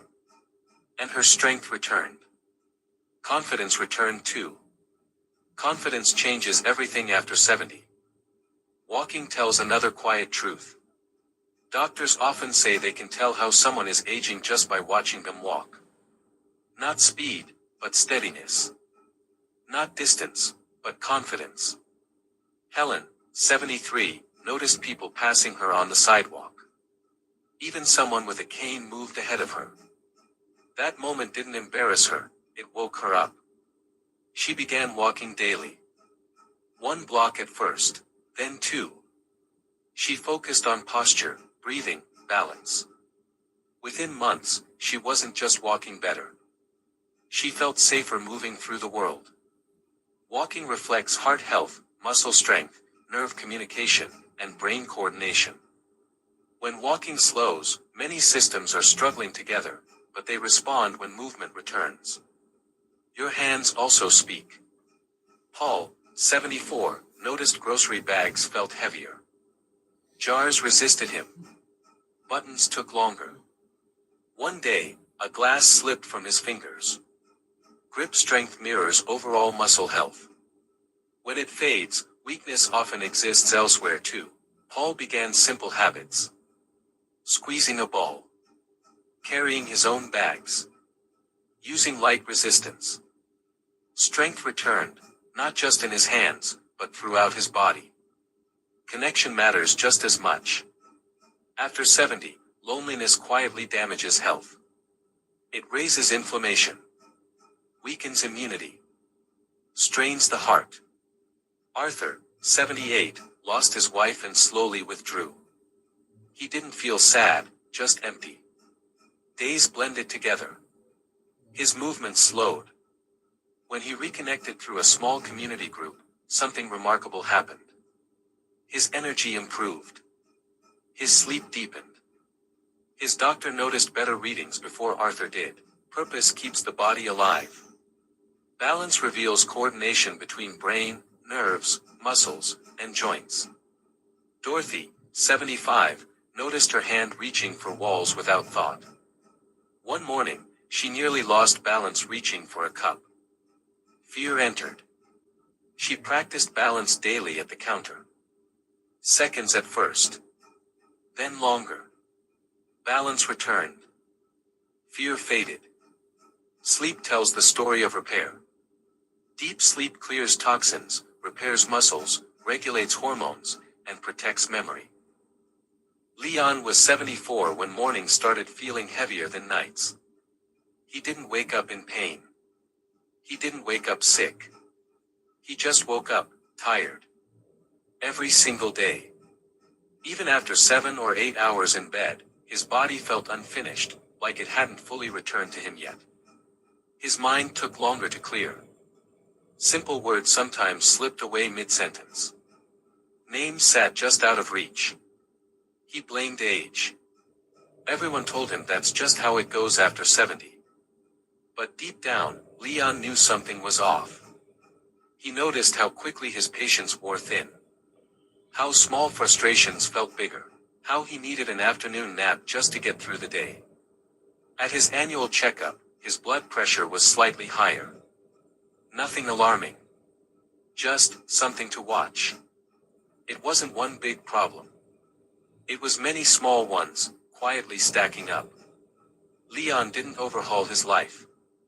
He didn't start extreme routines. He made gentle changes. He stopped watching television late into the night.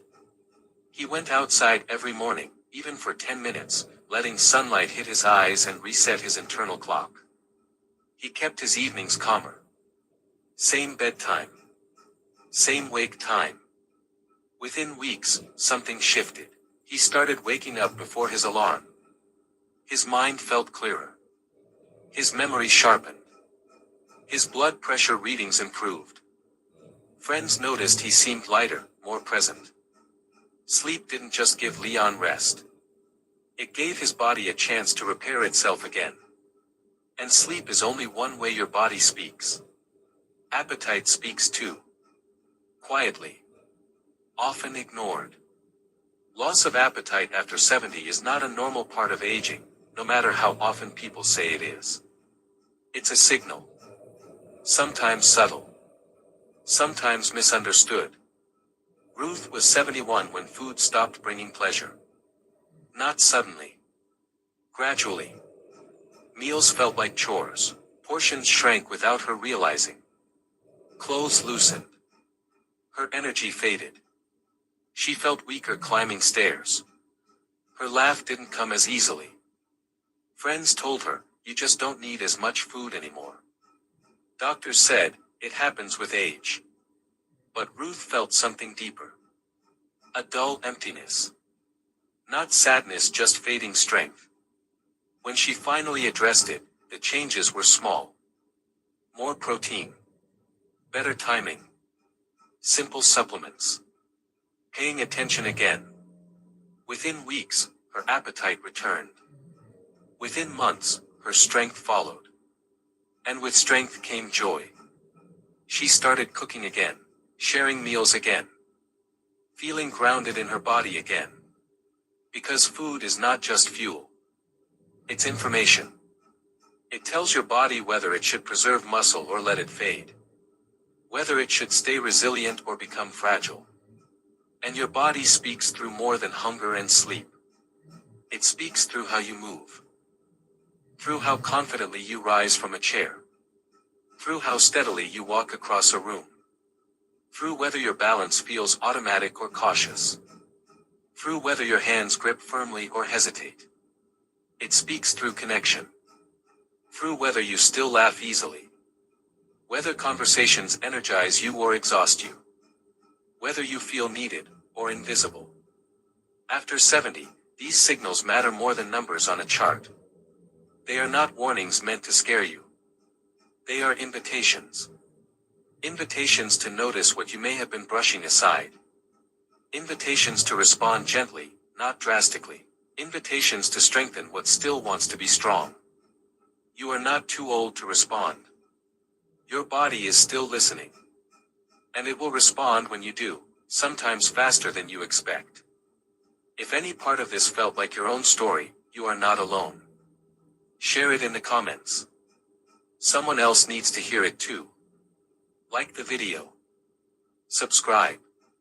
Share it with someone you care about. Because aging well is not luck. It's awareness, practiced daily.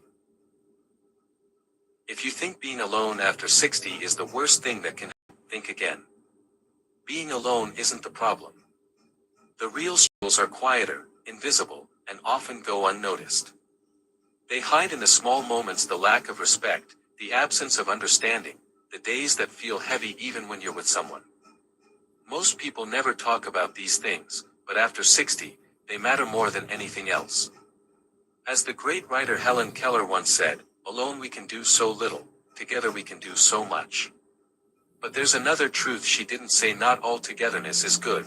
Sometimes, being with the wrong person quietly drains your energy, steals your peace, and makes life far more miserable than being alone ever could. And as Rumi wisely said, the wound is the place where the light enters you. This means that even moments of solitude, even the quiet challenges we face alone, can bring growth, wisdom, and true inner peace if we understand them. In this video, I'm going to share 5 things that quietly decide whether your later years are full of joy, peace and fulfillment or stress, frustration, and regret. If you have all 5, consider yourself truly lucky. If you have 4, you're doing well. Even 3 can still bring comfort and happiness. So before worrying about being alone, let's discover these hidden keys to a happier, more meaningful life after 60. The things that really matter, yet no one talks about. Number 1. Owning your own home.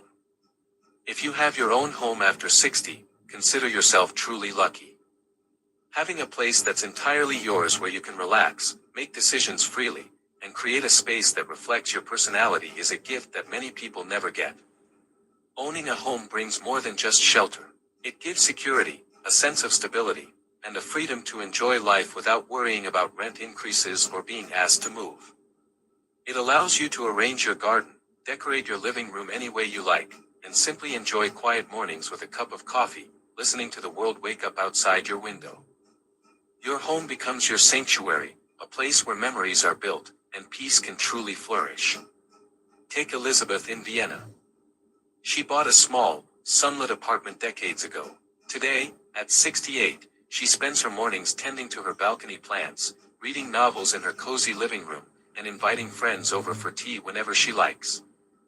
The joy she feels isn't just from the space itself, but from knowing it's hers, a place where she can live fully on her own terms, free from worry, free to make her own schedule, free to enjoy life. Then there's Marco, who lives in a charming villa in Florence that he inherited from his parents. Every evening, he sits in his courtyard, the golden sunset painting the sky, sipping a glass of Chianti, feeling the comfort of walls that have witnessed generations of laughter and stories. On weekends, he hosts his grandchildren, sharing tales of old Florence, watching them run and play in the garden he calls his own. The happiness of having a space that belongs to him, where family can gather and memories are made, is something money cannot buy. In Copenhagen, Ingrid found her small seaside apartment after retiring. Now, at 66, she wakes to the gentle sound of waves, drinks her morning coffee on the balcony, and invites neighbors over for small music evenings, filling her home with laughter and music. Her apartment allows her to create her own rhythm in life, pursue hobbies she loves, and enjoy moments of quiet contentment that she never imagined possible before. Owning a home isn't just about property. It's about freedom, peace of mind, independence, and joy. It becomes a foundation that quietly transforms every day, turning ordinary moments into a life filled with happiness, comfort, and satisfaction. Number 2. Strong legs and mobility. After 60, nothing brings more happiness and freedom than strong legs and the ability to move easily. Being able to walk without pain, climb stairs without fear, or take a long stroll in the park is a gift that many people take for granted until it's gone. Strong legs give you independence, energy, and confidence. They allow you to explore, enjoy nature, meet friends, and feel alive every day. Every step you take without struggle is a reminder of the simple joys of life: a morning walk in the crisp air, dancing at a family gathering, or walking along the beach with the sun on your face. Consider Hans in Munich. At 72, he wakes up every morning and takes a brisk walk along the Isar River. He feels the cool breeze on his face, watches the ducks on the water, and exchanges friendly greetings with neighbors who also come for their morning walks. His strong legs allow him to move freely, enjoy the beauty of the city, and feel connected to his community. Every step is a celebration of independence and vitality, a gift he never wants to lose. Then there's Clara in Lisbon, who loves gardening. At 68, she spends hours tending to her roses and vegetables in her backyard. She bends, kneels, and moves around effortlessly, feeling her body strong and capable. Last week, she joined her grandchildren for a game of tag in the park, running and laughing without losing breath. For Clara, her legs are not just limbs, they are her freedom, her joy, and her ability to live life fully even after retirement. Strong legs after 60 are more than just physical strength.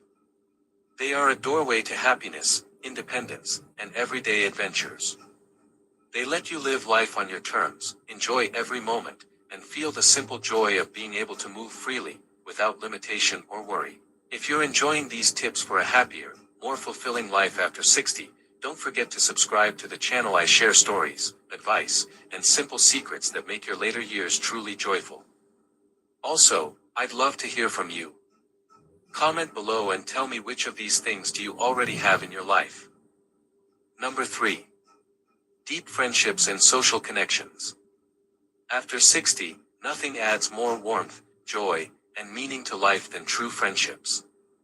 It's not about how many people you know or how many acquaintances you have on social media. Those are often surface-level connections.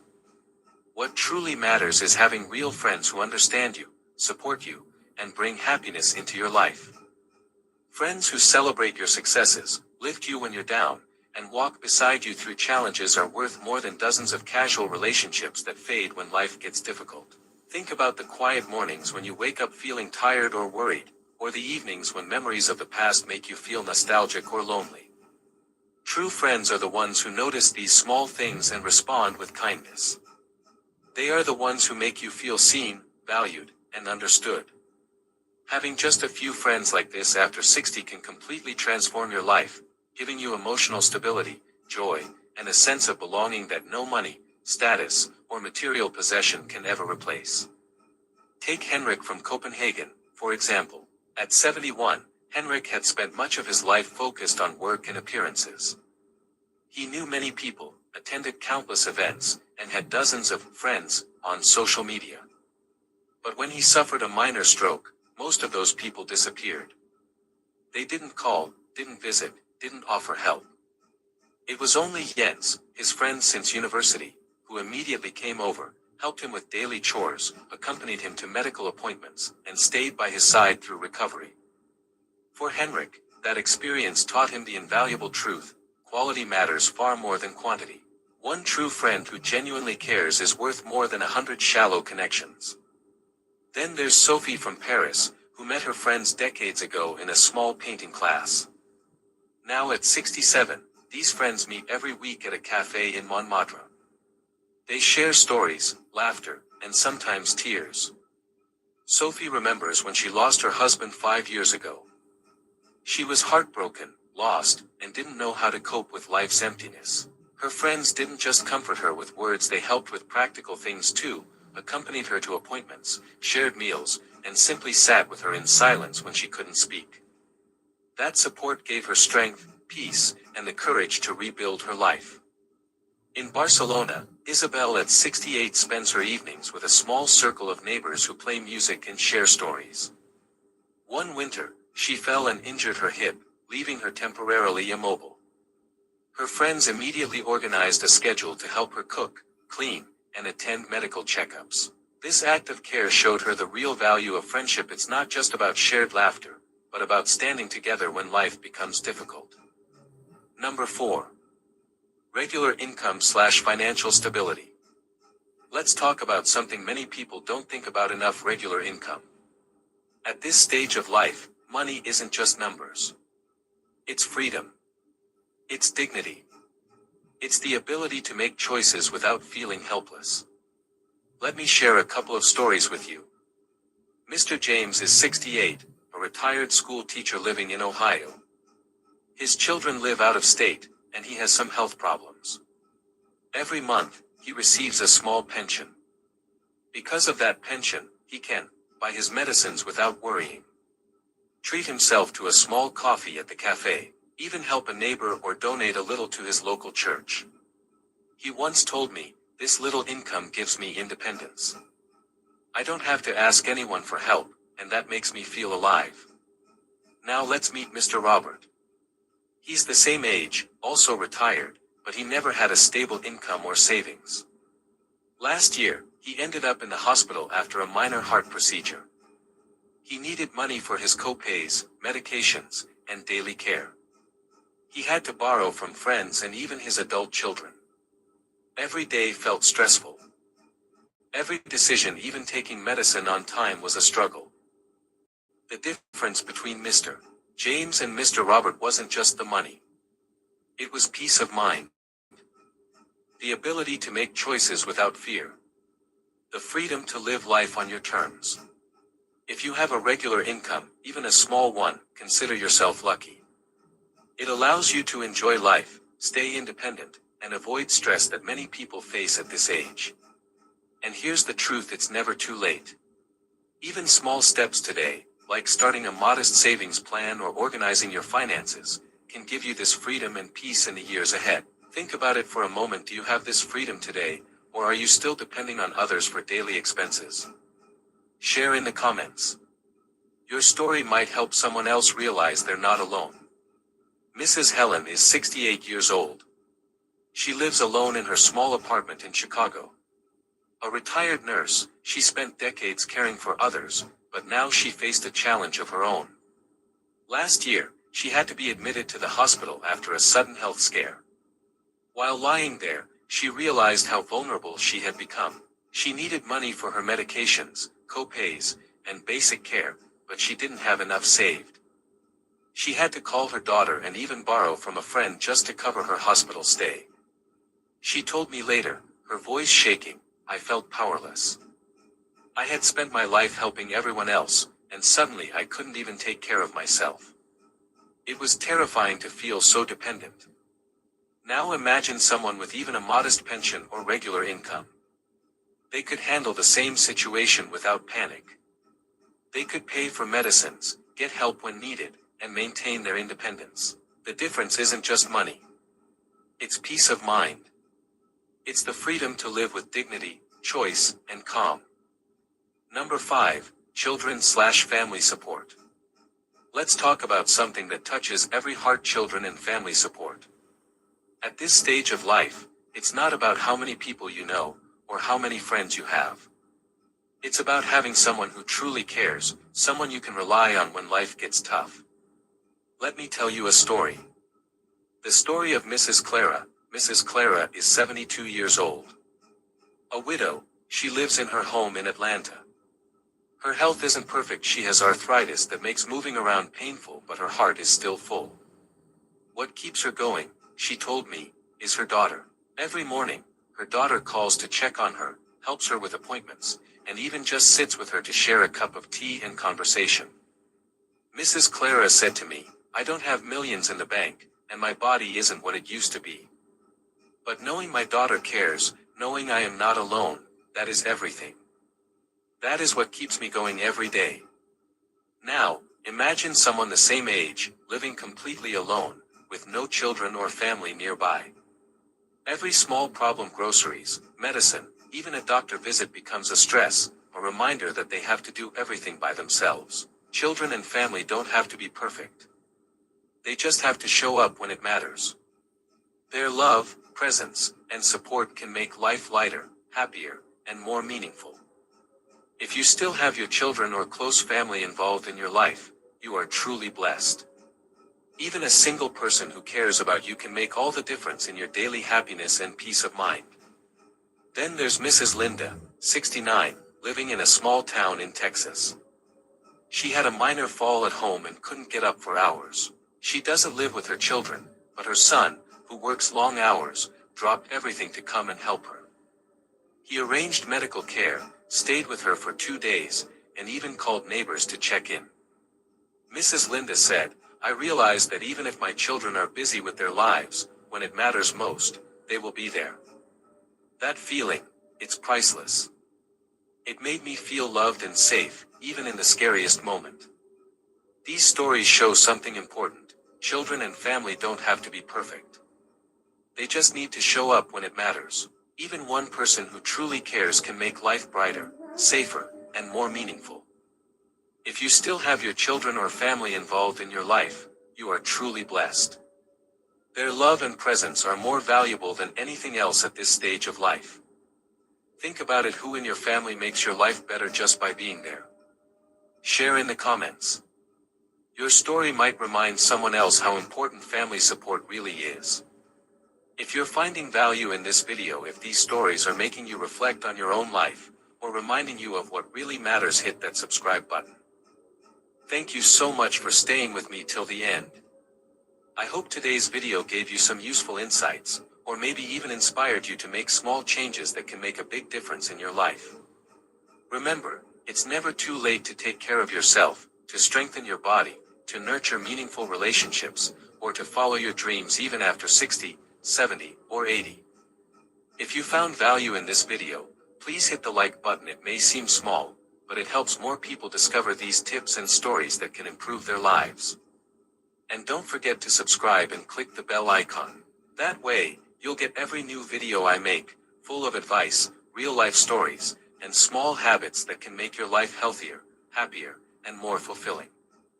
Life after 60 can be full of joy, purpose, and peace, and sometimes all it takes is one small change to start that journey. I'd also love to hear from you. Share your thoughts in the comments below. Maybe tell me which tip or story touched your heart, or share something from your own life that could inspire others.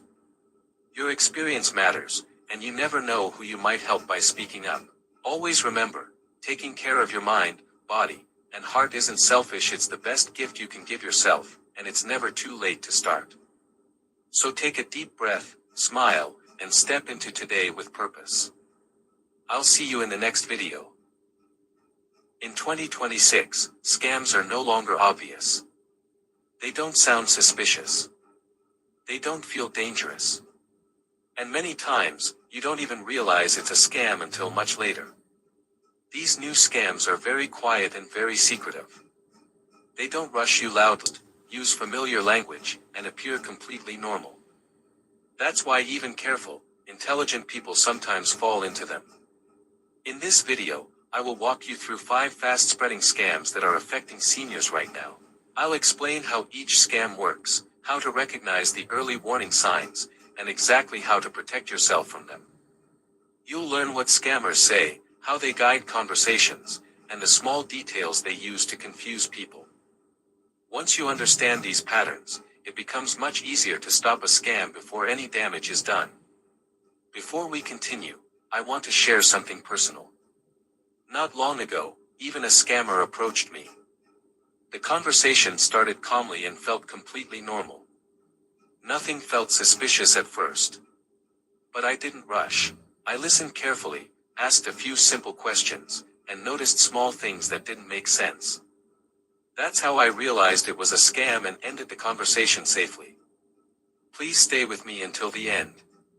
The last scam is the most common one, and it's the one most people face at least once. Knowing about it could help protect you, your family, and the income you've worked your entire life to build. Scam number 1, the emergency family call scam. The first scam we're going to talk about is called the emergency family call scam. This one is tricky, because it doesn't come from a stranger. It comes from a voice that sounds familiar, someone you trust, maybe your child or grandchild. And that's exactly what makes it so effective. Let me tell you about Margaret. She's a retired nurse, living alone in a quiet neighborhood. One afternoon, her phone rang. The voice on the line sounded exactly like her grandson, Alex. Calm, but anxious. "Grandma. I'm in a bit of trouble," he said. "I really need your help, but please don't tell Mom and Dad yet.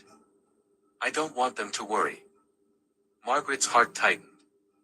Alex had always been responsible, and the fear in his voice felt real. She could almost picture him sitting there, worried, hoping she could help. Her first instinct was to act immediately, to send him money, to fix whatever problem he was facing. But then, she remembered something. Something her friend had told her years ago: if something feels urgent, pause. Even if it's family. She took a deep breath. She asked Alex a simple question, something only her real grandson would know. There was a long silence on the line. The voice suddenly sounded unsure, almost nervous. Then the line went dead. Margaret sat back, shaking slightly, but calm. She had avoided a scam, simply by pausing and asking the right question. Here's what makes this scam work: it doesn't scream for attention. It doesn't threaten. It relies on love, trust, and concern. The scammer counts on your care for your family to make you act too quickly. Now, I'm going to guide you on how to spot this scam before it's too late. First, notice the urgency. Scammers don't shout or threaten, they stay quiet, calm, even polite. But there's always this gentle pressure, a subtle push to make you act quickly. That's the first clue. Next, listen for the secrecy. They'll ask you not to tell anyone, not to contact your family or friends yet. That's because real emergencies rarely need complete silence. Pay attention to how they ask for money. They might ask for gift cards, wire transfers, or even cryptocurrency, unusual ways to get help from someone you care about. Watch the details carefully. Sometimes the story doesn't fully add up, or small things are off. Your loved one would remember the little things: your grandchild's favorite memory, a pet's name, something personal. Finally, see how they react if you try to verify. If they pressure you not to call or check with someone else, that's the biggest warning sign. Real family members won't stop you from checking. Remember, noticing just one of these signs is enough to pause, step back, and protect yourself. Remember, noticing just one of these signs is enough to pause, step back, and protect yourself. Sometimes, it's not just about money, it's about your peace of mind, your comfort, and the safety of the people you love most. I'd really love to hear from you. Where are you watching from today? Share it in the comments. It's amazing to see so many caring people looking out for themselves and their families, and knowing we're connected, even across miles, makes all the difference. And if this video helped you even a little, please subscribe and join our community. Together, we can look out for one another, stay safe, and navigate these challenges calmly and wisely. Scam number 2, the lottery scam. This scam is one that quietly takes advantage of hope. It doesn't rush you, it doesn't yell at you, it just makes something seem real, possible, and exciting. Let me tell you about Eleanor, a 72-year-old retired school librarian. Eleanor lived a quiet, careful life. She loved her small garden, her weekly book club, and the occasional treat of a new puzzle. She had always been careful with money, keeping every cent of her retirement savings in order. One morning, Eleanor received a phone call. The voice on the line was cheerful, almost warm. "Congratulations, Mrs. Eleanor. You've won a $25,000 prize in our senior lottery program. This is a special award just for you." Eleanor's heart skipped a beat. She had never entered any lottery, but the voice sounded official. They explained that to release her prize, she just needed to pay a processing fee and verify some personal details. It started small. First, a few $100s for taxes. Then another small fee for verification. Each time, the caller reassured her that the prize was guaranteed. They used her hope carefully, never raising their voice, never showing urgency, just calm, steady encouragement. Eleanor felt like she was doing the right thing. Each payment brought her closer to receiving her prize, and she believed she was winning something she deserved. By the time she realized something was wrong, she had sent nearly all of her savings. The scammer was gone, leaving her with nothing but silence and regret. This scam works so well because it appeals to hope and excitement. It doesn't threaten, it doesn't pressure loudly. It slowly convinces you that the reward is real and that every payment is necessary. Now, let me guide you carefully, so you never fall into a scam like this. Pay attention, because even one small clue can make all the difference. First, listen to the story they tell. Real prizes don't come out of nowhere. If someone calls or emails saying you've won something you didn't enter, that's your first warning bell. Imagine Eleanor hearing her prize was $25,000. It felt real because it seemed like a gift meant just for her. But gifts this big, from strangers, are almost never real. Next, notice how they ask for money. They will never ask you to pay taxes, fees, or processing charges in advance. If they do, that's a huge red flag. Remember, real prizes don't come with strings attached. Eleanor thought each small payment was just a step toward her reward. That's exactly what the scammer counted on. Third, pay attention to their tone. Lottery scammers are calm, friendly, and reassuring. They won't rush you or yell. That's intentional. They want you to feel safe and confident, so you let your guard down. Fourth, trust your instincts. If something feels off, even a little, pause. Step away, breathe, and talk to someone you trust. One conversation with a family member or friend can reveal the truth before it's too late. Finally, always verify. Hang up, check official sources, or call someone you trust. No real lottery will ever mind if you take a moment to confirm. That small pause is your strongest protection. Think of it this way, spotting a scam is like noticing a small crack in a wall before it becomes a big problem. Protecting yourself isn't difficult, it's quiet, careful, and deliberate. Just like Eleanor learned, one small pause, one careful question, or one trusted friend can save years of savings and peace of mind. Have you ever received a call or message like this? Share your experience in the comments, it could help someone stay safe. Scam number 3. The medical or healthcare scam. This next scam is one of the quietest and most personal. It doesn't rush you, it doesn't shout, and at first, it seems helpful, even caring. But that's exactly what makes it dangerous. Let me tell you about Dorothy, a 75-year-old retired schoolteacher. Dorothy lived in a small, sunny house filled with books, family photos, and her beloved garden. She had always been careful with her health and her savings. One morning, while watering her roses, Dorothy's phone rang. The voice on the other end was polite, calm, almost soothing.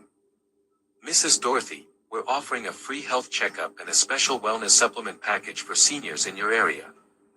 This is part of a limited program to help protect your health." Dorothy paused. The voice even knew her city, her age, and casually mentioned her dedication to staying healthy. It felt personal, almost like someone had done their homework. Her heart warmed, someone cared about her well-being. At first, the scam seemed harmless. She was asked to pay a small shipping fee for the supplements. Then came the advanced wellness test, another fee, slightly higher. Each step felt reasonable, almost logical. The scammer was calm, patient, and convincing. Dorothy felt like she was doing the right thing. But late one evening, while checking her bank statements, she realized something horrifying. The fees had added up to thousands of dollars, and no supplements, no tests, nothing had arrived. The friendly voice was gone, leaving only silence and regret. Dorothy sat back in her chair, hands trembling, thinking of all the careful steps she had taken her entire life, and yet, hope had led her into this trap. This scam works because it doesn't threaten you.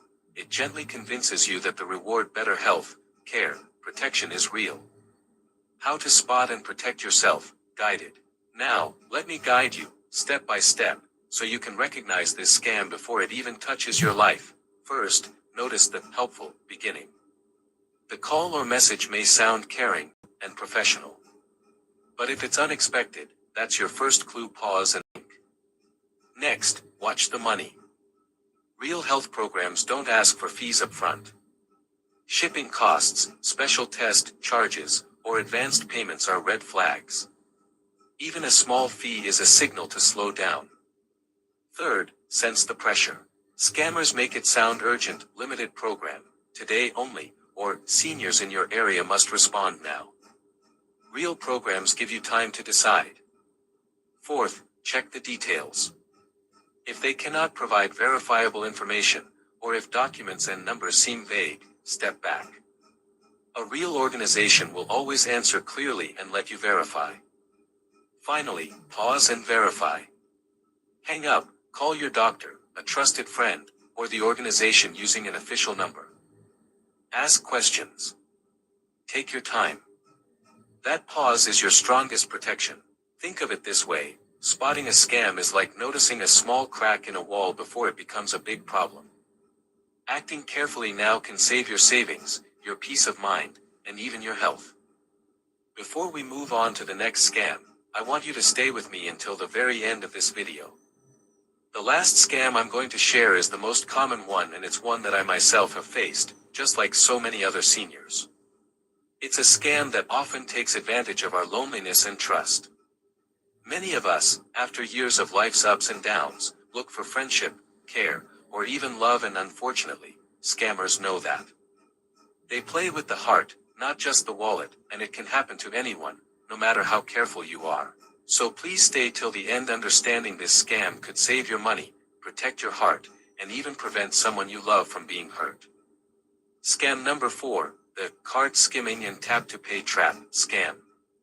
Imagine this: you're doing your usual grocery shopping, paying for your items like you always do, and 3 days later, you see money missing from your account. You didn't click any link, answer any strange call, or hand your card to anyone suspicious. So how did it happen? Let me tell you about George, a 73-year-old retired postman. George loved his routine morning walks, visiting the local bakery, and picking up fresh vegetables from his neighborhood grocery store. One afternoon, he stopped to buy milk, bread, and fruit. He tapped his debit card, smiled at the cashier, and went home. Everything felt normal. 3 days later, George checked his bank account and froze. There were charges he didn't recognize: electronics, online orders, even a small cash withdrawal. What had happened? A tiny skimming device had been quietly placed on the card machine at the store. When George tapped his card, the device copied his information in seconds silently, invisibly. This scam works because it hides in the most ordinary moments of life. That's why it's so dangerous. It doesn't shout, it doesn't warn you, it just quietly takes your money. Let me guide you how to stay safe. Now, let me guide you step by step simple things you can do while shopping or using your card. Look at the card machine first.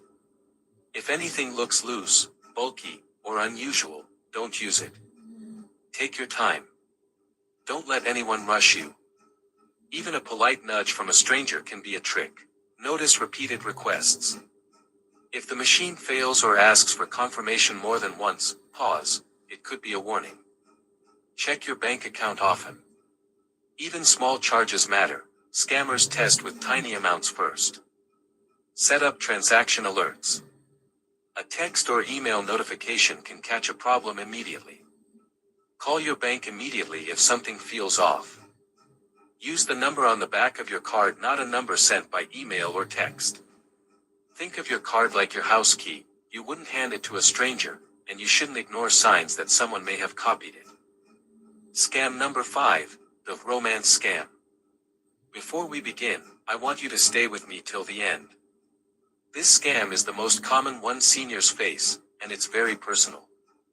Many of us, including myself, have faced it because loneliness can make us vulnerable. Understanding this scam could protect your money, your heart, and your peace of mind. This scam doesn't shout or threaten. It slowly builds trust, friendship, and sometimes even love. That's exactly what makes it dangerous. I want to share something personal with you, and it's not easy for me to talk about. A few months ago, I was feeling lonely, something many of us feel from time to time. One evening, I received a message from someone online. At first, it seemed harmless, friendly, warm, and kind. Over days and weeks, our conversations grew closer. I started to feel hope and companionship again, something I hadn't felt in a long time. Then came the emergencies. At first, it was a small request, just a little money for a medical expense. I hesitated, but I wanted to help. Then there was another request, and another, each one tugging at my heart. I started to feel responsible for this person, thinking I was helping someone in need. It wasn't until I paused and noticed the inconsistencies, the excuses, and the repeated requests, that I realized the truth: I had almost been scammed. The feeling of betrayal, sadness, and regret was heavy. Even though I didn't lose much money, the emotional weight was significant, a painful reminder of how loneliness can make us vulnerable. How to stay safe. Here's a simple, easy way to remember. Take your time. Real friendship or love doesn't rush. Never send money to someone you haven't met in person. Verify. Talk to a family member or trusted friend. Protect your info. Don't share bank details or passwords. Remember, staying cautious doesn't mean shutting yourself off. It means protecting your heart and your wallet. If this video helped you, please subscribe, like, and share. Sharing this could protect someone you love from falling into a scam. And tell me in the comments, have you or someone you know faced a romance scam? Your story could help others stay safe. A new message appeared on John's screen. Margaret, good morning. John. Did you sleep well? John smiled softly. He hadn't expected anyone to ask, especially someone he had just met online. John, morning, Margaret. I slept well, thank you. And you? Margaret, I did, actually. I woke up to sunshine and my little garden looking happy. It made me smile. John, that sounds lovely. I went for a short walk before breakfast. The park was quiet, just the birds singing. I thought of you when I saw the flowers. Margaret, oh, that's sweet. I'd love to see a picture of the flowers. Do you take photos often? John, only sometimes. But I'll send you one. It reminded me of our chat's little things making the day better. Margaret, it's beautiful. Thank you for sharing. You know, I feel like I've known you longer than just a few days. John felt a warmth spread through him. A gentle flutter he hadn't felt in years. A few weeks earlier, John had joined this online community. Widowed and living alone, he sought companionship, someone to share stories and laughter with. Margaret, 67, had joined the same group, hoping for connection, someone who could appreciate the small joys in life. Their first interaction had been simple, a comment about her roses. John, your roses look wonderful. I've been trying to keep my garden alive too, but it's not easy. Margaret, thank you. Gardens have a way of teaching patience, don't they? That small exchange led to private messages, and before long, they were chatting almost daily. John found himself telling Margaret about his morning walks, the birds he heard, the way the sunlight hit his porch. Margaret shared stories of tending her garden, baking little treats, and the quiet joys she found in photography. Days turned into weeks. Every message carried warmth, little jokes, shared laughter, and gentle care. John looked forward to her messages more than his morning coffee. Margaret admitted she felt the same. Even though they hadn't met in person, a connection had formed, a companionship that made lonely mornings feel brighter and evenings feel calmer. They began sharing more personal stories. Margaret told him about her childhood summer spent in a tiny countryside cottage. John shared tales of trips he had taken with his late wife, the places they had visited, and the small adventures that had made life beautiful. Each story brought them closer, and John felt emotions stirring he hadn't expected. One afternoon, Margaret sent a picture of her garden, with roses in full bloom. Margaret, I thought you'd like to see these. They reminded me of the stories you told me about the park in your town. John, they're beautiful. Thank you for sharing. It's funny. I feel like I'm walking through your garden when I look at this. Margaret, I feel the same about your photos. It's silly, but I feel like I know your mornings now. Their conversations became little rituals. Every morning, every evening, a message from Margaret could make John's entire day.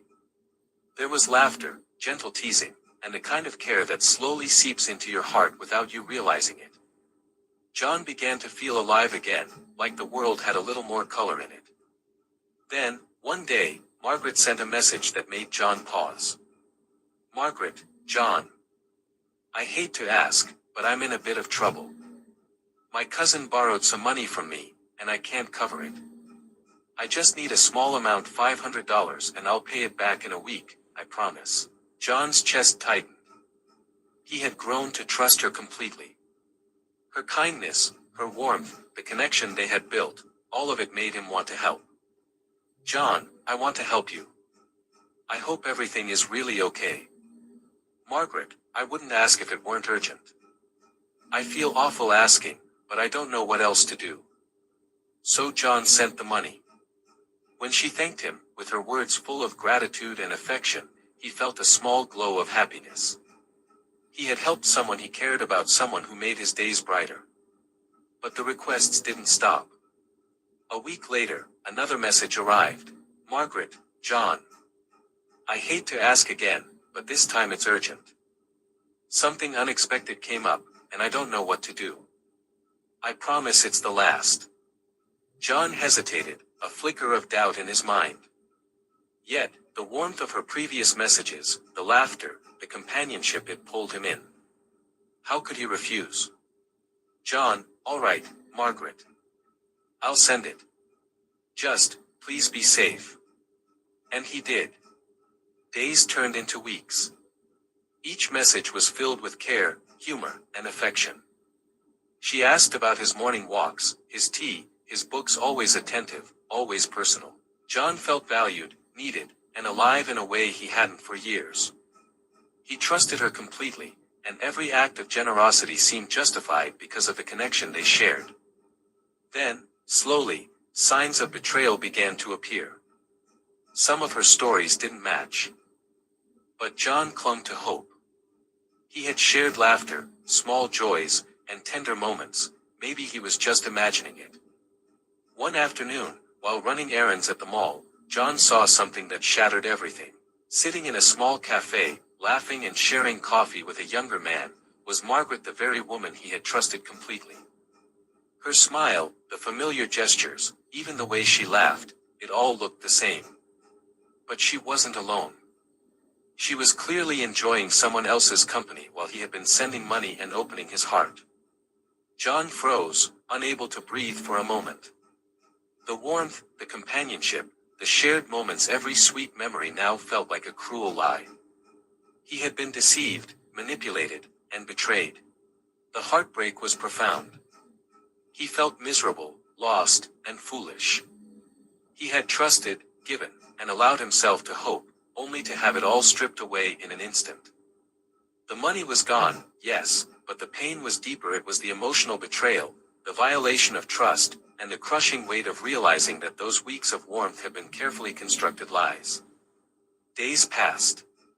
John wandered through his quiet house, staring at the computer, replaying every message in his mind.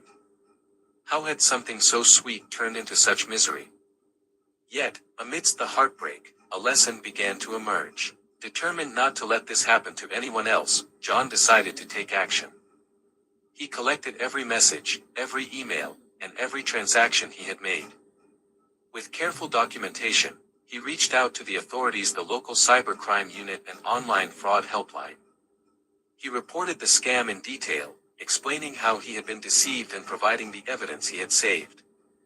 Though Margaret was not truly who she claimed to be, John worked with the authorities to trace the account. Through the investigation, the scammers' identities were revealed. John pressed charges, cooperating fully to ensure that the person behind the scheme faced legal consequences.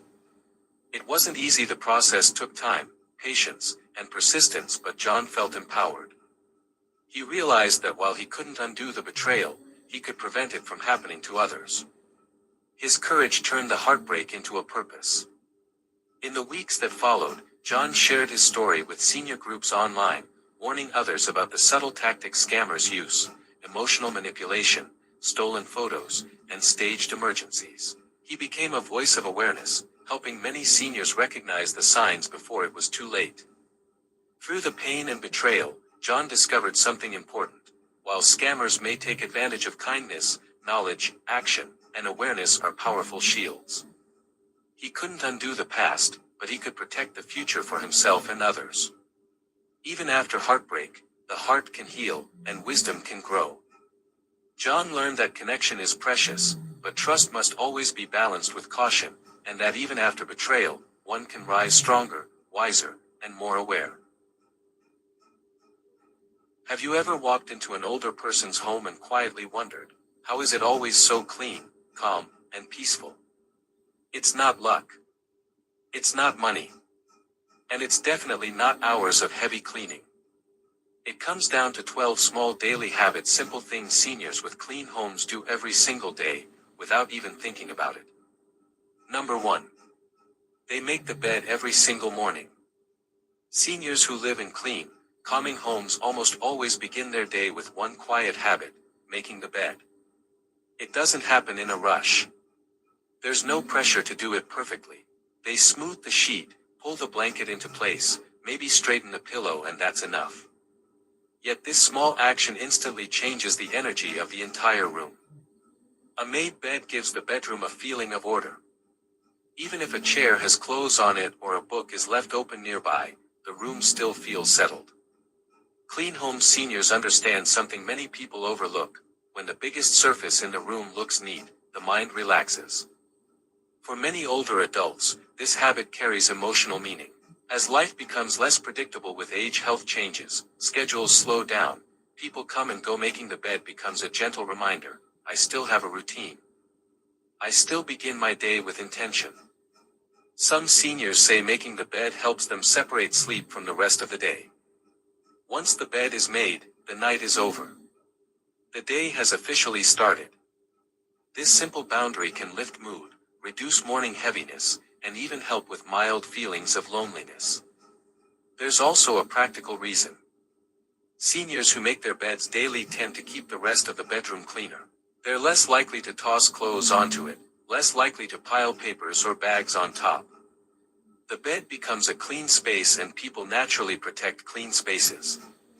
And in the evening, something special happens. When the day is done, returning to a neatly made bed feels comforting. It signals safety, rest, and care. Many seniors describe it as quietly welcoming, almost like the room is saying, "You're home now." Seniors with clean homes don't chase perfection. They chase peace. And this one habit, making the bed every morning, is where that peace often begins. And once you hear them, you'll start noticing the difference immediately, even in your own home.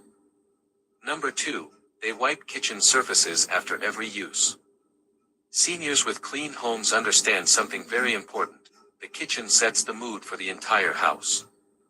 That's why they never wait until the end of the day to clean it.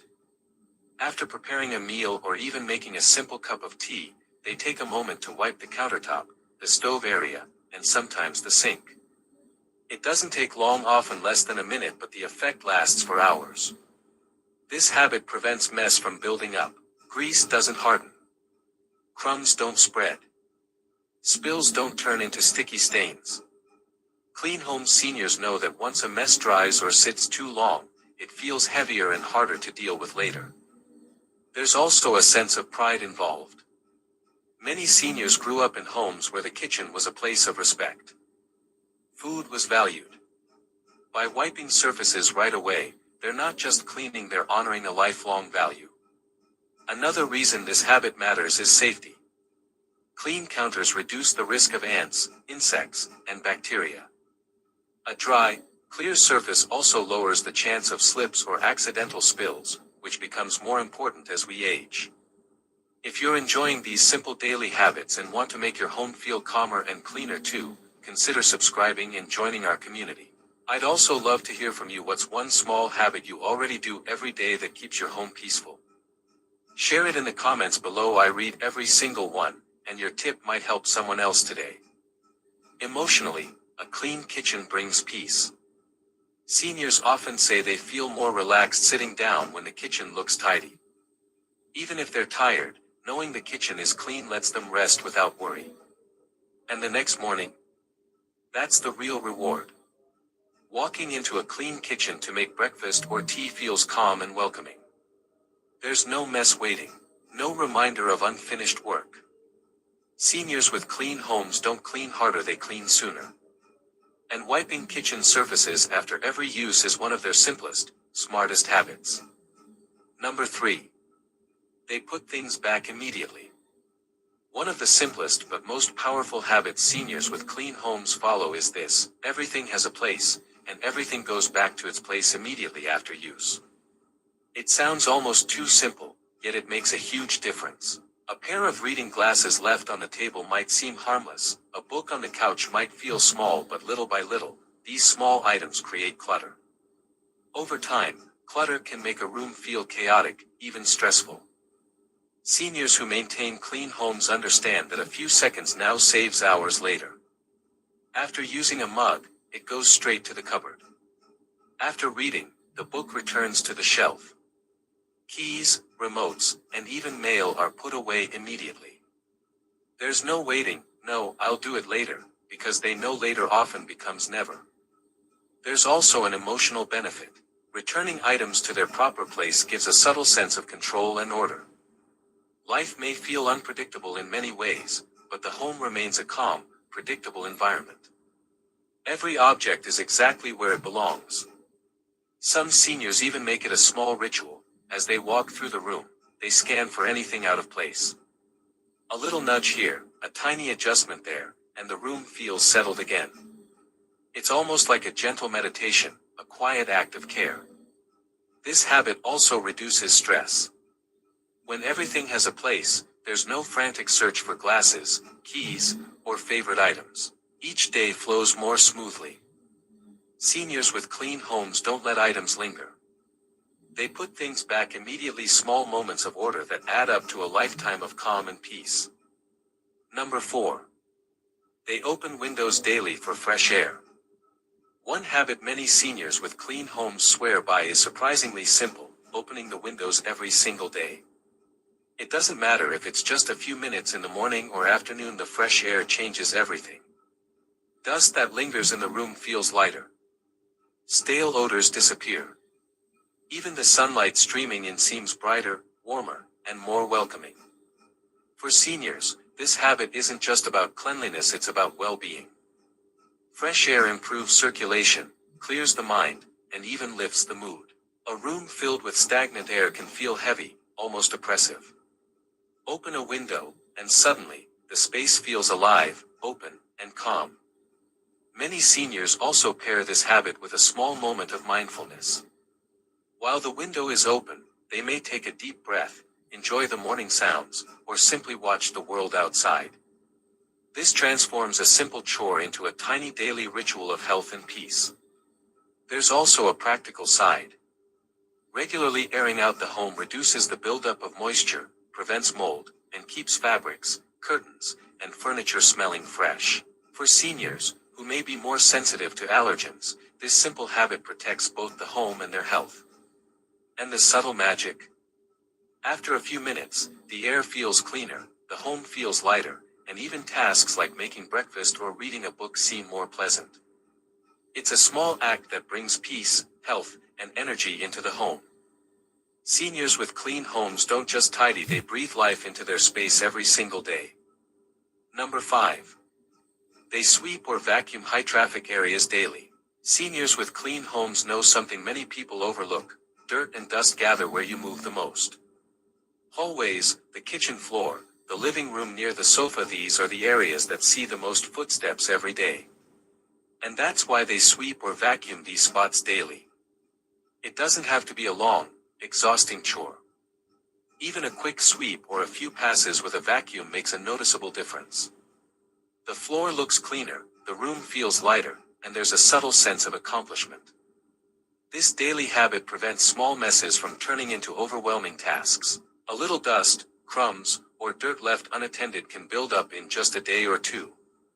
But seniors know that short, consistent effort beats long, occasional scrubbing. There's also a mental benefit. Walking barefoot on a freshly swept floor feels satisfying. Sitting down in the living room feels calmer. Even the act of moving the broom or vacuum becomes a quiet, mindful routine, a gentle way to stay active while keeping the home orderly. Many seniors also combine this with small cleanup moments throughout the day. If they notice a crumb here or a little dirt there, it's removed immediately. This habit, though simple, creates a home that feels cared for and welcoming at all times. And the subtle truth is this: clean floors make the whole home feel cleaner, even if other areas haven't been touched yet. It's one of those small habits that has a big visual and emotional impact. Seniors with clean homes don't wait for a cleaning day, they maintain the flow of tidiness every single day, starting with the floor beneath their feet. Number 6. They never leave dishes in the sink overnight. Seniors with clean, peaceful homes have a simple rule they quietly follow: when the day ends, the sink is empty. They don't allow dirty dishes to sit overnight, not because they're strict, but because they understand how quickly a small mess can grow. A single cup becomes 2. A plate attracts crumbs. By morning, what felt minor now feels heavy and unpleasant. Many seniors learned this habit long ago, often from parents or grandparents who believed that a clean kitchen at night meant a better start in the morning. Over time, it became less about discipline and more about comfort. There's something emotionally calming about going to bed knowing the kitchen is clean. It removes a quiet worry from the mind. No unfinished task waiting. No mess calling for attention. Sleep comes easier when the day feels complete. This habit also protects health. Food left on dishes can attract insects and bacteria. As we age, maintaining a clean, dry kitchen becomes more than a preference, it becomes a form of self-care. And then comes the morning reward.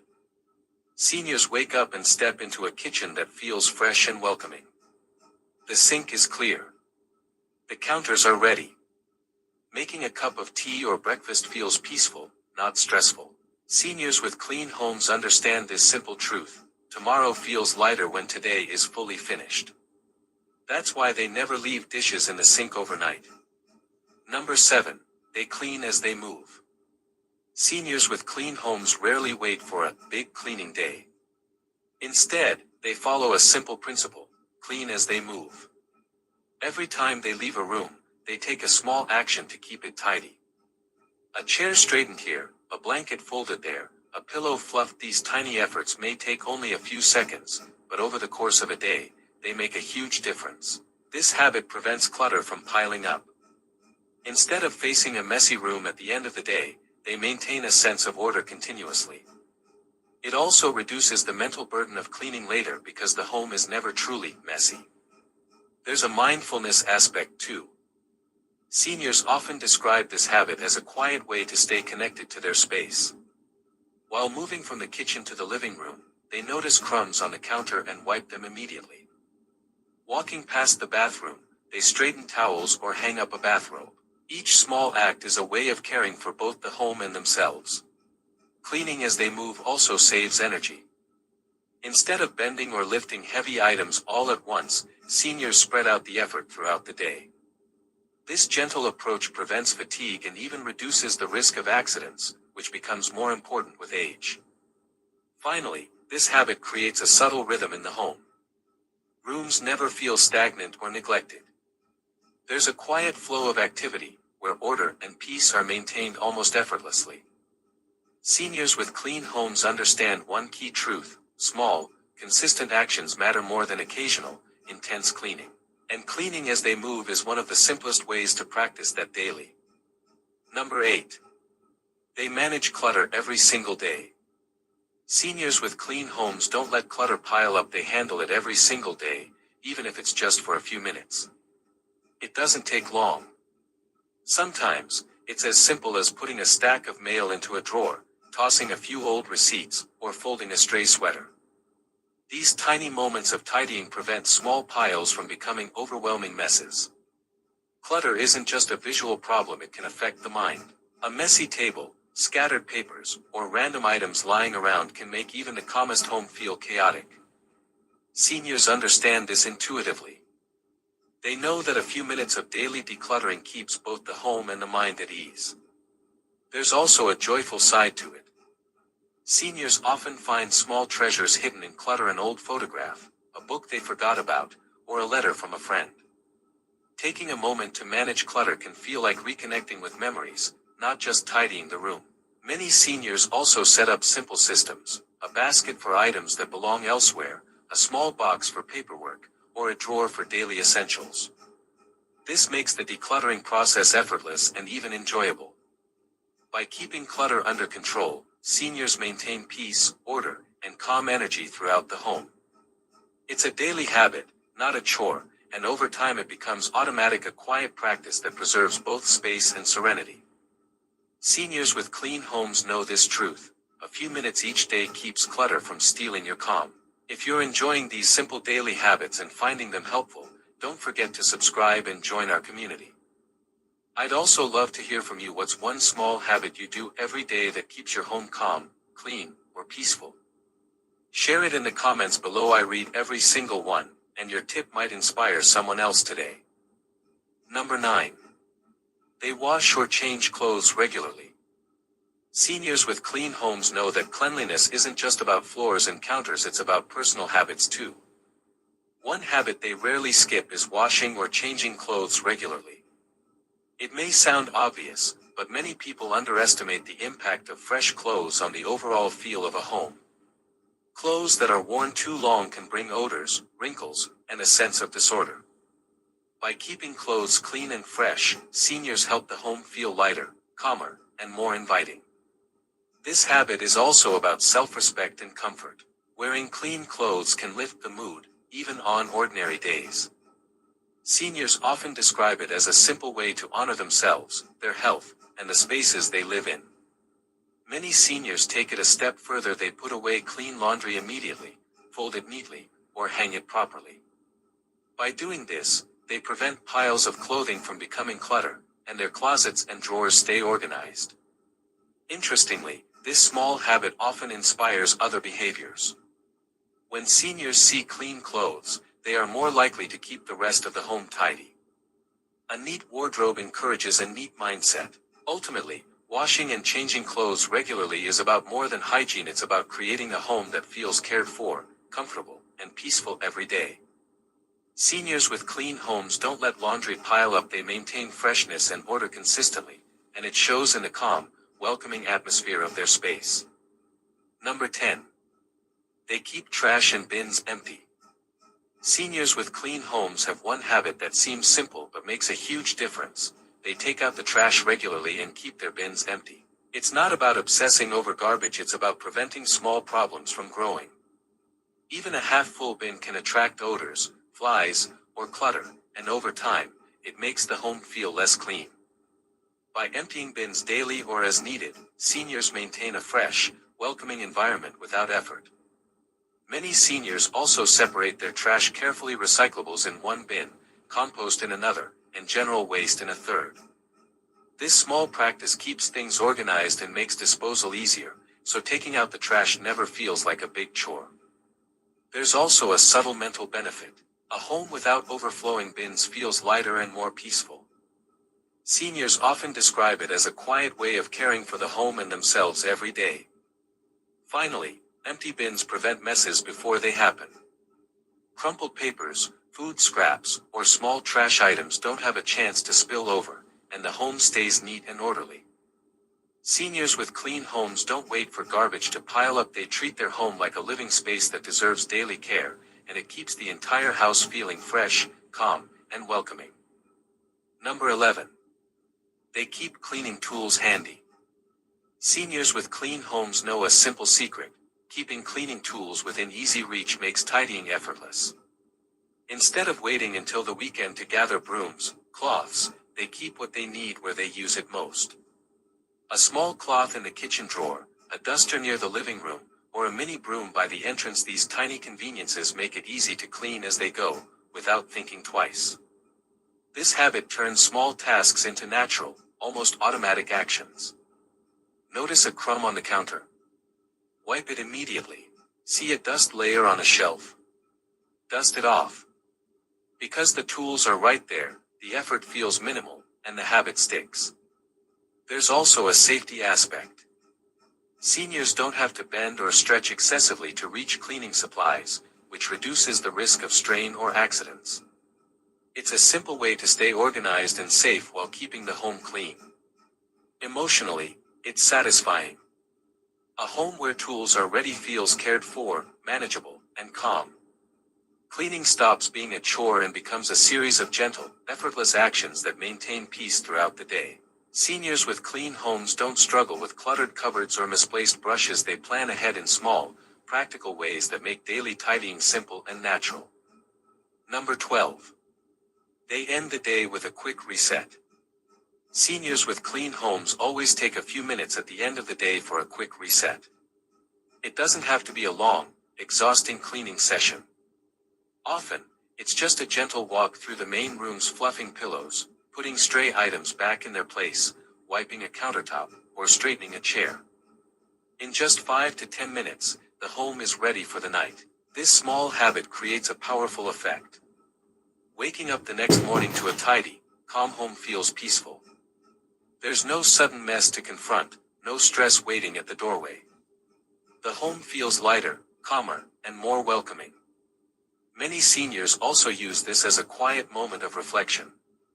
As they tidy, they can think about the day: what went well, what brought joy, what can be improved tomorrow. Cleaning becomes less about chores and more about mindfulness and care. The end-of-day reset also makes every other habit more effective.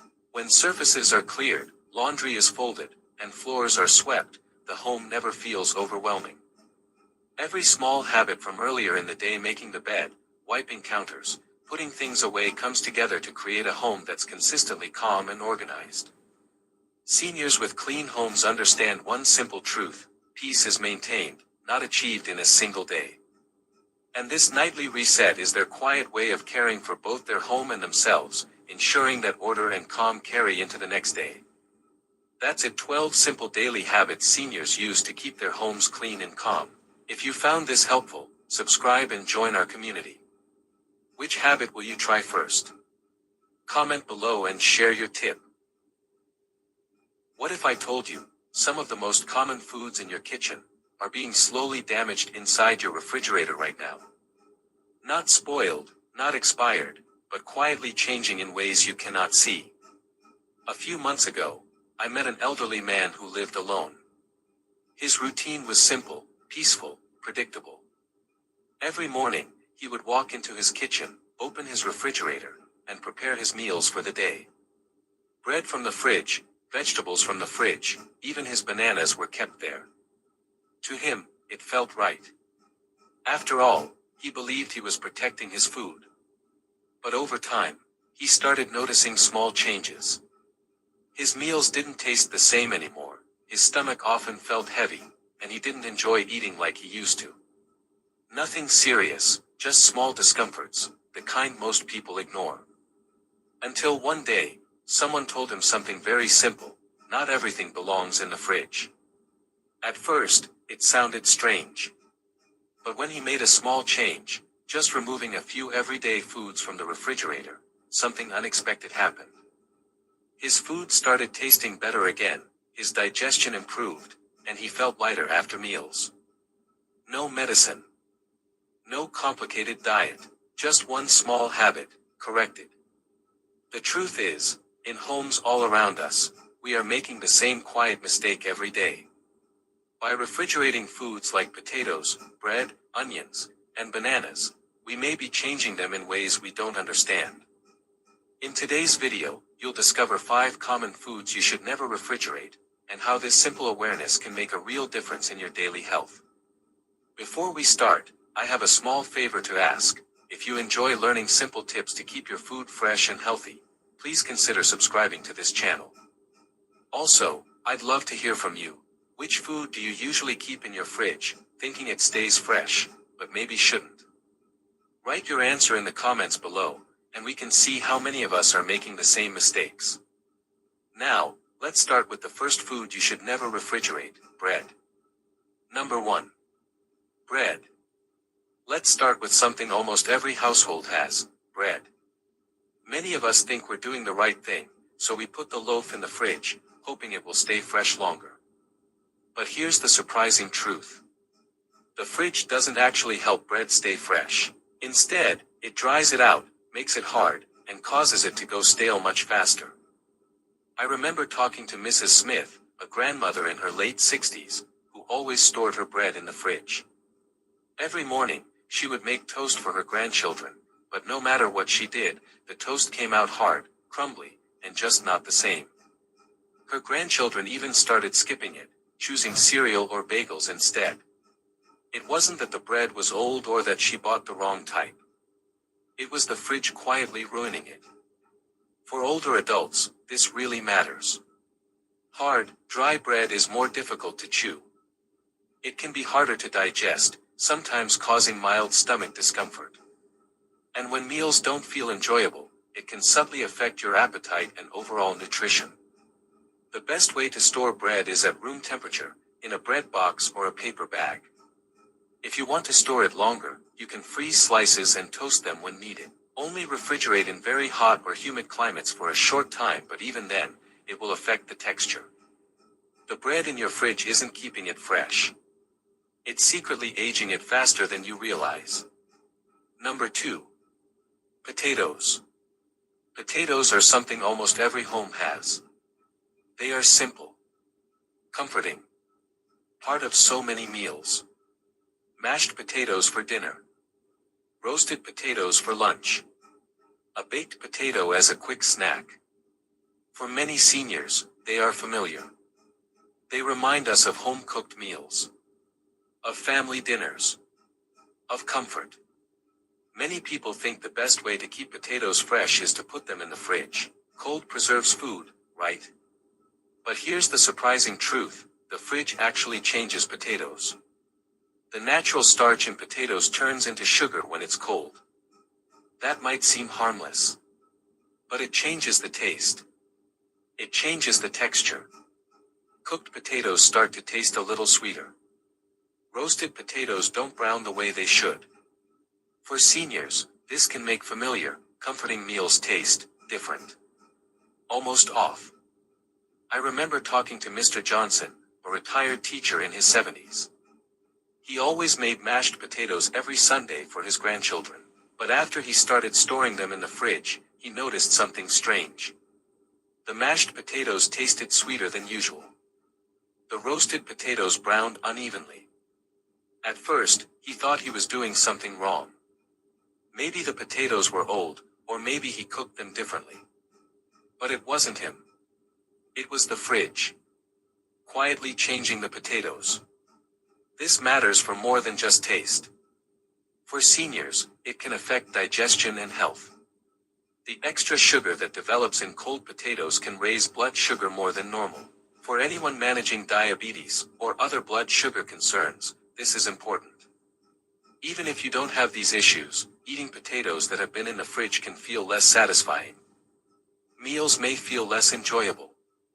Over time, that can affect appetite and overall nutrition. Something we all need to pay attention to as we age. So, how should we store potatoes? The key is to keep them cool, dark, and dry. A pantry, a cupboard, even a paper bag works. Make sure they can breathe. Avoid damp areas. And one more tip: never store potatoes with onions. They can make each other spoil faster. When stored properly, potatoes stay firm, tasty, safe to eat. They taste like they should, bringing back that comforting flavor of home-cooked meals. Remember, the fridge might seem safe, but for potatoes, it quietly changes them. Taste, texture, and even your health. Potatoes are simple, but they matter, especially for seniors. Keeping them out of the fridge preserves flavor, protects digestion, and keeps your meals satisfying. Before we continue, please consider subscribing if you enjoy these simple tips for keeping your food fresh and healthy. Also, tell me in the comments which foods do you usually keep in the fridge that maybe shouldn't be. Number 3. Tomatoes. Tomatoes are a staple in many kitchens. Sliced on sandwiches, chopped in salads, or cooked into sauces, they are part of so many meals we enjoy every day. Many people think storing tomatoes in the fridge will keep them fresh longer. After all, cold preserves food, right? But here's the surprising truth: when tomatoes are stored in the fridge, they start to lose their natural flavor and juiciness. The cold slows down ripening, but it also affects the taste. That sweet, tangy flavor becomes dull, and the texture can get mealy or soft in spots. For seniors, this is more than just a taste issue. Refrigerated tomatoes lose some of their antioxidants, including lycopene, which is important for heart health and may help reduce inflammation. Eating less flavorful tomatoes may also make meals less appealing, which can reduce appetite. Over time, this can lead to lower nutrient intake, affecting energy, immunity, and overall health. The best way to store tomatoes is at room temperature, away from direct sunlight. Keep them on the counter and use them within a few days. If you have very ripe tomatoes you can't use right away, you can lightly refrigerate them, but only for a short time. The flavor and nutrients will always be best when tomatoes are kept cool but not cold. Remember, the fridge might seem like the safe choice, but for tomatoes, it quietly reduces both taste and nutritional value. Fresh, flavorful tomatoes not only make meals enjoyable, they also help support your heart, immunity, and overall health. Number 4. Onions. Onions are in almost every kitchen. We use them to add flavor to soups, stews, sauces, and many cooked dishes. Many people think that keeping onions in the fridge will make them last longer. It seems safe, right? But here's the truth. Refrigerating onions can make them soft and damp. The cold and moisture can cause them to sprout or rot faster. Their flavor can also become bitter or weak. They lose the sharp, rich taste we expect. For seniors, this matters for both taste and health. Onions are packed with antioxidants and compounds that support heart health and help reduce inflammation. When onions are stored in the fridge and lose their potency, we get fewer of these health benefits. Even worse, refrigerated onions that get soft or moldy can harbor bacteria.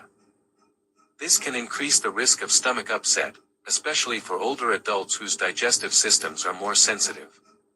The best way to store onions is in a cool, dry, well-ventilated place. A pantry works well. Keep them away from potatoes, as storing them together can make both spoil faster. Avoid direct sunlight and humidity.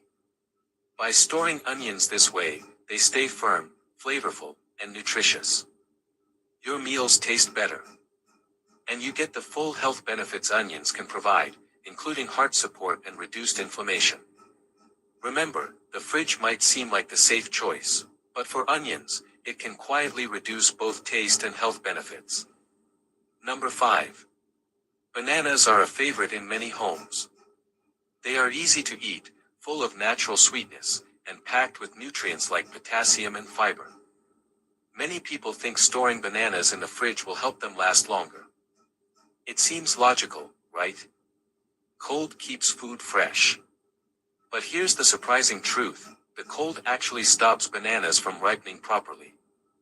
The peel may turn dark or black, even if the inside is still soft and edible.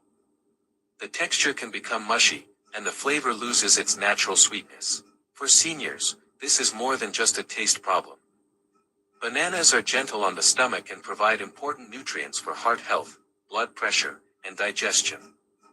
When bananas are stored in the fridge and the ripening process is disrupted, their nutrients may be affected, and they become less enjoyable to eat.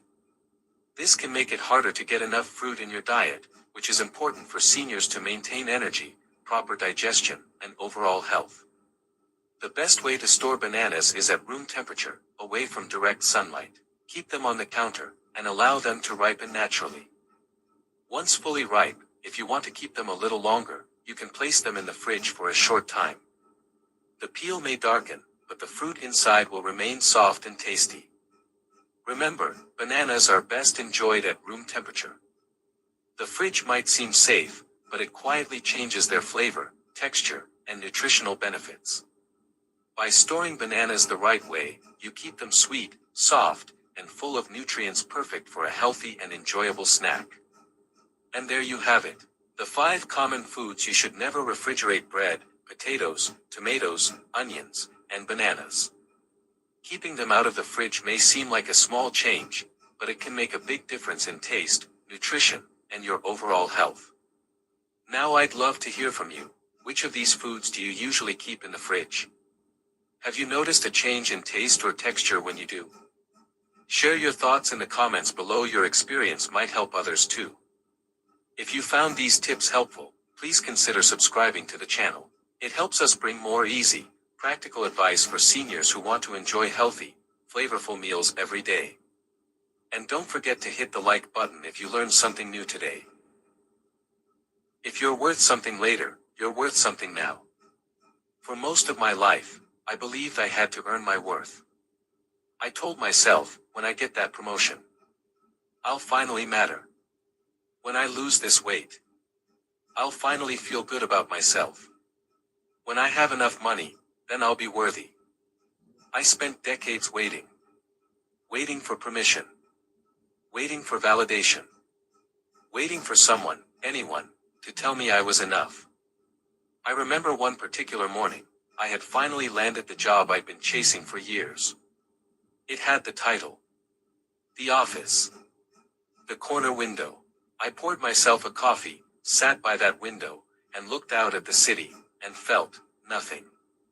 All the achievements, the climbing, the striving, none of it filled the emptiness inside me. That's when it hit me. Worth isn't something you earn. It isn't something you achieve. It isn't measured by anyone else. It comes from simply being alive. From being here, in this moment. I wish I could have told my younger self, you are enough, just because you exist. I think about my friend Sarah. She was 72 when she decided to take a painting class. She had never considered herself artistic. She was terrified of looking foolish. But one afternoon, she picked up the brush and painted the sky the way she imagined it, not how it was supposed to look. Her joy was undeniable. She never sold a painting. She didn't need to. Her worth was in the act of creating, in the presence of her own joy. I remember my neighbor, Mr. Patel, a quiet man who lived alone. He spent decades working 2 jobs, never resting. He told me one day, at 74, I realize now that I've spent most of my life proving myself to others, when all I needed was to prove to myself that I matter. And he finally started tending his garden, slowly, lovingly, and he smiled more in those few years than in all the decades before. Here's the hard truth. Most of us spend our lives chasing worth outside ourselves. We wait for a promotion. We wait for a compliment. We wait for someone to notice us. But life is short. The years don't wait. And when we finally realize that our worth was never something to earn, it's like a weight lifts off our shoulders. You are worthy, today. Not because of what you do. Not because of what you achieve. Not because someone approves. You are worthy, because you exist. And here's the secret I wish I'd known earlier. The sooner you believe that, the sooner your life opens up. You stop chasing approval. You start enjoying the small moments. You start saying yes to yourself, even if it seems silly to anyone else. Take a moment to think, right now, what would you do, if you truly believed you were enough? Would you paint? Would you call an old friend? Would you finally take that trip, just because you want to? When I finally understood this at 45, I started small. I bought a journal. I wrote one thing each day that made me feel proud. Not accomplished, just proud to exist. It could be as simple as drinking my morning coffee slowly. Your shoulders relax. Your breath deepens. Your life expands. I think of a man I met at 70. He finally started wearing bright colors. He laughed louder. He stopped apologizing for who he was. He said, I realized I was going to die anyway. So I might as well live honestly. Fear had stolen decades from me. Not because it protected me, but because I obeyed it. Fear isn't safety. It's a cage. And the door has been unlocked the whole time. Ask yourself, quietly, what have you not done? Because you were afraid of being judged. What dream did you put away, not because it was impossible, but because someone might laugh? You don't get younger waiting. And approval never comes. But freedom?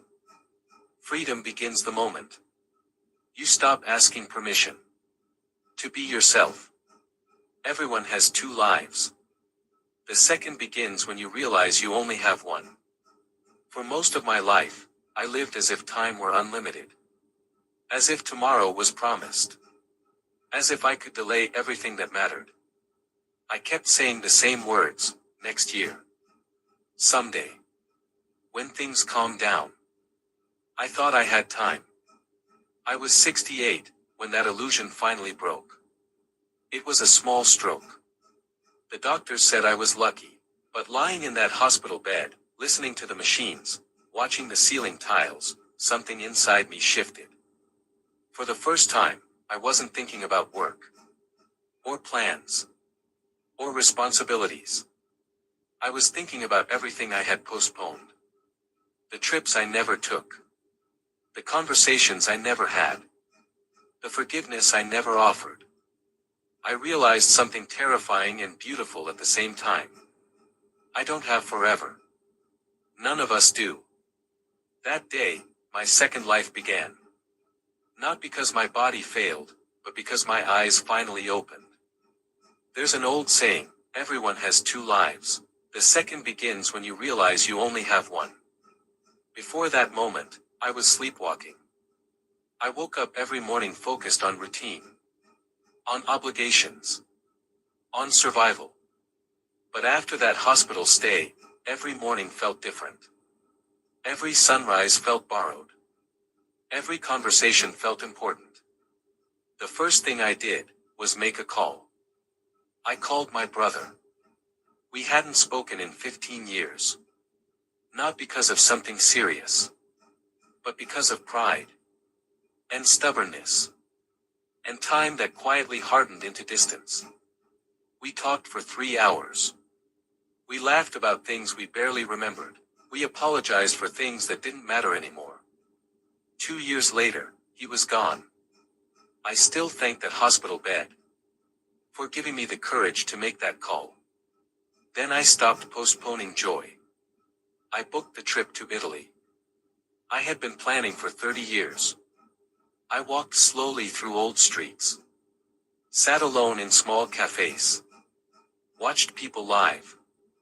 No rush, no schedule, just presence. I learned to paint.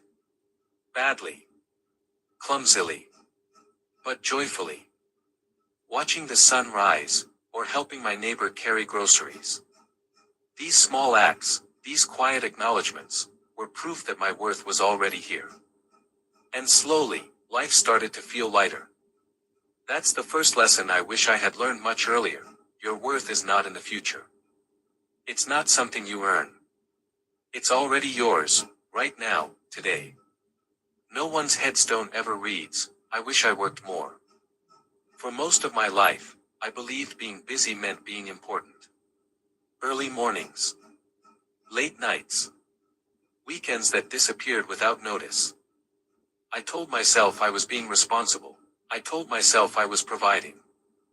I told myself it would all be worth it, later. My calendar was always full, but my life felt strangely empty. I remember one evening clearly. My daughter was standing in the doorway of my office. She was maybe 8 years old. She asked, "Are you coming to my school play tonight?" I looked at my watch, looked at my papers, and said, "Not tonight, maybe next time." She nodded. Didn't argue. Just walked away. There was no next time. I didn't realize it then, but childhood doesn't wait. Years later, she told me something that stayed with me. She said, "I stopped asking after a while, because I didn't want to be disappointed." That sentence hurt more than any failure at work ever did. I spent 30 years climbing the ladder, chasing titles, chasing stability. And then, one phone call changed everything. My best friend, 58 years old, died of a heart attack, suddenly, without warning. At his funeral, the room was full. Colleagues, clients, business partners. But when his son stood up to speak, he didn't mention awards. He didn't mention promotions.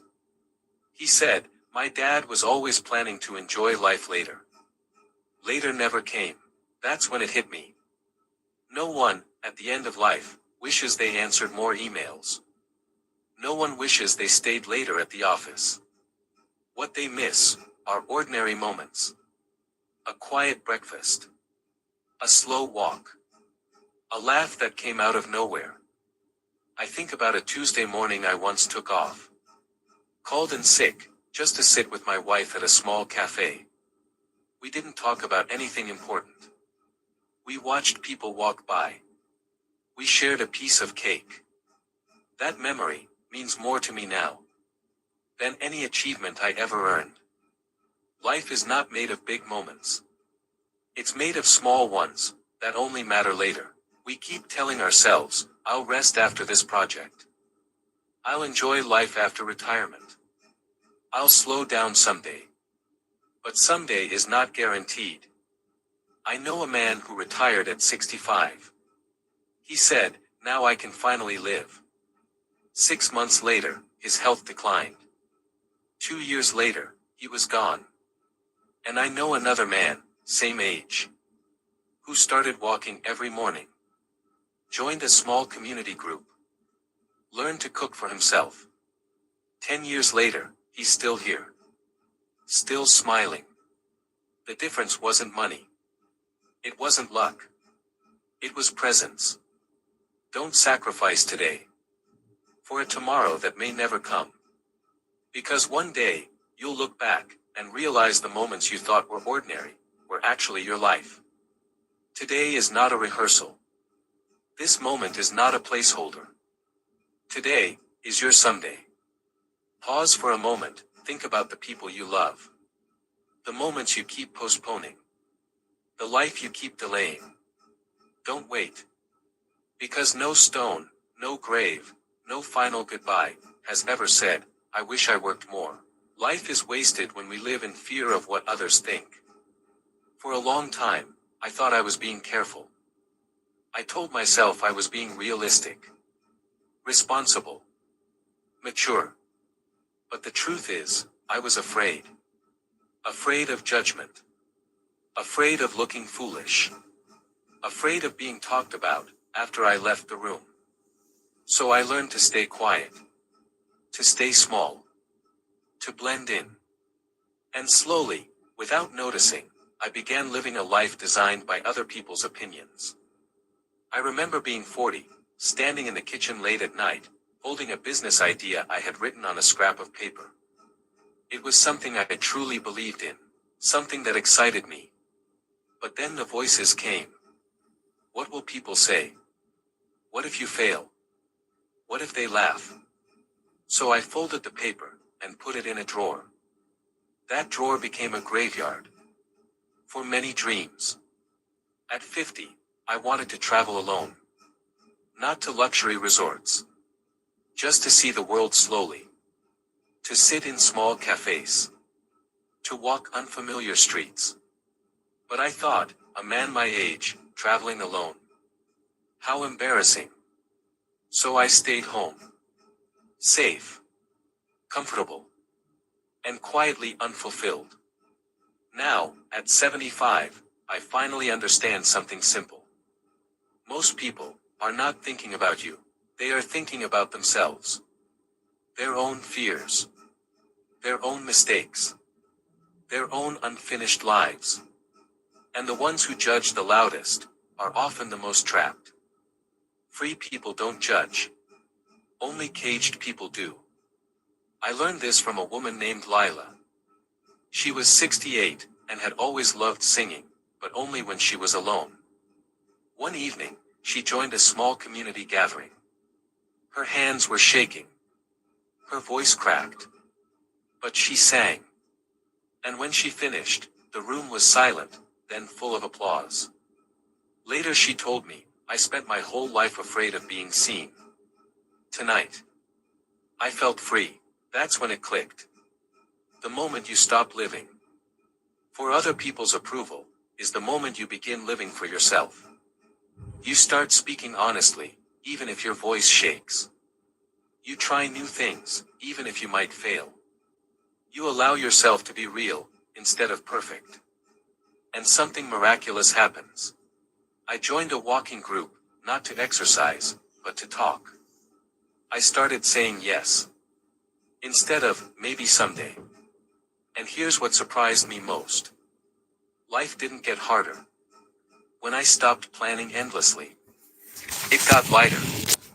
But what breaks my heart is knowing how long I waited. I had to reach 68 to start my second life. You don't have to wait that long. You don't need a scare. You don't need a diagnosis. You don't need permission. Your second life doesn't begin with age. It begins with awareness.